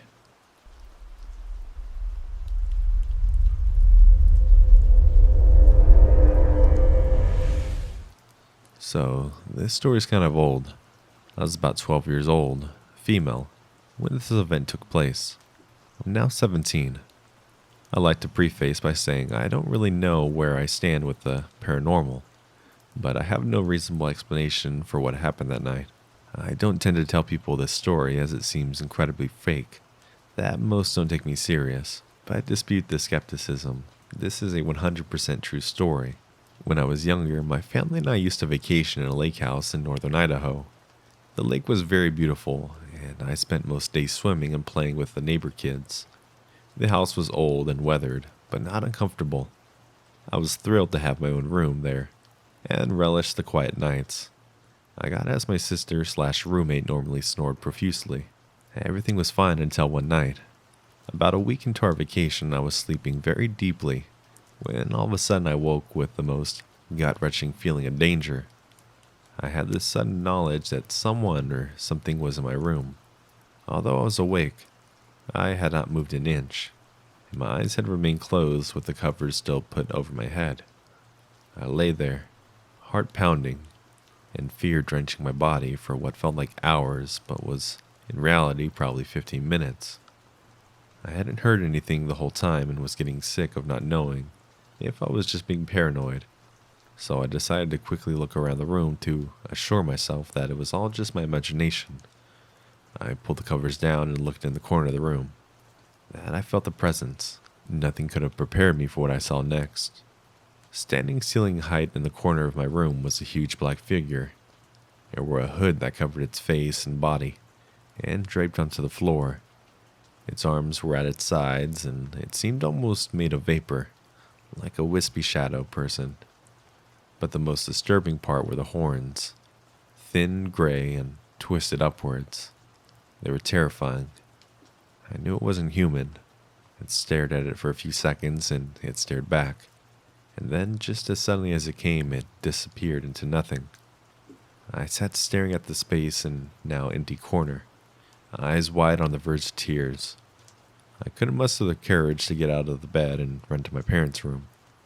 I couldn't even convince myself to yell for them. All I could do was wrap the covers back over my head and pray. Eventually, I must have fallen asleep because I woke to the dawn light breaking through my windows. With the light now illuminating my room, I was able to walk to my parents and explain the night's events. From then on, I never slept in that room alone. Since that day, I have tried everything to rationalize the situation. I know there wasn't a real person there because a real person can't just disappear. I thought sleep paralysis, but I've been awake and mobile for almost 20 minutes before I saw it. Also, I'd never had sleep paralysis before or since. I know it wasn't a dream because I wasn't dreaming when I woke the first time, and pulled the phone off the charger and into my bed since I was so afraid. So what really happened that night? Will I ever know? Do I even want to know? Anyways, to the demon that watched 12-year-old me sleep, thanks for leaving me alone, and let's never meet again.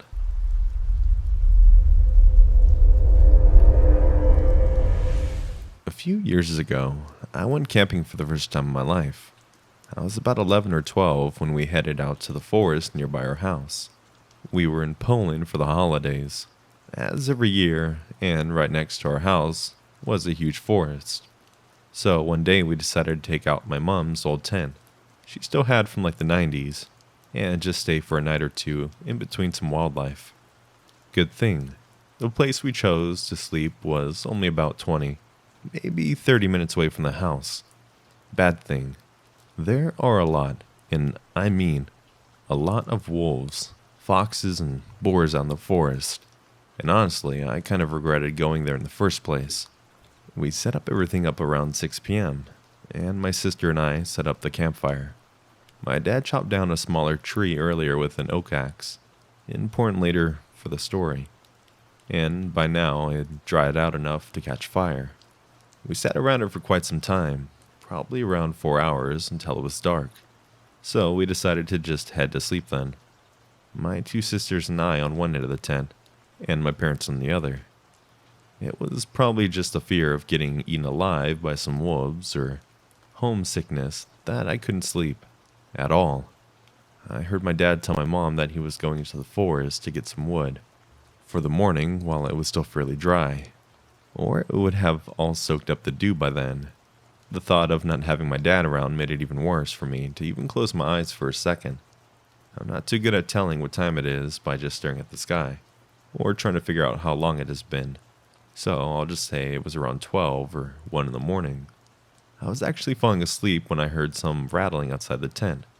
My first thought, wolf. I was terrified, so just popped my head out through the little curtain that separated the two halves of the tent. Basically a piece of thin fabric just hanging on some threads, to see if my dad was back. He was still gone, and it's been about an hour since he went. I lay back down and tried to fall asleep, but when I turned myself on my side, I saw this faint human shadow outside the tent. I froze and let out a teeny squeak. The person seemed to be holding some sort of axe, shovel-type thing in his hand, and so I thought it may have been my dad's back. The shadow walked towards the entrance of the tent and just stood there, at the zipped-up door for maybe 30 seconds. I began to wonder why he wasn't just coming inside. The person finally ran off into the forest, but it dropped the axe. You could hear the footsteps fade in the distance and a thump just appear along the way. Maybe a minute or so later, I heard my dad walking back to the opposite side of the forest and into the tent all tired and just fell asleep. Seemed kind of sketchy and fishy and scary to me, but it was late. I couldn't even think anymore and I somehow fell asleep. The next morning I woke up after my dad dropped his phone on his face, letting out an ouch. I peeped through the curtain at him and he just smiled back while rubbing his nose. I needed some fresh air because I was feeling a bit sick. Maybe from the nerves in the morning or homesickness. I couldn't really tell. Both of us got out of the tent and walked around for a while. We circled around the campsite for around 10 minutes until we got back to our tent. That's when we noticed something that ran chills down my back. A few meters from the tent, in the corner of my eye, I managed to catch a glimpse of something red. It took me a hot second to realize I actually saw something, and when I turned my head to see what it was a red and black rubber axe. It was not there before. I knew it wasn't my dad's because his was by the pile of wood he collected that night. From my dad's reaction, I probably turned pale, because he started to freak out a little, like I was about to pass out or something. He turned his gaze to where I was looking and we both just started to stare for a few seconds, before he called out for the rest of the family to wake up and get moving. We were all packed up within an hour and we rushed back home. I later told my dad what I saw at night, and he wouldn't believe me at first. I carried on with the story and he finally realized I was telling the truth. To this day, I still have no clue who the fuck that was. But I'm just happy he didn't investigate our tent any further, or any other animal out in the forest.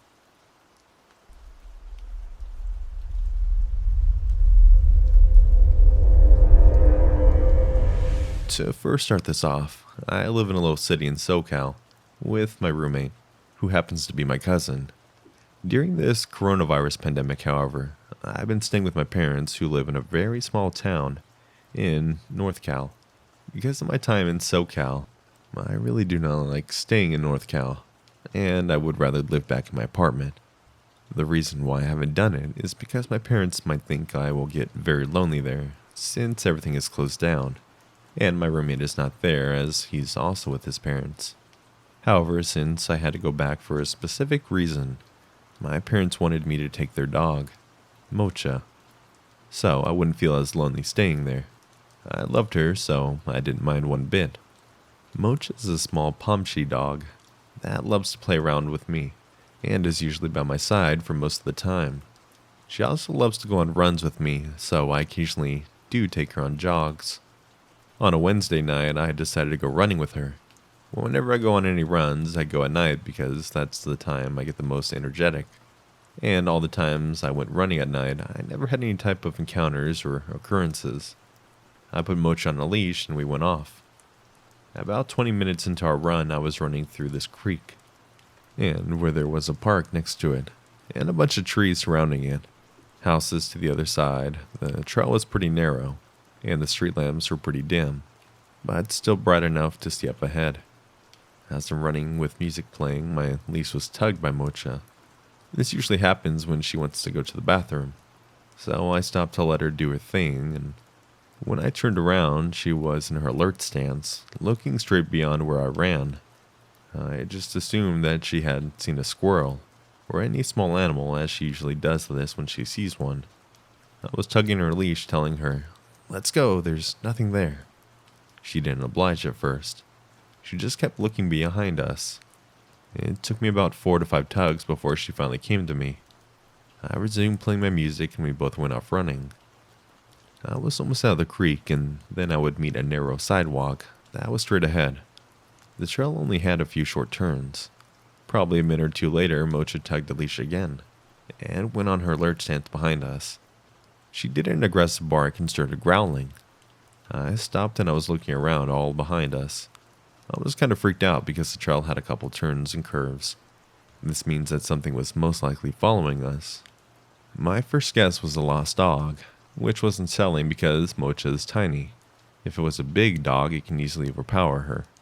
As I was looking around the dim area, for a split second I got a black humanoid figure, about 15 yards away from me, right behind a bush next to a tree. I immediately turned my eyes to the opposite direction and pretended that I didn't see him, but boy was my heart pounding. I didn't see any figures or his face. I just saw the outline of his upper body. I didn't have any weapons on me as self-defense. If this guy is following me, my best situation is to run off without him trying to catch me. I tried to act cool and told Mocha to let's go. The trail was going to end. I just had to make a turn and would be a straight sidewalk for about 300 to 400 yards. There are fences on both sides of the sidewalk, so the only solution was to keep running forward.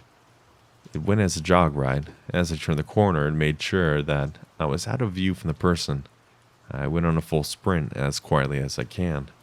The sidewalk ahead of me, so I made sure to just keep on running. I kept looking behind me to see if I was really being followed. About 70 yards away, I saw a person come to view from the turn, and then sprinted as fast as he could towards me. As if I wasn't sprinting, I went sprinting as fast as I could. I've never sprinted as fast in my life. Looking back at it, I'm amazed at how fast I ran. Mocha was keeping up with me. About 100 yards of me sprinting, I looked back. The fucking guy was still running behind me. He had a dark hoodie on, sweatpants, and appeared to be 6 feet tall. He was still in the same distance that I noticed him, which means that he was pretty fast as well. The sidewalk was going to end at about 100 yards, and it will lead to a neighborhood. I can lose him there. I was slowly getting out of breath, and my adrenaline was beginning to die down. I kept sprinting, hoping I wouldn't get too tired quick. 100 yards of me sprinting. I finally made it to the neighborhood out of breath. This neighborhood was pretty broad, so if I were to keep running, this person would have spotted me right away. And at the pace he was running, it didn't seem like it was a good idea. My best solution was to hide. I went straight to a random house and jumped over their backyard, where I would be kept hidden behind the fence. I basically threw Mocha over and myself. We were both panting, but I tried to keep quiet as I heard footsteps coming by. The guy had finished the trail and was now in the neighborhood. He stopped running and I heard him panting. I was hearing him mutter as if he was out of breath. He kept saying, "Fuck. What the fuck?" I was holding Mocha, scratching her so she wouldn't bark or growl. About 5 minutes later, I heard footsteps walking away, and then slowly fading. I waited about 10 minutes in complete silence to be sure that he wasn't too close by. I peeked my head above the fence, and I was all alone now. I got Mocha and went to the opposite direction from where I heard the guy go. Even though I was tired, I tried to jog just so I can get home sooner. I kept looking around me. I was very paranoid that the guy would be there somewhere. I made it back home with no problem, and I got to thank Mocha for pretty much telling me that someone was behind us and stalking us. I don't know how long he was following us or what he was planning to do. I just hope he didn't get a clear glimpse of my face, because I don't want to run up to him again.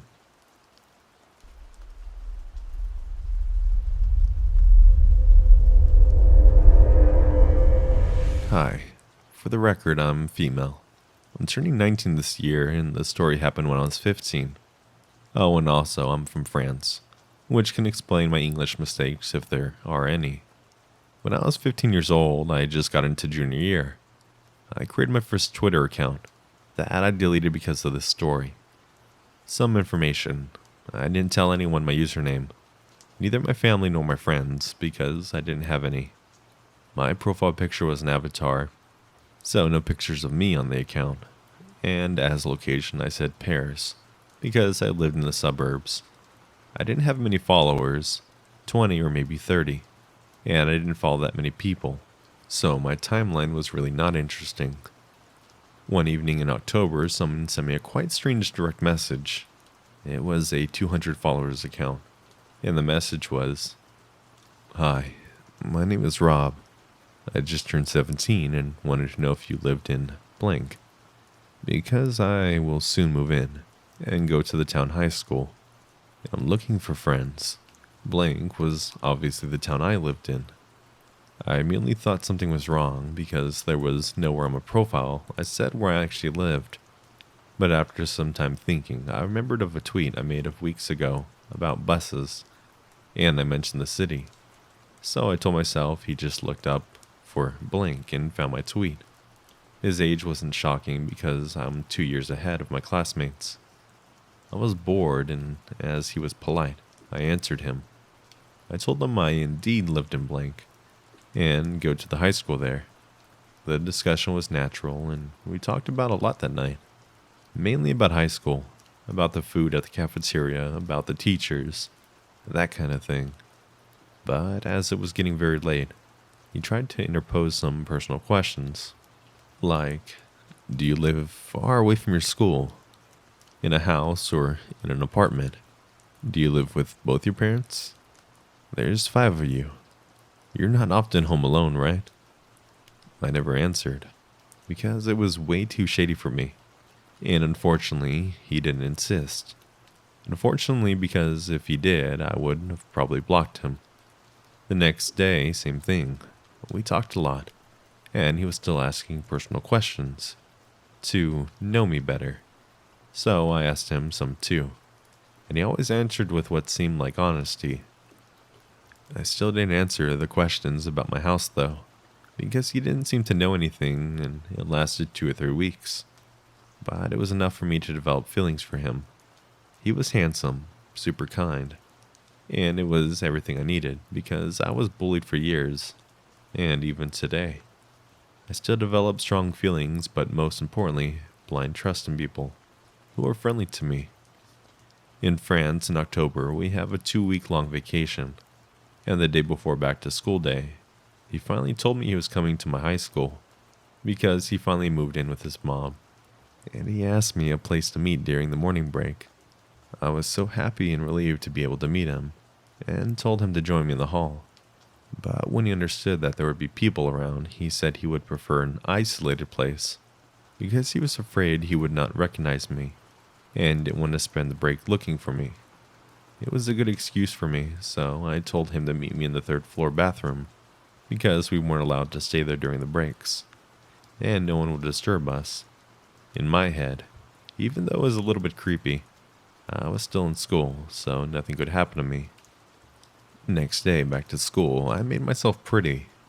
I wore my best clothes, and I counted down the minutes.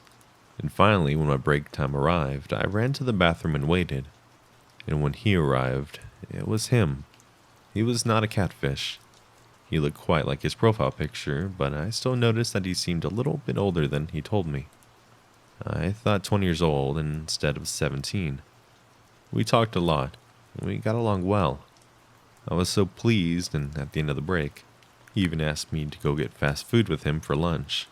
I said no because I didn't have any money, and I always refuse for people to pay for me. It's a principle. He seemed disappointed, but offered me to walk me home after my classes. I explained I had to take the bus, but that he could walk me to the bus stop. He looked disappointed again, but finally accepted. And that's exactly what happened. And it was great that it quickly became some kind of routine. We met in the 3rd floor bathroom during the morning break. and he walked me to the bus stop after classes. Surprising fact, I never saw him in the hallways, nor at the cafeteria, but I thought at the time that the building was huge, and that there was over 1,500 students in here. So if our schedules didn't coincide, there was no way we could meet each other. The little game lasted until December, so almost a month and a half. The 14th of December, a Thursday, I complained about how lonely I was going to be that evening, because my dad was abroad for work.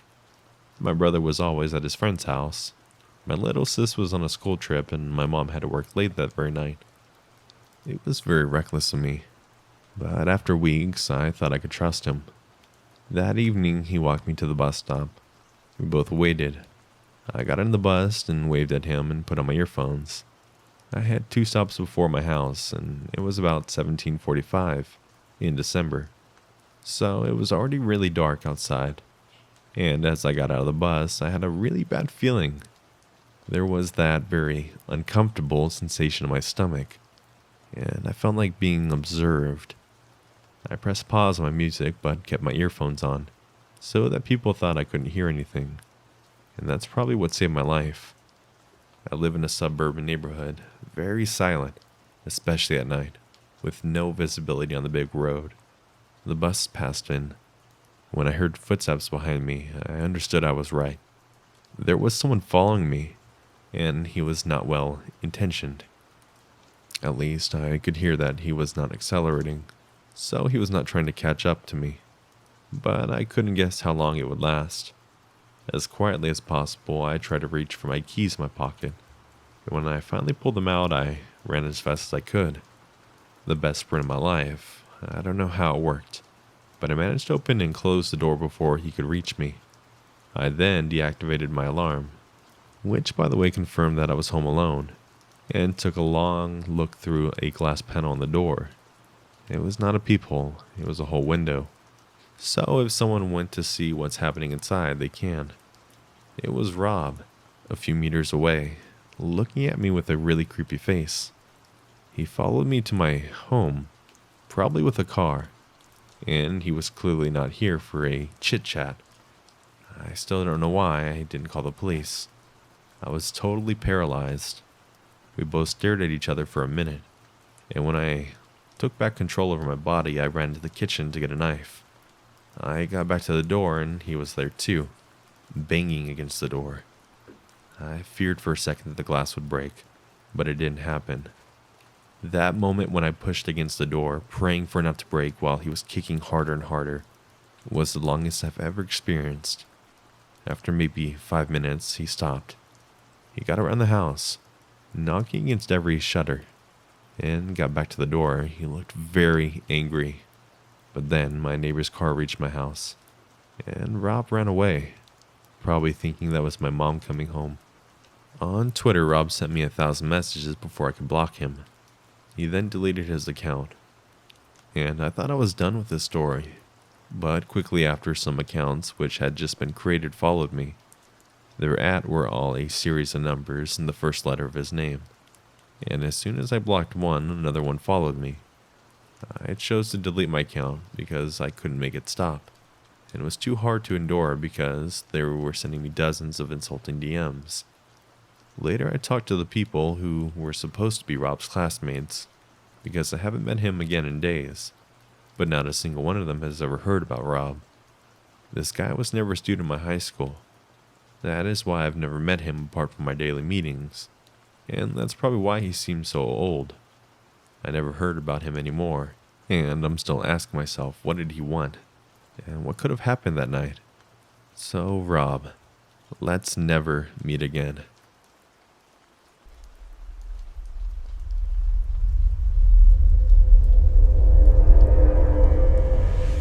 First, let me start off with some background. I've been going to the gym for about 6 years consistently every single day, and mostly in the evenings around 8 or 9 p.m.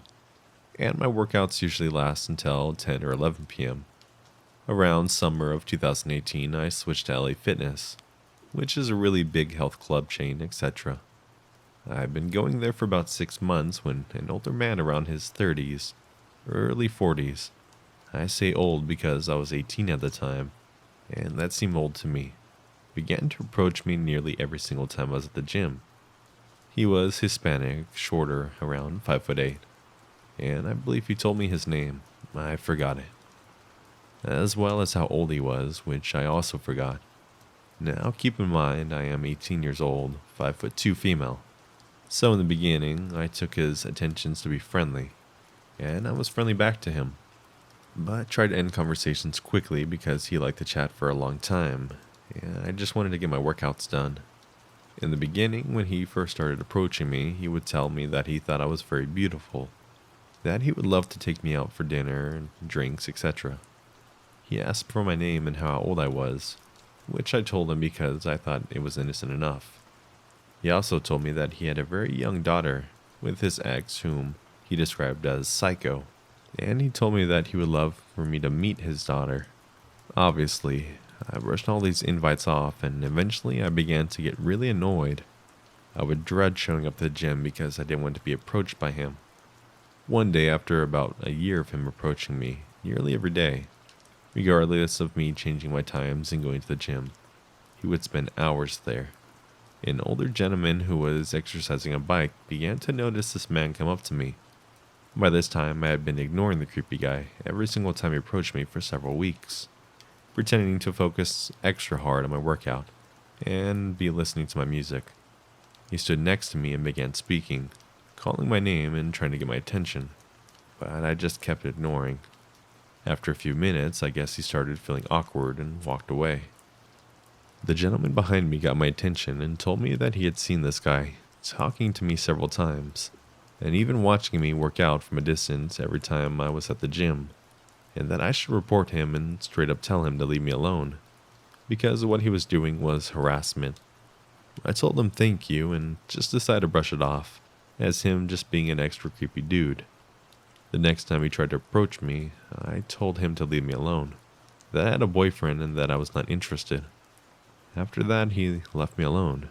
Occasionally, I would work out with one of my friends who told me she had noticed a stranger, older Hispanic man watching me work out at the gym. But I just brushed that off too. I know I sound really stupid. I truly thought he wasn't a threat though. Flash forward December of 2019. I was near the end of my workout. It was around 11 p.m. when I noticed him at the gym. I didn't think he had spotted me yet, so as soon as I saw him, I decided to cut my workout short and began walking to the front doors of the gym. I had one headphone in and one out, just in case. The gym was relatively empty by that time, so I was a little nervous to walk alone to my car, in the dark, even though I had parked close to the entrance. As I was about to reach the doors, I hear him calling my name. "Stephanie! Stephanie!" I immediately began to panic, and I started walking faster. I shit you not, started tapping my back and gripping my arm, still saying my name. By this point, some people in the gym had started to pay attention, and I briefly turned to him and yanked my arm away. I ran out of the gym and to my car and locked the doors and left. He had never done anything like that before, so I was so shaken by it. By the time I went to work out again the next day around 8 p.m., I had talked myself out of being scared and decided I would just keep an eye open and be extra cautious of him if he showed up. I was working out by the dumbbell area on the far end of the gym, where the benches are and a mirror spanning the whole wall. Machines and workout equipment were behind me, and through the mirror I could see everything going on. I see him enter and walk to a machine a few feet behind me, and so I begin hurrying my workout. I finish the set of exercises I'm doing, and I look up into the mirror to see what he's doing, and I see him smiling at me from the machine to the mirror. I get immediate goosebumps and begin to put all my equipment away. I avoid looking in his direction or the mirror at all. When I came back to pick up my water bottle, which I had left on the bench I was working out on, I briefly noticed something sitting on the bench next to mine.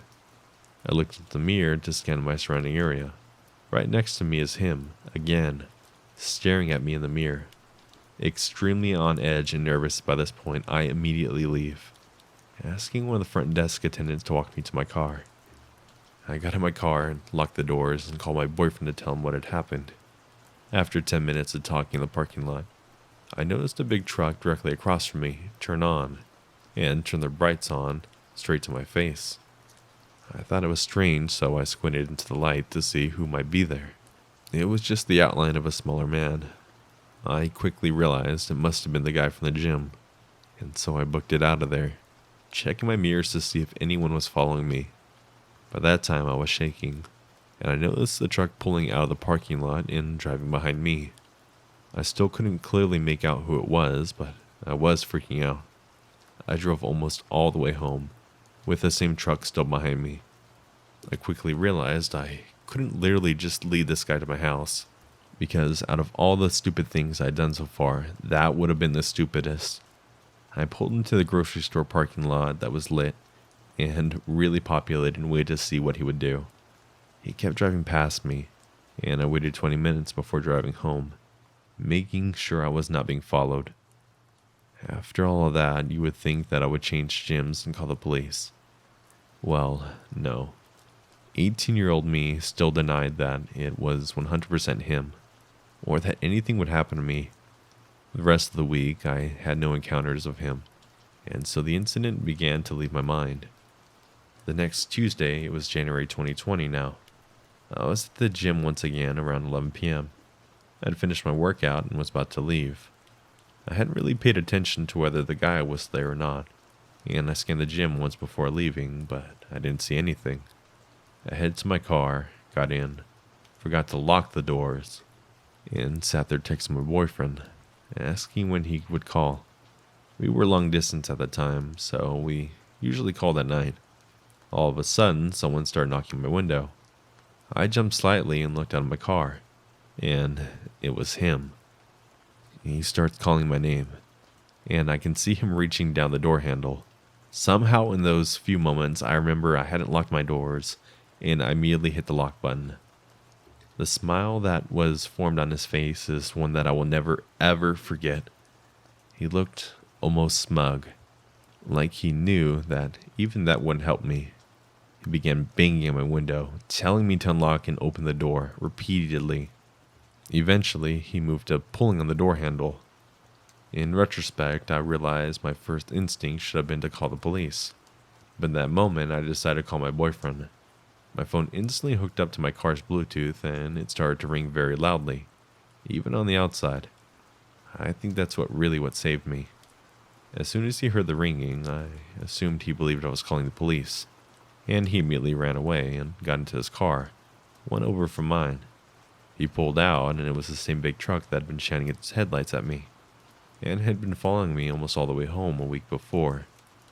I was shaking with fear and talking to my boyfriend, explaining what had happened, and I also called my mom and told her what had happened.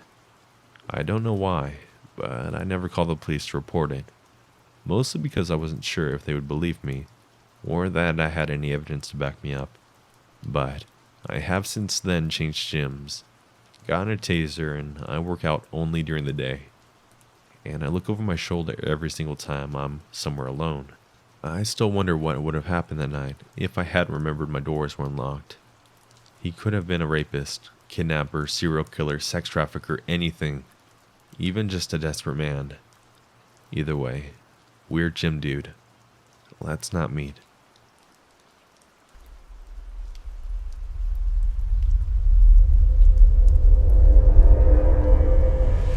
When I was young, my friends and I would always play outside at a park near my house.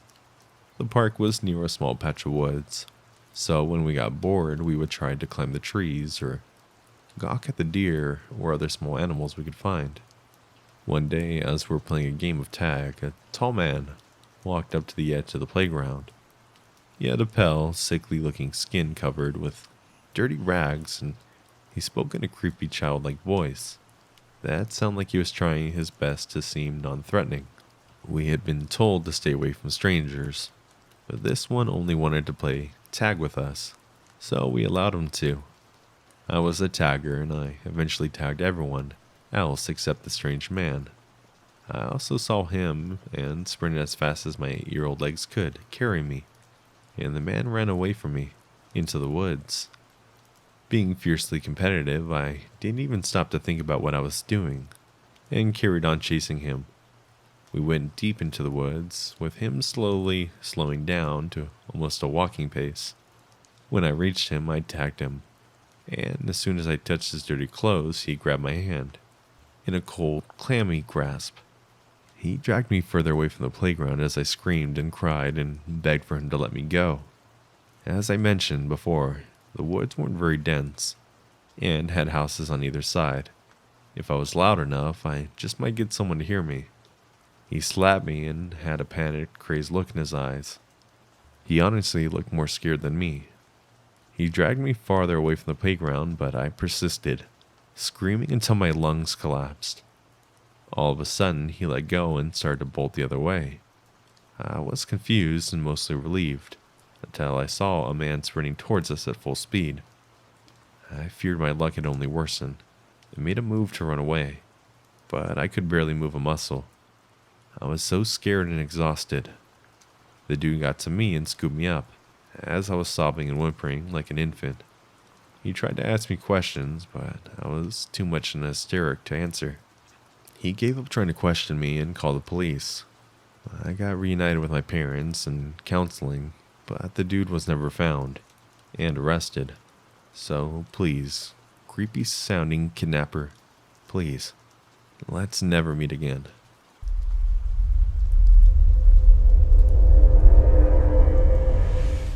Hello, this is my first time writing a post, so I hope it'll satisfy you.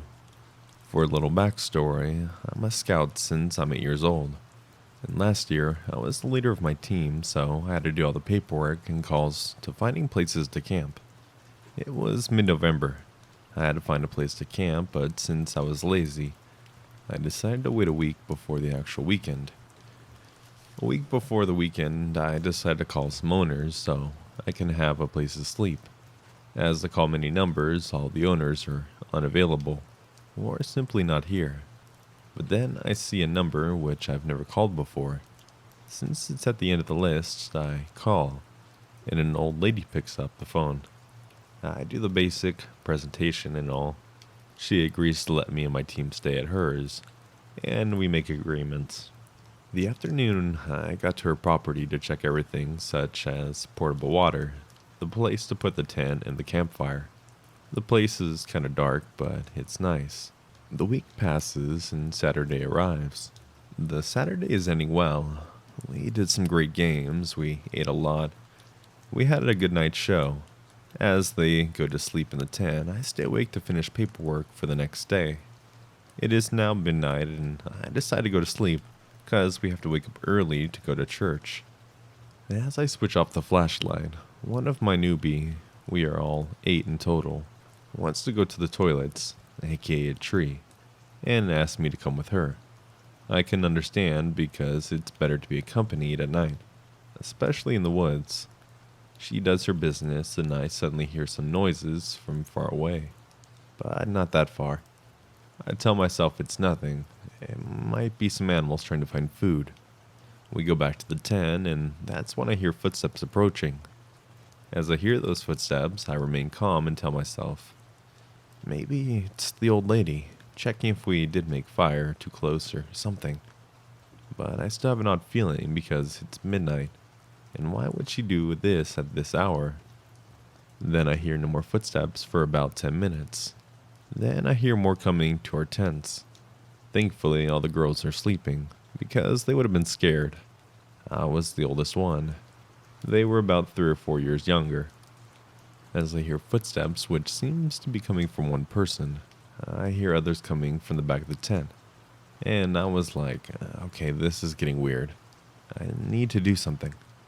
I checked the tent by the inside, and thank God, one of my newbies left some embers from the fire, so I could see what was happening between the fire and the zip of my tent.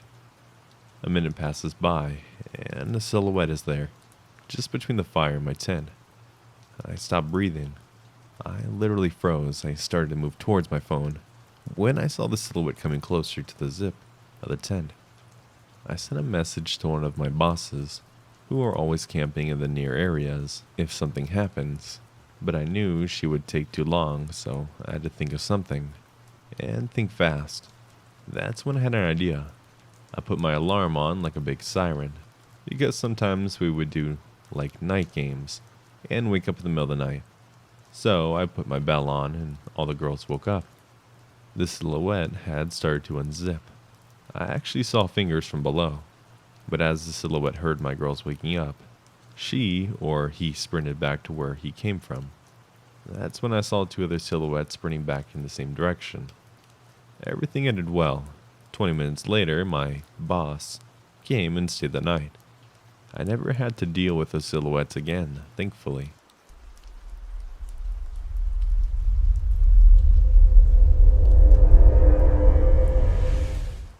When I was a teenager, my older brother moved out and my parents both worked late.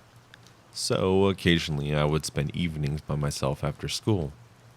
We lived in the countryside a few miles outside of town and had a good collection of neighbors. The day went as normally as ever. I went to school, got home, and turned on the TV. Had a snack and texted one of my friends, who I had a crush on. It wasn't long after that I noticed a man outside of my house. He walked past a few times.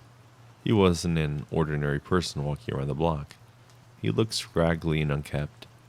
I ducked as far as I could behind the chair, still trying to see him out of the living room windows, hoping he didn't see me. But soon he had came to the front door and knocked.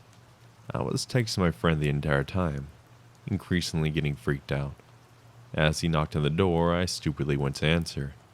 I had my phone on me with 911 at the ready. I tried to silently unlock the door to not alert the man. I opened the door a crack. There was a screen door separating myself from the man. I was ready to slam the door and lock it if anything happened. The man looked at me with crazed, paranoid eyes. He had a large, dark beard and looked to be in his late 50s, maybe early 60s. He seemed out of breath and his face was drenched with sweat. He was larger too, more to the reason to keep my guard. I sheepishly said, "Hello?" "Please, call the police, they're after me," he said in an exhausted smoker's voice. He kept looking at the road and tensed whenever a car would occasionally pass by. "Who's after you?" I asked, getting ready to slam the door.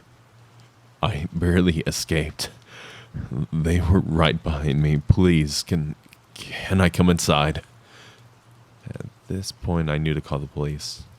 "Just wait here. I'll get someone to help." My heart was in my throat at this time.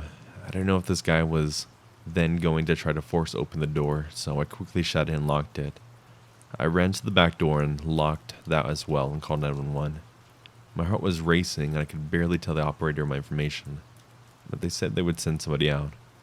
It wasn't long until a patrol car arrived, but it felt like forever.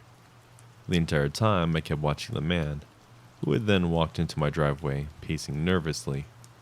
The officer got out and proceeded to talk to the man, and they got in the car and left.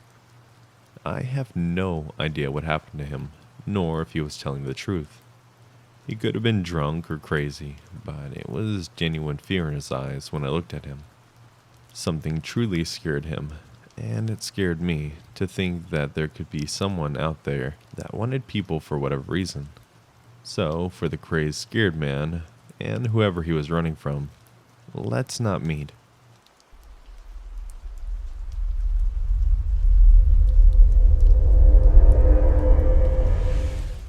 So, when I was 15, I was completely incorrigible and hung out with some not so great people. My main friend group I hung out with was at this house that we dubbed our house.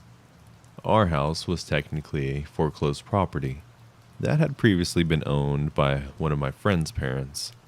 The parents had moved out and left their 2 adult children, who were the siblings of my friend my age, living at the house. Anyways, every single day after school, my friends and I would meet up with this older sibling at our house and get absolutely hammered. Around 4 p.m., everyone would show up with fifths and drugs, and it was just a constant party every night. Things were pretty out of control there. One night, we were all drunk as fuck, as usual. and I got in a fight with my boyfriend. I decided I wanted to leave, but no one wanted to drive me home, and the buses had stopped running. It was late, probably 12 or 1 a.m. I lived 6 miles away, and this was an urban area that was sketchy to walk at night. But I was pissed and drunk, so I told everyone to go fuck themselves and left. I got 3/4 of the way home without incident. I hadn't seen a single car or person, and drives right next to me. This goes on for maybe 30 seconds when I start to feel genuinely uncomfortable and glance up. The bus stops and the driver opens the door. He's not wearing a uniform. I still remember him pretty clearly. 50-something, salt and pepper hair. Medium length for a man. Thick, darker gray beard. Copper wire-rimmed glasses. He leans against the driver's wheel and looks me up and down. "You look really young," he says. And I, like an idiot, stutter that I'm 15. Thinking, like most 15-year-olds, that 15 isn't young. He smiles really slow and said this is a dangerous area to be walking alone, and there's all types of men out there. Why don't I get on the bus? Now, I may have been drunk, I may have been 15, and I may have been deludedly self-confident, but I wasn't that stupid. Something just didn't feel right, you know? I told him no thank you and quickly started walking away. For a while, the bus behind me didn't move, and then I heard its brakes lift, and it started creeping up behind me again. By this time, I'm over the bridge and walking down a sidewalk with apartment complexes on either side. The bus pulls up again and opens its doors while following me. The man again tells me it's not safe, and asks me to get on the bus. I told him no, I'm really almost home. It's fine. I start walking faster. He closes the door but keeps the bus pace with me, and I'm really starting to worry. Finally, I decide just to run. So I start running, and at first I put some distance between myself and the bus, but he's still behind me. I slow down when I feel far away and catch my breath, but kept walking. Next thing I know, the bus starts gaining on me again and honks its horn. I screamed and fell over, still super drunk and now very scared. I got up and scurried into the neighborhood at my side and hid behind one of the carports. I could still see the road and the bus had stopped. Its doors opened and the man came to the doorway and looked at both directions. He lingered there for a moment, and then I heard him say, "Shit," and he got back to his seat, closed the doors, and drove away. It took me another 30 minutes to get home, even though it was less than a mile at that point, because I took a convoluted way through the bushes, yards, and apartment complexes. Terrified, the bus was still cruising around looking for me. So, to that bus driver all those years ago, let's not meet again.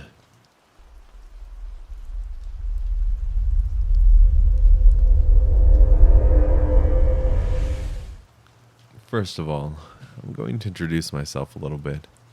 I'm Mel, 20 years old, not from the US. I want to excuse myself if I have any spelling/redaction mistakes, because English is not my first language. Also, if this post does not belong here, I will delete it. Anyways, this incident occurred 8 years ago, in 2012.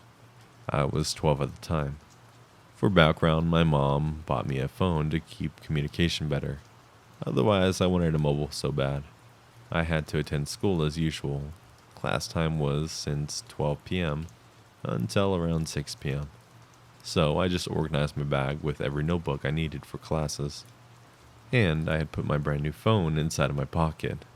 It was 4 p.m. and all of a sudden, another teacher, Sarah, told our class group that the next teacher wasn't at school and that he was sick. So we had no class with him. She asked if we wanted to go home or just play football/basketball until our parents arrived for us. We all agreed on leaving early. I first left school and then called my mom, who was working. I told her we didn't have class, so we could leave early. Something normal. As soon as I was walking the street, I noticed a weird man who was staring at me from a few meters away. It was strange because he had some sort of cutlass or machete. I just ignored him. I didn't think he was going to harass me or something like that. All the while I was just arriving home, I checked if I had my keys, and I didn't. My house has a grid, and it was kind of difficult to open. I decided to call my mom again because I can't enter. She told me I had to wait until she arrives in 30 to 40 minutes. So I decided to wait in front of my house. A few minutes passed by, and then appears the same man who was staring at me. With that being said, he was following me. I was freaking out and so scared. This man had a machete and a gun.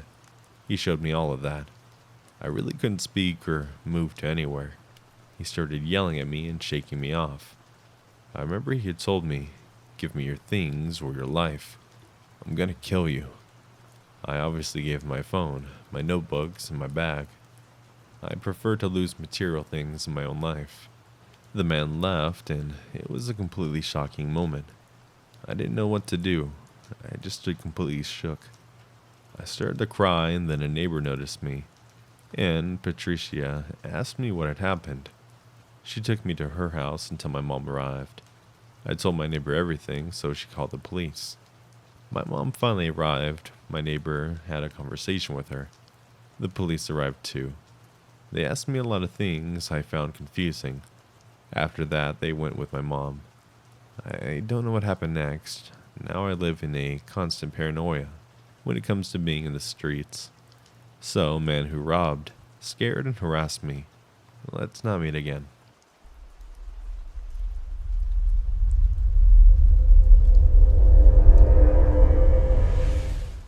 Please, don't judge some of my incredibly stupid decisions on my creepy encounter. I was young. So when I was 15, my sister and I ran away from home. Dumb decision number one. I was gone for a total of about 6 months. At some point, for about 2 weeks, we were living in a rundown motel. One night while I was by myself, I was sitting on the stairs of the motel, flipping through some magazine. Stupid decision number two. A grown man walks to me and starts to talk to me. He asks my name and why I'm sitting outside. I asked him if he was a cop. Extremely stupid decision number three, since this shows him I do not want cops involved, as I was a runaway. He asked, "Do I look like a cop?" He didn't. He said that he had some alcohol in his room. He was willing to share if I'd like to come up and drink with him. At 15, to me, free alcohol sounded great. I said okay and went with him to his room. That's stupid decision number four. We got to his room and began drinking and talking a bit. I forget what I asked him, but at some point I asked him something that made him get out his ID and show it to me. Under his name, I noticed it had offender under his name in red.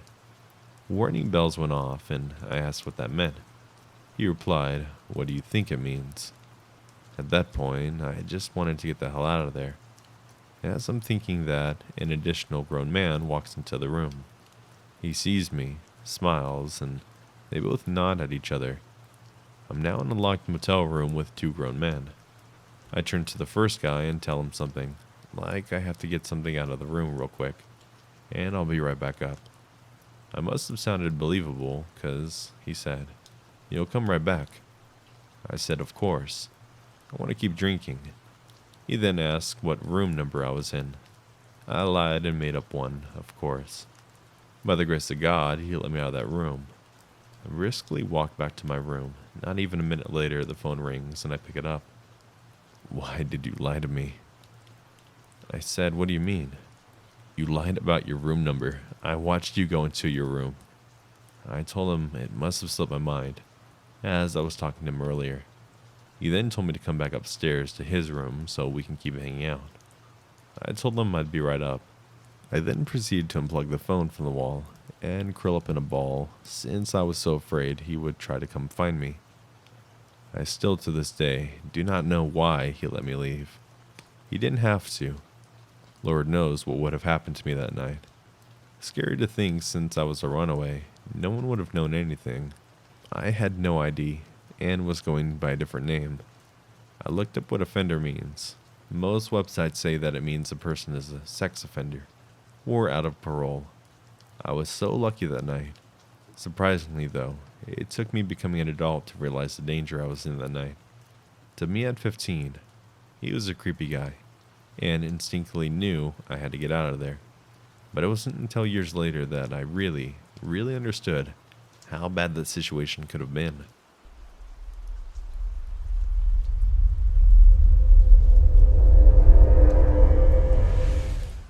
Okay, so I will try to sum this up as best as possible. When I, 30 and female, was about 13, I was out riding my bike with my best friend, a neighbor, around our neighborhood. We did this every day, and this occurred on a weekend in the afternoon. As we're riding around, there was a girl, maybe 15, driving a golf cart down the street. This was abnormal, and I had never seen her before. She stopped, and we were excited about the golf cart, so she offered us a ride. We were taken to a house we had seen a million times before, as it was down our block. I personally had never seen anyone outside the house, and it was heavily gated. As we went in, I got the worst feeling. The house had no furniture, black tarps, garbage bags covering the walls, strange men everywhere, but no one seemed to interact with each other. We were led outside, and some guy started talking to us. Randomly, there was a girl who crawled out of a hole in the ground that had a heavy metal top, a bomb shelter of some kind, circular and old. When I asked the guy about it, he laughed and said that it was an old underground room, and if we went down there, that we would never come out. I felt the intense need to leave, but my friend wanted to stay. Yes, I know. We went upstairs to a large bedroom with a visibly dirty old mattress on the floor, a desk, and a computer. There was a younger girl, around 8 or 9, and she seemed very scared and off. The girl who brought us there claimed they were sisters. I got the impression that the younger girl was not allowed to leave the room. The older girl left the room, I don't remember why, and my friend and I started to ask the younger girl if she was okay. She told us that they moved a lot, had to sleep on dirty mattresses, and were barely given food. Once the older girl came in, the younger girl went silent, and my friend and I were freaked the hell out. We walked out and went back down the stairs. I saw that no one was looking/backs were turned, and I made a dash to the front door, where my GF behind me, and I went home and told my parents, but they tried to assure me that it was nothing. I lied about everything except meeting the girl, because I was afraid I would get in trouble. 3 days later, we drove by in my parents' car, and the house was empty and listed for sale. This was in Northridge, California. I moved out of state a long time ago, but I'm still super curious as to what I encountered more specifically. Obviously, it was a trafficking ring. There had been other crazy things that are in the same vein of my life, but I will save those for another post.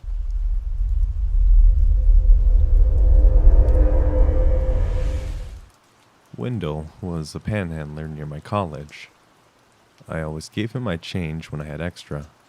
Usually I kept a hard rule not to give money to individuals, because I gave it to known local charities instead, where I could be sure the money is going to a specific cause.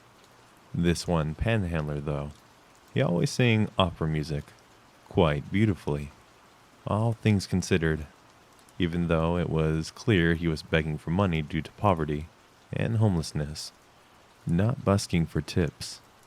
I always thought it was admirable that he was trying to perform a service in exchange for the money, and I don't like carrying coins, so I gave what I could. It wasn't much, barely $1 each time. I would occasionally strike up conversations with Wendell, even if I didn't have any money for him. He liked to make students laugh with funny impressions or jokes. He was a bit older. I'm an undergrad, and he was probably in his 40s or 50s. So we'd mostly have quick chats about the news or the weather, or whatever. Nothing deep. Sometimes he'd randomly share something so intimate that I'd feel obliged to reciprocate with something at least superficial personal. Example, he'd blurt out that he almost went to college on a baseball scholarship, but drugs ruined everything. I'd be like, oh wow, sorry to hear that. I play volleyball. Not for scholarship, though. See you around, okay? Once Wendell called me over while I was walking with a professor / my advisor, and I didn't want to be rude, so I went over just to say a quick hello and introduce my advisor. When we walked away, my advisor was pretty clearly horrified and asked why Wendell knew me by name. I explained our little friendship. He said that the homeless in the city weren't like the homeless in the smaller towns back home. I figured he was being elitist, and I think he could tell that I hadn't taken him seriously, because after we dropped the subject, just before I left, he reiterated that I shouldn't forge friendships with the homeless population in the city, or even give them money because of the chronically homeless. The ones in the streets enough that you could get to know them tend to have criminal or addictive histories. I was surprised because my advisor is usually pretty progressive and passionate, so I appealed to him with, Wendell is a victim of a post-capitalist society, and all the other things I learned in his very own class. But he wasn't having any of it, basically saying however Wendell became chronically homeless. Now he was, and I should act accordingly. So my professor strongly implored me not to continue even talking to Wendell at all. I kind of shook my head thinking, okay, boomer. And if anything, felt fortified by the warning. Like it was a confirmation that I was a radical doing the right thing, leading a new path, breaking down barriers, bettering society. I got closer to Wendell and shared more of my life with him. But the very next time I had talked to Wendell, he was really irritable and distant. I wasn't sure why, until he said, so, your boyfriend, you two live together or what? I had no idea what he was talking about. I said, what boyfriend? And he said, the guy I met yesterday you were walking down the street with. And I laughed. I explained it wasn't my boyfriend. It was just my academic advisor. Then all of a sudden he wasn't irritable anymore. He was as chatty as he's ever been. I probably should have taken that as a red flag. But I didn't think about Wendell much at all then. I only saw him once or twice a week and only for a few minutes. It was around then that Wendell started bringing me gifts. I'd pass him and he'd have flowers for me, or a metal machine piece. I never refused because I figured it was a means of preserving his dignity when accepting money, like with his opera singing. One of my roommates did remark on the flowers once, and when I explained, she said it was weird.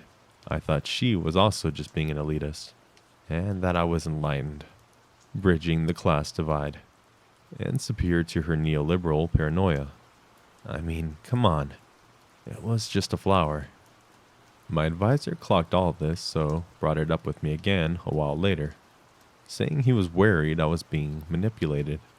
I tried to tell him about Wendell's opera singing and impressions, and how he even almost went to college. But then I remembered the reason he lost his baseball scholarship, and I stopped short. Looking at it through that lens kind of made me reconsider the whole thing. I thought about what my professor had said.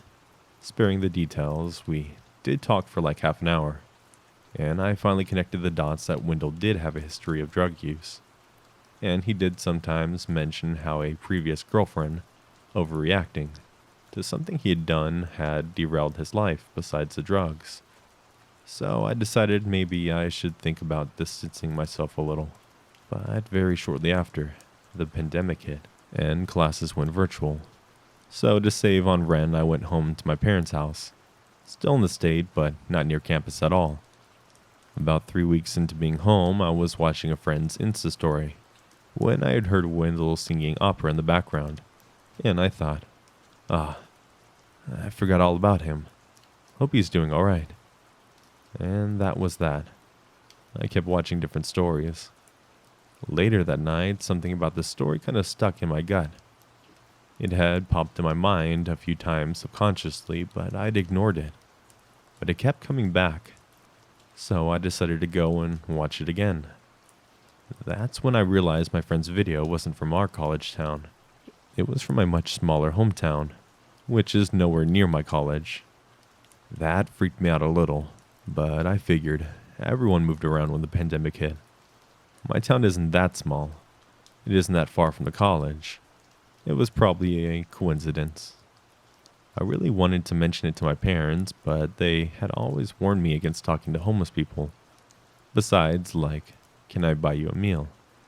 So, I felt too embarrassed to explain the situation to them, especially since it was probably a coincidence, and I would sound so conceited if I were like, he definitely followed me.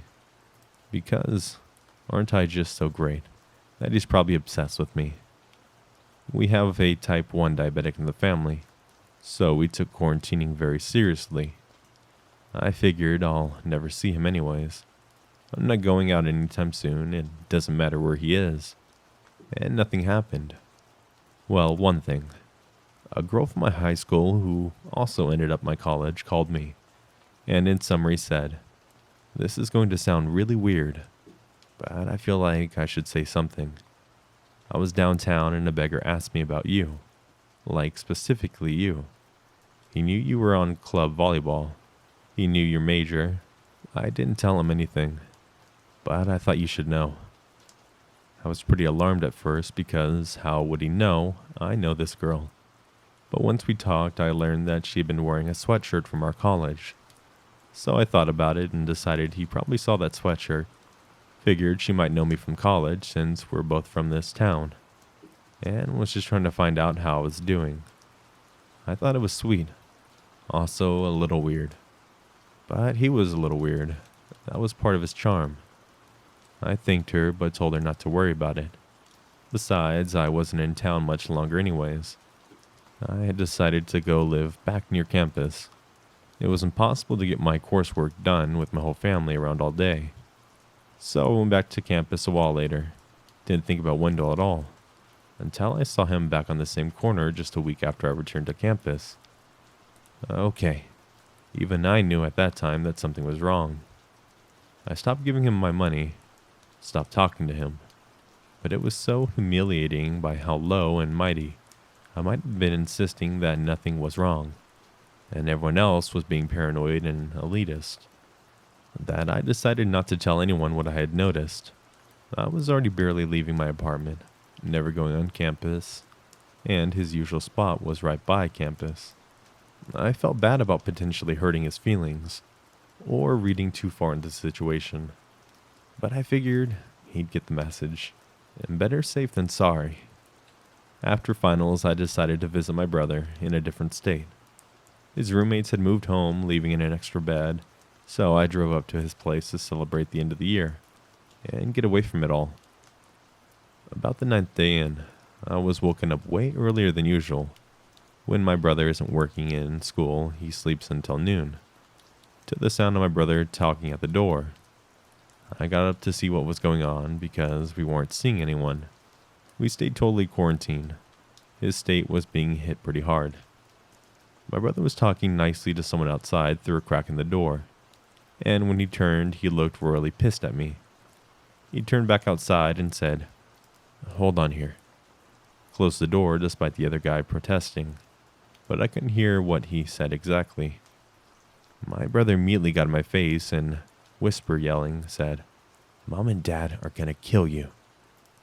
I had no idea what he was talking about, but my first thought was the cops had come to arrest me for something. It was the only logical thing that I could generate first thing in the morning. The only thing I can imagine was being arrested for my fake ID, which I only ever used to get into concerts, and obviously none lately. So I was really shook. But my brother was still going, as best as I can remember because I was panicked at this point. He was saying, "And I'm gonna kill you. This is not cool. You didn't even ask." I wouldn't have said yes anyways. "But you didn't even think to ask?" I realized that you didn't align with being arrested, so finally I was like, What are you talking about?" And he said, "You're dating a 40-year-old guy? Older, 45 maybe? Of all the people out there, I mean, Jesus. Dad's gonna kill you, and then have a heart attack and die.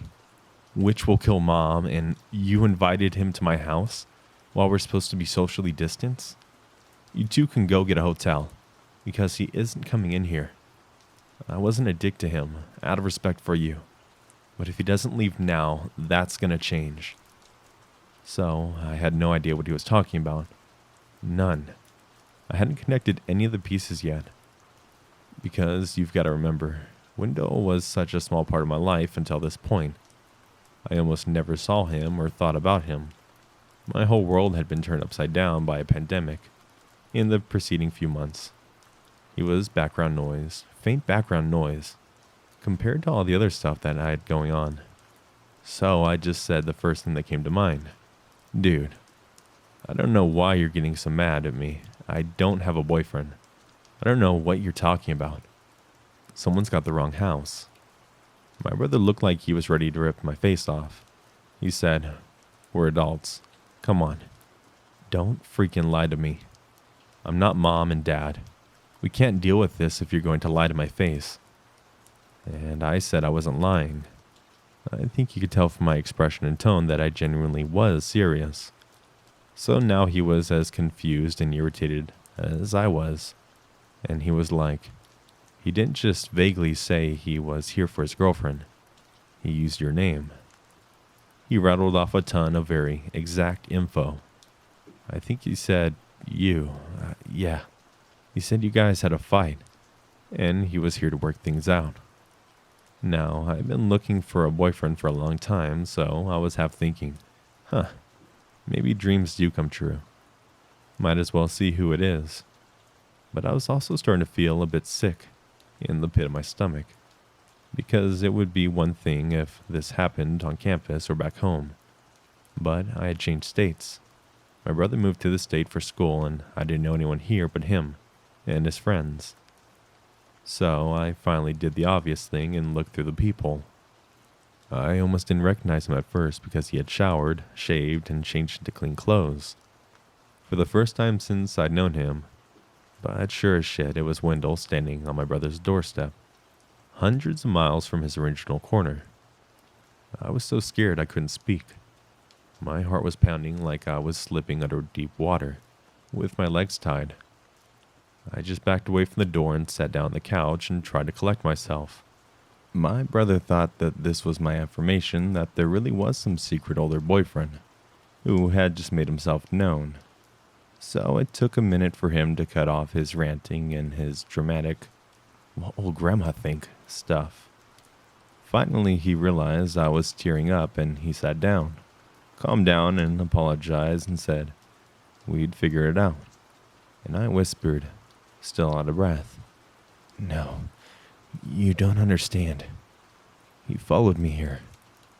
My brother still didn't get it. "What? You don't want him to come here?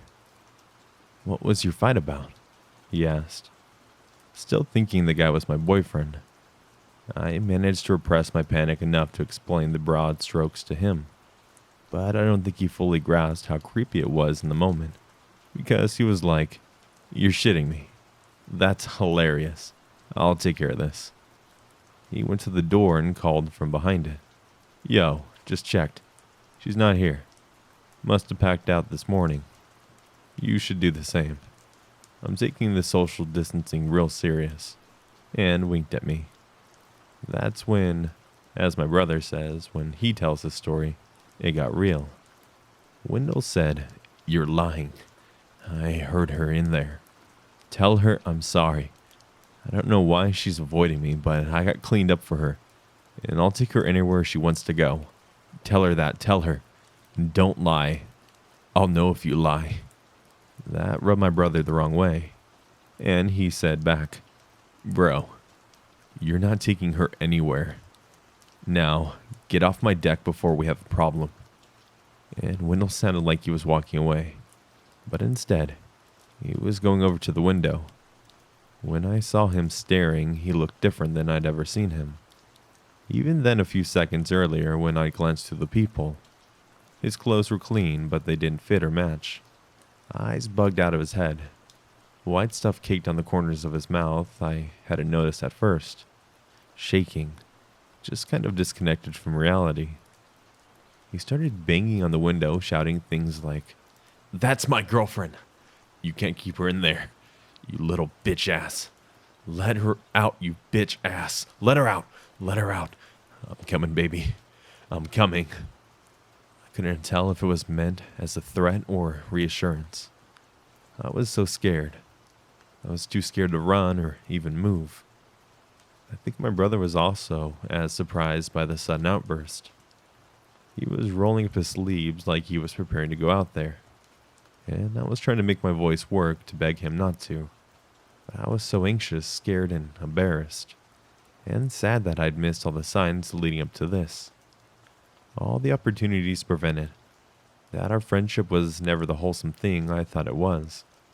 Though, of course, that's something I had already began to grapple with before this day, and had so many thoughts swirling in my head, fear being chief among them. All I could do was scream, not words, just and covered my ears to drown the whole situation out before my brother could charge out the door. He's an athletic guy, but I don't think he has ever actually been in a physical fight. Wendell punched through the window. Nothing actually happened when he punched, though, and there was an eerie moment of silence where nobody moved. I think even I stopped screaming, but when he pulled his hand back, all hell broke loose. A fair amount of blood started spurting out, and when he pulled his hand back through the glass, the things he was shouting started to make even less sense. Along the lines of, "Look what you did to me. This is a test. I told you I couldn't be stopped, bitch ass." And the look in his eyes got even more distant. I think the sight of the blood, which has always made my brother really squeamish, made him realize this was real. And he finally yelled, "Damn it, sis, call 911, while he leaned against the door, which Wendell was now repeatedly running into, even though he was nowhere close to breaking it down. I don't remember making the call, but apparently I did, because within 10 minutes the police arrested Wendell without resistance. He kept trying to tell them his girlfriend was trapped in the house, and he'd come all this way to save her. My poor brother was even momentarily handcuffed, and had to explain he hadn't taken me hostage. Probably one of the most haunting memories of the whole event is, as they carted Wendell away for arrest, he started singing opera music. I've learned a lot of important common sense and life lessons from this saga, but most of all, Wendell, let's not meet.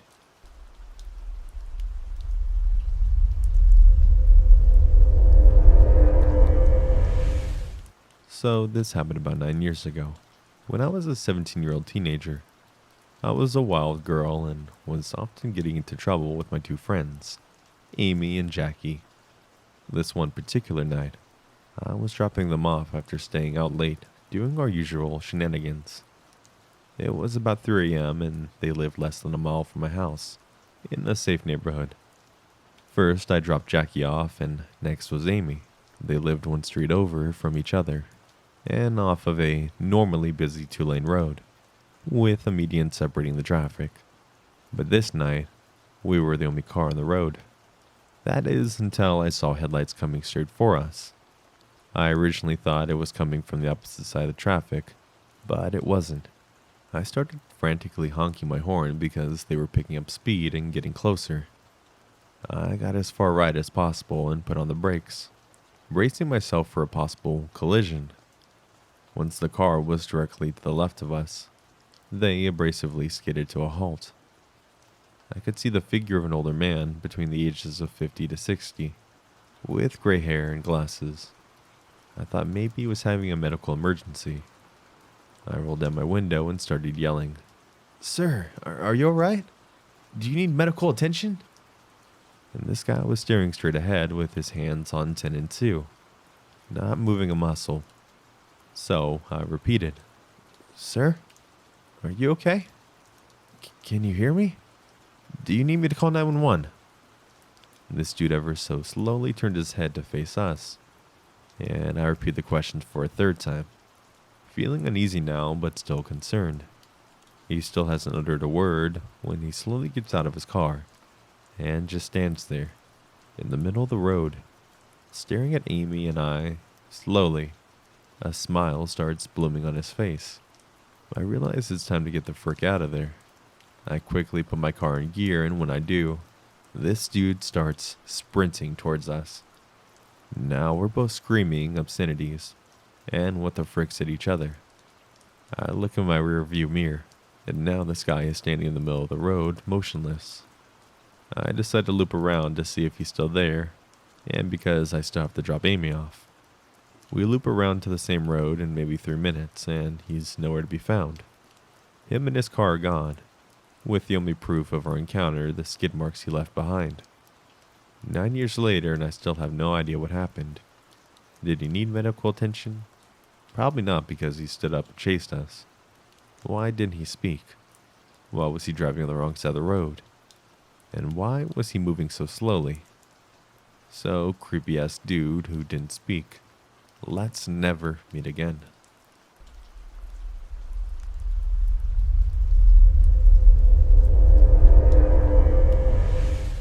Five years ago, when I was 18, I was really hurting.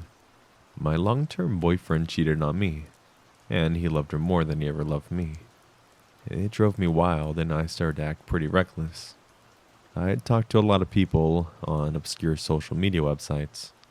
One guy, Jack, seemed really sweet, and he was from around my area. Though on my profile I used a city nearby instead of the actual city I lived in. We started texting, and it seemed like we had a lot in common. New Year's Eve came around, and I didn't have any plans. I didn't want to be alone. Jack said we could meet up at a hotel and party together. I met up with Jack, and one of the first things he did was ask me if I really was 18. I didn't think it was odd because I looked extremely young, and people pretty much ask me on a daily basis. I work in retail, and customers literally would ask me if I was old enough to work here. So I thought it was a normal question. He made me show him my driver's license to prove I was of age. I did, and then asked to see his in return. He flashed it so briefly that I only saw one thing. The year he was born, 1983. I spent like 5 whole minutes pretending to act normal while secretly processing this. Jack was 32. 32. Freaking 32. I quickly felt bad vibes from Jack. I hung out with him only 2 more times before seeing that he was truly twisted. He didn't have a car, he lived with his mom, and I wasn't allowed over. He insulted his mom and described her as a bitch. He talked about hitting cops, he was vulgar and obscene, and it grossed me out. We went to a concert and he tried putting his hands up my shirt and down my pants while I was talking to someone there. He took me to a storage unit he had, and he wanted to hang out there because we couldn't go to his place. Inside there was only an air mattress and a container on the ground that he peed in. After that I completely ghosted Jack, but I didn't block him. Everyone asked me why I didn't block him, and I always responded, because if he ever texts me that he wants to hurt me or find me, or threaten me in any way, I want to receive the text and have a record of it, instead of having it go into the void unseen. So he texts me every couple months for 1.5 years. Totally delusional psycho stuff. Happy 4th of July. Wish you could be here with me. You're just a stupid slut with no brain. I'm crying imagining the beautiful life we could have had together. Then became, I'm so sorry, please talk to me, etc. He left me voicemails describing disgusting sexual things he wanted to do with me. One day I swore I saw him at the store I worked at. I felt a little scared and hid in the back room for a bit. I thought I was seeing things. Then it happened again a few months later, and I was sure it was him. But he didn't see me. A few days later, one of my coworkers told me someone named Jack came in here looking for you, but you weren't there. I told him you weren't in that day. He asked for your schedule, but I said I didn't have it.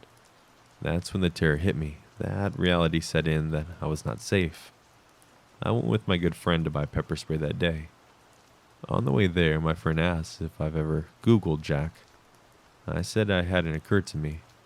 I did right then and there, and a bunch of articles came up that described how he sexually harassed, threatened, and assaulted women. He had a serious record, including strangulations, slashing tires in cop cars, all kinds of assaults and battery, breach of the peace, trespassing, etc. There were news articles about him sending sexually explicit pictures to underage girls. I saw his mugshot. Seeing Jack's mugshot online was another reality check. That same day, I went back in bed at home with my parents. There was someone at the door, and my stepmom went to answer it. "Someone named Jack is here for you." She was confused. I immediately panicked and told her everything. She told him I wasn't there and he left. I finally called the police. Saving every text and voicemail from him came in handy, because I mailed it all to the officer handling my case. He responded that he was deeply disturbed, and by the voicemails, that apparently the case was severely more sinister than I let on with the police in person. I came in and gave statements. They put a warrant out for Jack's arrest. I got a full no-contact, protective order against him. During the month and a half it took for them to find Jack, he visited my work one more time. The security's got it all on tape. He walked around the entire store, every department, every aisle. Jack came to my house one more time. I was laying outside in the pool in my backyard. My stepmom came to tell me that she was leaving for work, and that I'd be home alone. She drove off only a few minutes later, and I hear a commotion in the driveway, and my stepmom yelling. I hear her scream, "Get inside right now and call 911. I knew Jack was there. I instantly jumped off the floating bed I was on, swam like I never swam before, and bolted up the stairs into the house, through the back door and locked it, ran to the front door and locked it, ran into my room and hid in my closet, all with crazy speed that I had no idea I was capable of. I remember hiding and hearing my heartbeat, hearing my crazy breathing, and hearing the water dripping all over the hardwood floors since I didn't get a towel. When my stepmom came, she told me that she was on her way to work, when she saw a car that looked like the one Jack had had when he came to see me that other time. And on a hunch, she turned around and followed him back here. That blows my mind. If she didn't notice that car, make that connection, feel that slight gut feeling, turn around and risk her job, I don't know what would have happened to me. That was my last encounter with Jack. I haven't heard from him since, but I'm still in fear constantly. He is awaiting a criminal trial. Please, Jack, let's not ever meet again. Ever.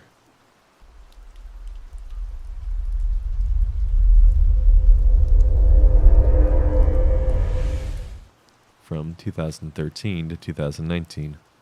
I worked in outdoor education at many different summer camps and outdoor education centers in Canada, mostly Ontario, but I did spend a season in the Rocky Mountains, having grown up going to sleepaway camp and eventually participating in month-long leadership programs. With backcountry canoeing components, I was well prepared to lead a group of girls from a camp in Georgian Bay on a 2-week camping trip in the Temagami region during my first year as a counselor. The Temagami region is located between North Bay, Sudbury, and Timmins, Ontario. This region is home to many provincial parks, wonderful hiking and canoeing routes, and the Bears Island Indian Reserve. Our route was fairly typical, and beginning the Whitefish Falls region, ending at Highway 11. After 14 days of paddling, portaging, hiking, and campfire making, we all had satellite phones to check in with our camp director every day. And in case of an emergency, we also had multiple exit points along the route.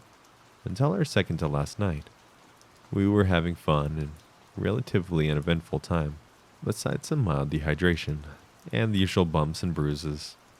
Near the end of our trip, we were doing some free camping on the shore of an uninhabited island in Bear Lake that is recognized as part of Bear Island Indian Reserve. It is a beautiful area, and we're across from the main island that is a majority of the 250-person population inhabits. We had put out the fire and gone to bed, when about an hour later, after falling asleep, I was jarred awake by the sound of a loud motorboat. Obviously, this isn't that weird because it's a large lake, and many people use boats to reach the mainland or their homes on secluded islands. However, it was around 11 p.m., and things had been quiet for the last few hours. The motor could cut, and I could clearly hear the sounds of an argument. It sounded like at least one man and a woman, and they were very angry, yelling at each other. Although I couldn't hear anything specific because they were too far offshore. Suddenly, the woman screamed, and I heard a splash in the water, and then complete silence.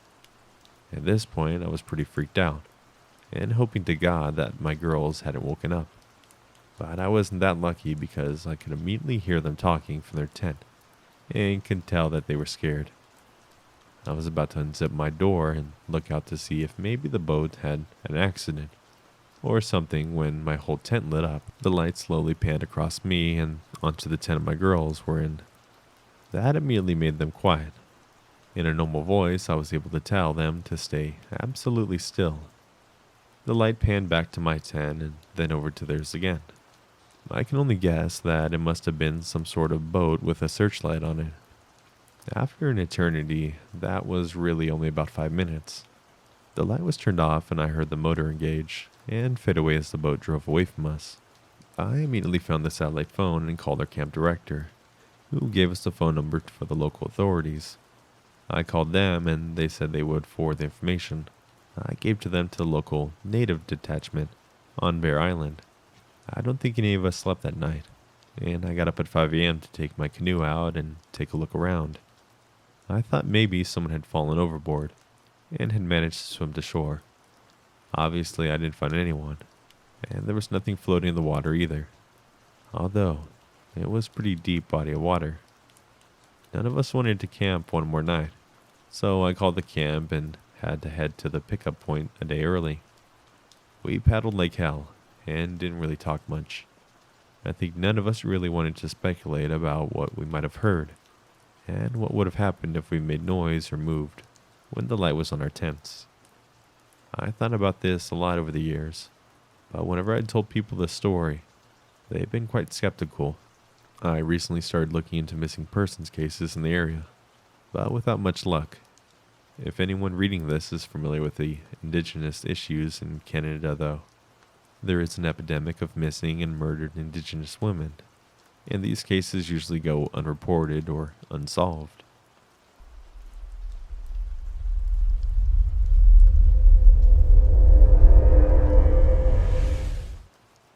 This happened in August of 2017.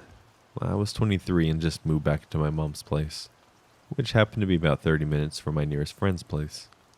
My car broke down, so I was Ubering everywhere I had to go. I went down to my friend's place to help them move. Went to Target to grab some champagne and orange juice, because I apparently hated myself and thought an immediate hangover was a great idea. Fast forward to the night, and of course I'm doubled over throwing up with a migraine, and can barely lift my head, and I have to work the next day's morning shift. My friends have no idea where they have any sort of over-the-counter medicines for headaches. But of course, the stoner of the house offers me an edible. Now, I may have killed a bottle of champagne, but I haven't touched marijuana in years. I ate half of that edible and waited for about 45 minutes to feel better, and called my Uber. I was getting picked up in an apartment complex, and of course had to walk to the front to find the driver, because I've never met an Uber driver that can locate any address with accuracy. I get into the back seat and he turns around to introduce himself. This guy has a southern drawl that would make molasses seem like water. It was at this moment I realized I fucked up. I told him I had a migraine and just wanted to go home. He pulls out a bottle of water that was already opened and some random pills and tells me these should make me feel much better. So of course I politely grab them and then proceed to stuff them in the seat and shove the water bottle in the pocket in front of me. We begin our 30-ish minute journey to my mom's apartment. If it weren't for Mary Jane coming along for the ride, I probably would have hopped out right then. This guy starts off the drive by telling me prison stories, and then somehow it delves into how the world's going to end by December 20th, something of 2017. Every few sentences, he is now bringing up his bunker. He asked me constantly if I wanted to head there instead of home. My high-ass self kept telling him that I'd love to, but I have to work so I can't. Maybe next time, I guess. He's cycling through conspiracies from the earth is flat to Kandahar, Afghanistan giants. He says, I probably shouldn't tell you this, but look up Kandahar, Afghanistan on YouTube. Also, in case y'all didn't know this, the world ain't heliocentric. Just get a pair of binoculars, you'll see. At some point he's telling me that he has an arsenal of guns. He asks me if I have guns, and my liberal millennial ass tells him I have lots of guns. He grows opium at his bunker, and again asks me to come with him. I'm panicked, texting everyone I know, sharing my location, and started recording. I managed to get about 7 minutes of total of the 30-minute drive on film. We're getting closer and closer to the exit he needs to take to drop me off. He's still in fear that left lane is the 4th left highway. I kept telling him to move over, an exit is coming up, and this creepy ass fucker keeps telling me how well stocked his bunker is. He misses my exit. Finally I lose it and start screaming at him to get me home, and that my mom is waiting for me, and I have work tomorrow. Like my job means anything to the psycho, or even me. He finally does get off the exit, after I start kicking his seat, threatening to jump out of the moving car. I ran out of the car so fast when he hit the red light outside of my apartment complex. As soon as I got inside, I tried telling my mom what happened, but she brushed it off as more disappointed that I told her I had taken an edible. The next morning, I coherently explained what actually happened and showed her the video, and we reported him to Uber. I still take Ubers on occasions, but I will never take one while alone or inebriated ever again. And this is the reason I don't consume THC. The universe knows when I'm high, and things like this happen to me. So, creepy Uber driver, wanting to take me to his bunker, let's not meet ever again.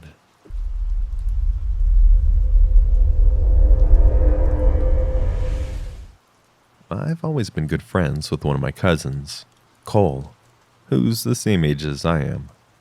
The two of us were not quite inseparable, but we always get along very well. We were often found together, both in school, as we'd always wound up in the same classes together, throughout elementary school, and outside of it. When we were 12 in the 6th grade, I was hanging out with Cole on a Friday afternoon, around the later part of May. We were psyched at the start of the weekend. We wound up at his house since he didn't live too far from me. And at one point my mom called to say that our grandpa was in the hospital. While the issue with our grandpa wasn't expected to be life-threatening, he was being kept at the hospital overnight for observation. And both my parents and Cole's were planning to stay with him and my grandma at the hospital, since my mom and her sister were the two other siblings who lived close by. I was told that I was given the okay to stay at Cole's house for the night, with Cole's 15-year-old brother, Hunter, being in charge, while other parents were out. This was fine by us. I got along well enough with Hunter, and he was never too bossy. Older brother/cousin that some of the other friends said they had to put up with. We ordered out for pizza and enjoyed goofing off as boys that age tend to do. At around 9 or so, there was a knock at the front door, and Cole went to answer it. I was a bit curious as to who it was at that time of the night, and so I watched from a ways back. At the door were two older guys. They said that they were the city, and they were investigating reports of water pressure supposed to being bad in the neighborhood. They asked Cole if his parents were home, and when Cole said that they were unavailable at the moment, which we were told to say to strangers if our parents weren't home, the guys started asking a bunch of questions about how the water pressure was in the house, and if they could come inside to check. Hunter came over at that point and politely told the guys that the water pressure was fine, and perhaps they should move on to check some other homes in the neighborhood. The guys seemed reluctant to leave, but turned and walked away, after Hunter started closing the door. After the door was shut, we looked at each other and shrugged, but didn't think too much of it after that, and went back to goofing off. Eventually, we decided to go to bed.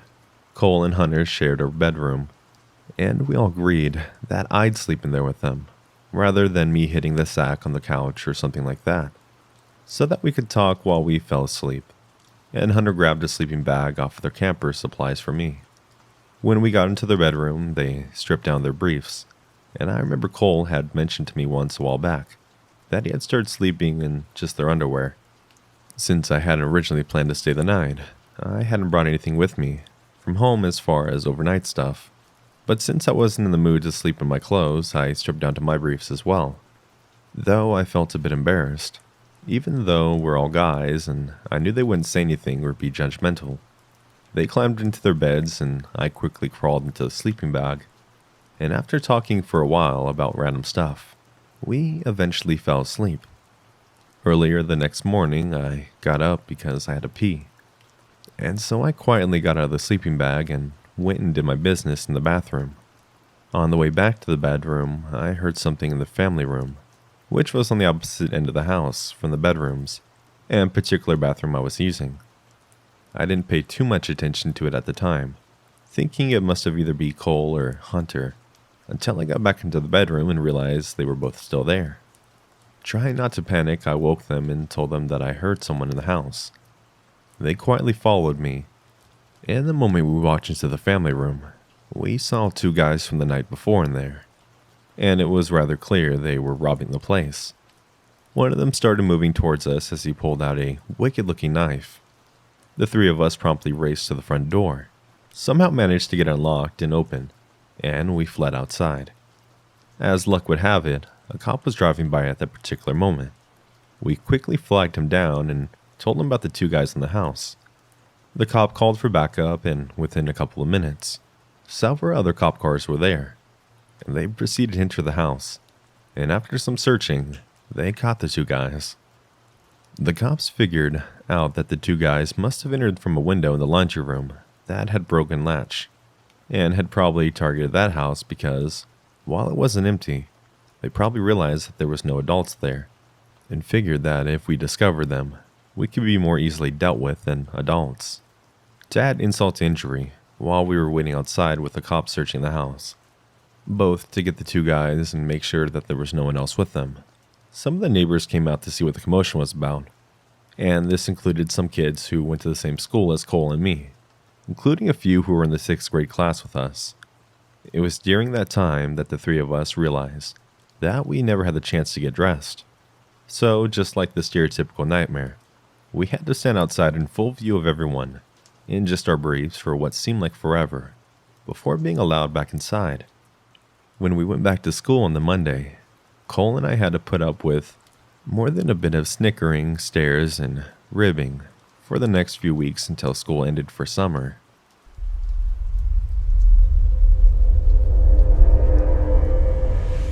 So, some background context.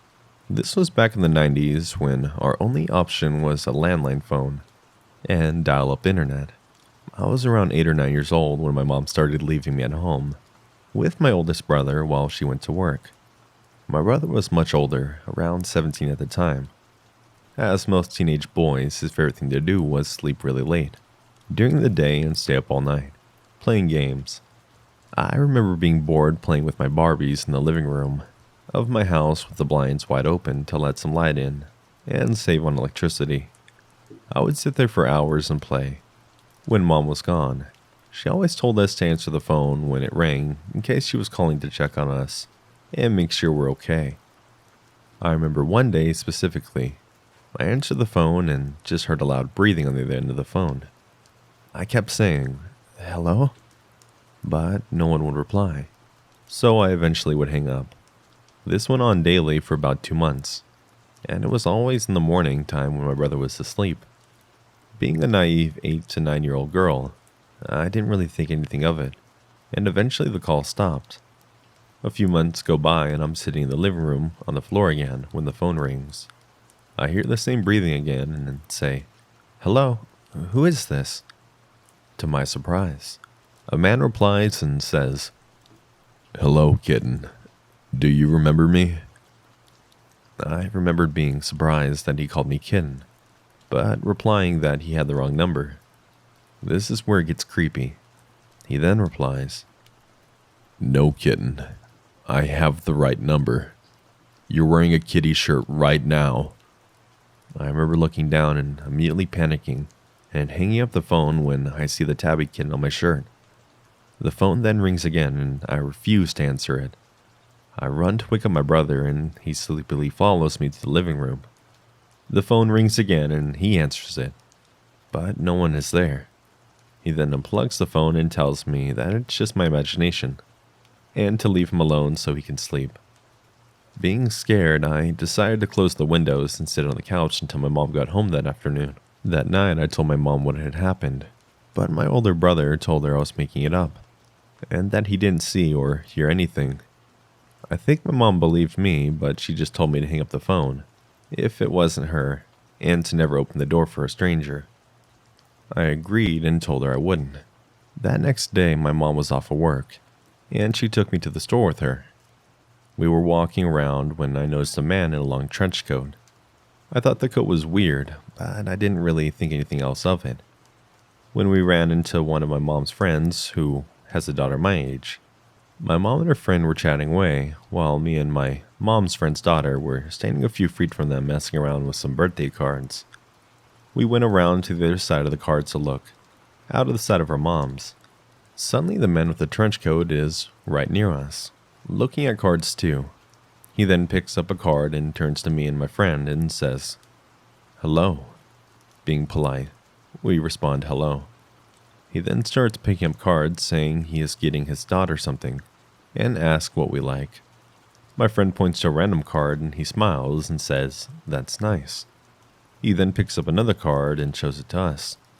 The card has kittens all over it, and he looks directly at me and says, "I'm sure you like kittens, don't you?" I don't really know how to respond and remember feeling extremely nervous. He smiled and he saw me getting nervous and says, "Kittens and Barbies." This kicked my flight or fight into action at a young age of 8 or 9. I nervously laughed and said we had to go back to our mom's now. The man then reaches out and grabs my arm. My friend takes off running around the corner to get my mom. The man tries to pull me from the front of the store, but I kicked him as hard as I could and go flying out of his grip. He then gets up and runs out the door about the time my mom makes it over to me. The police are called and a report is filed.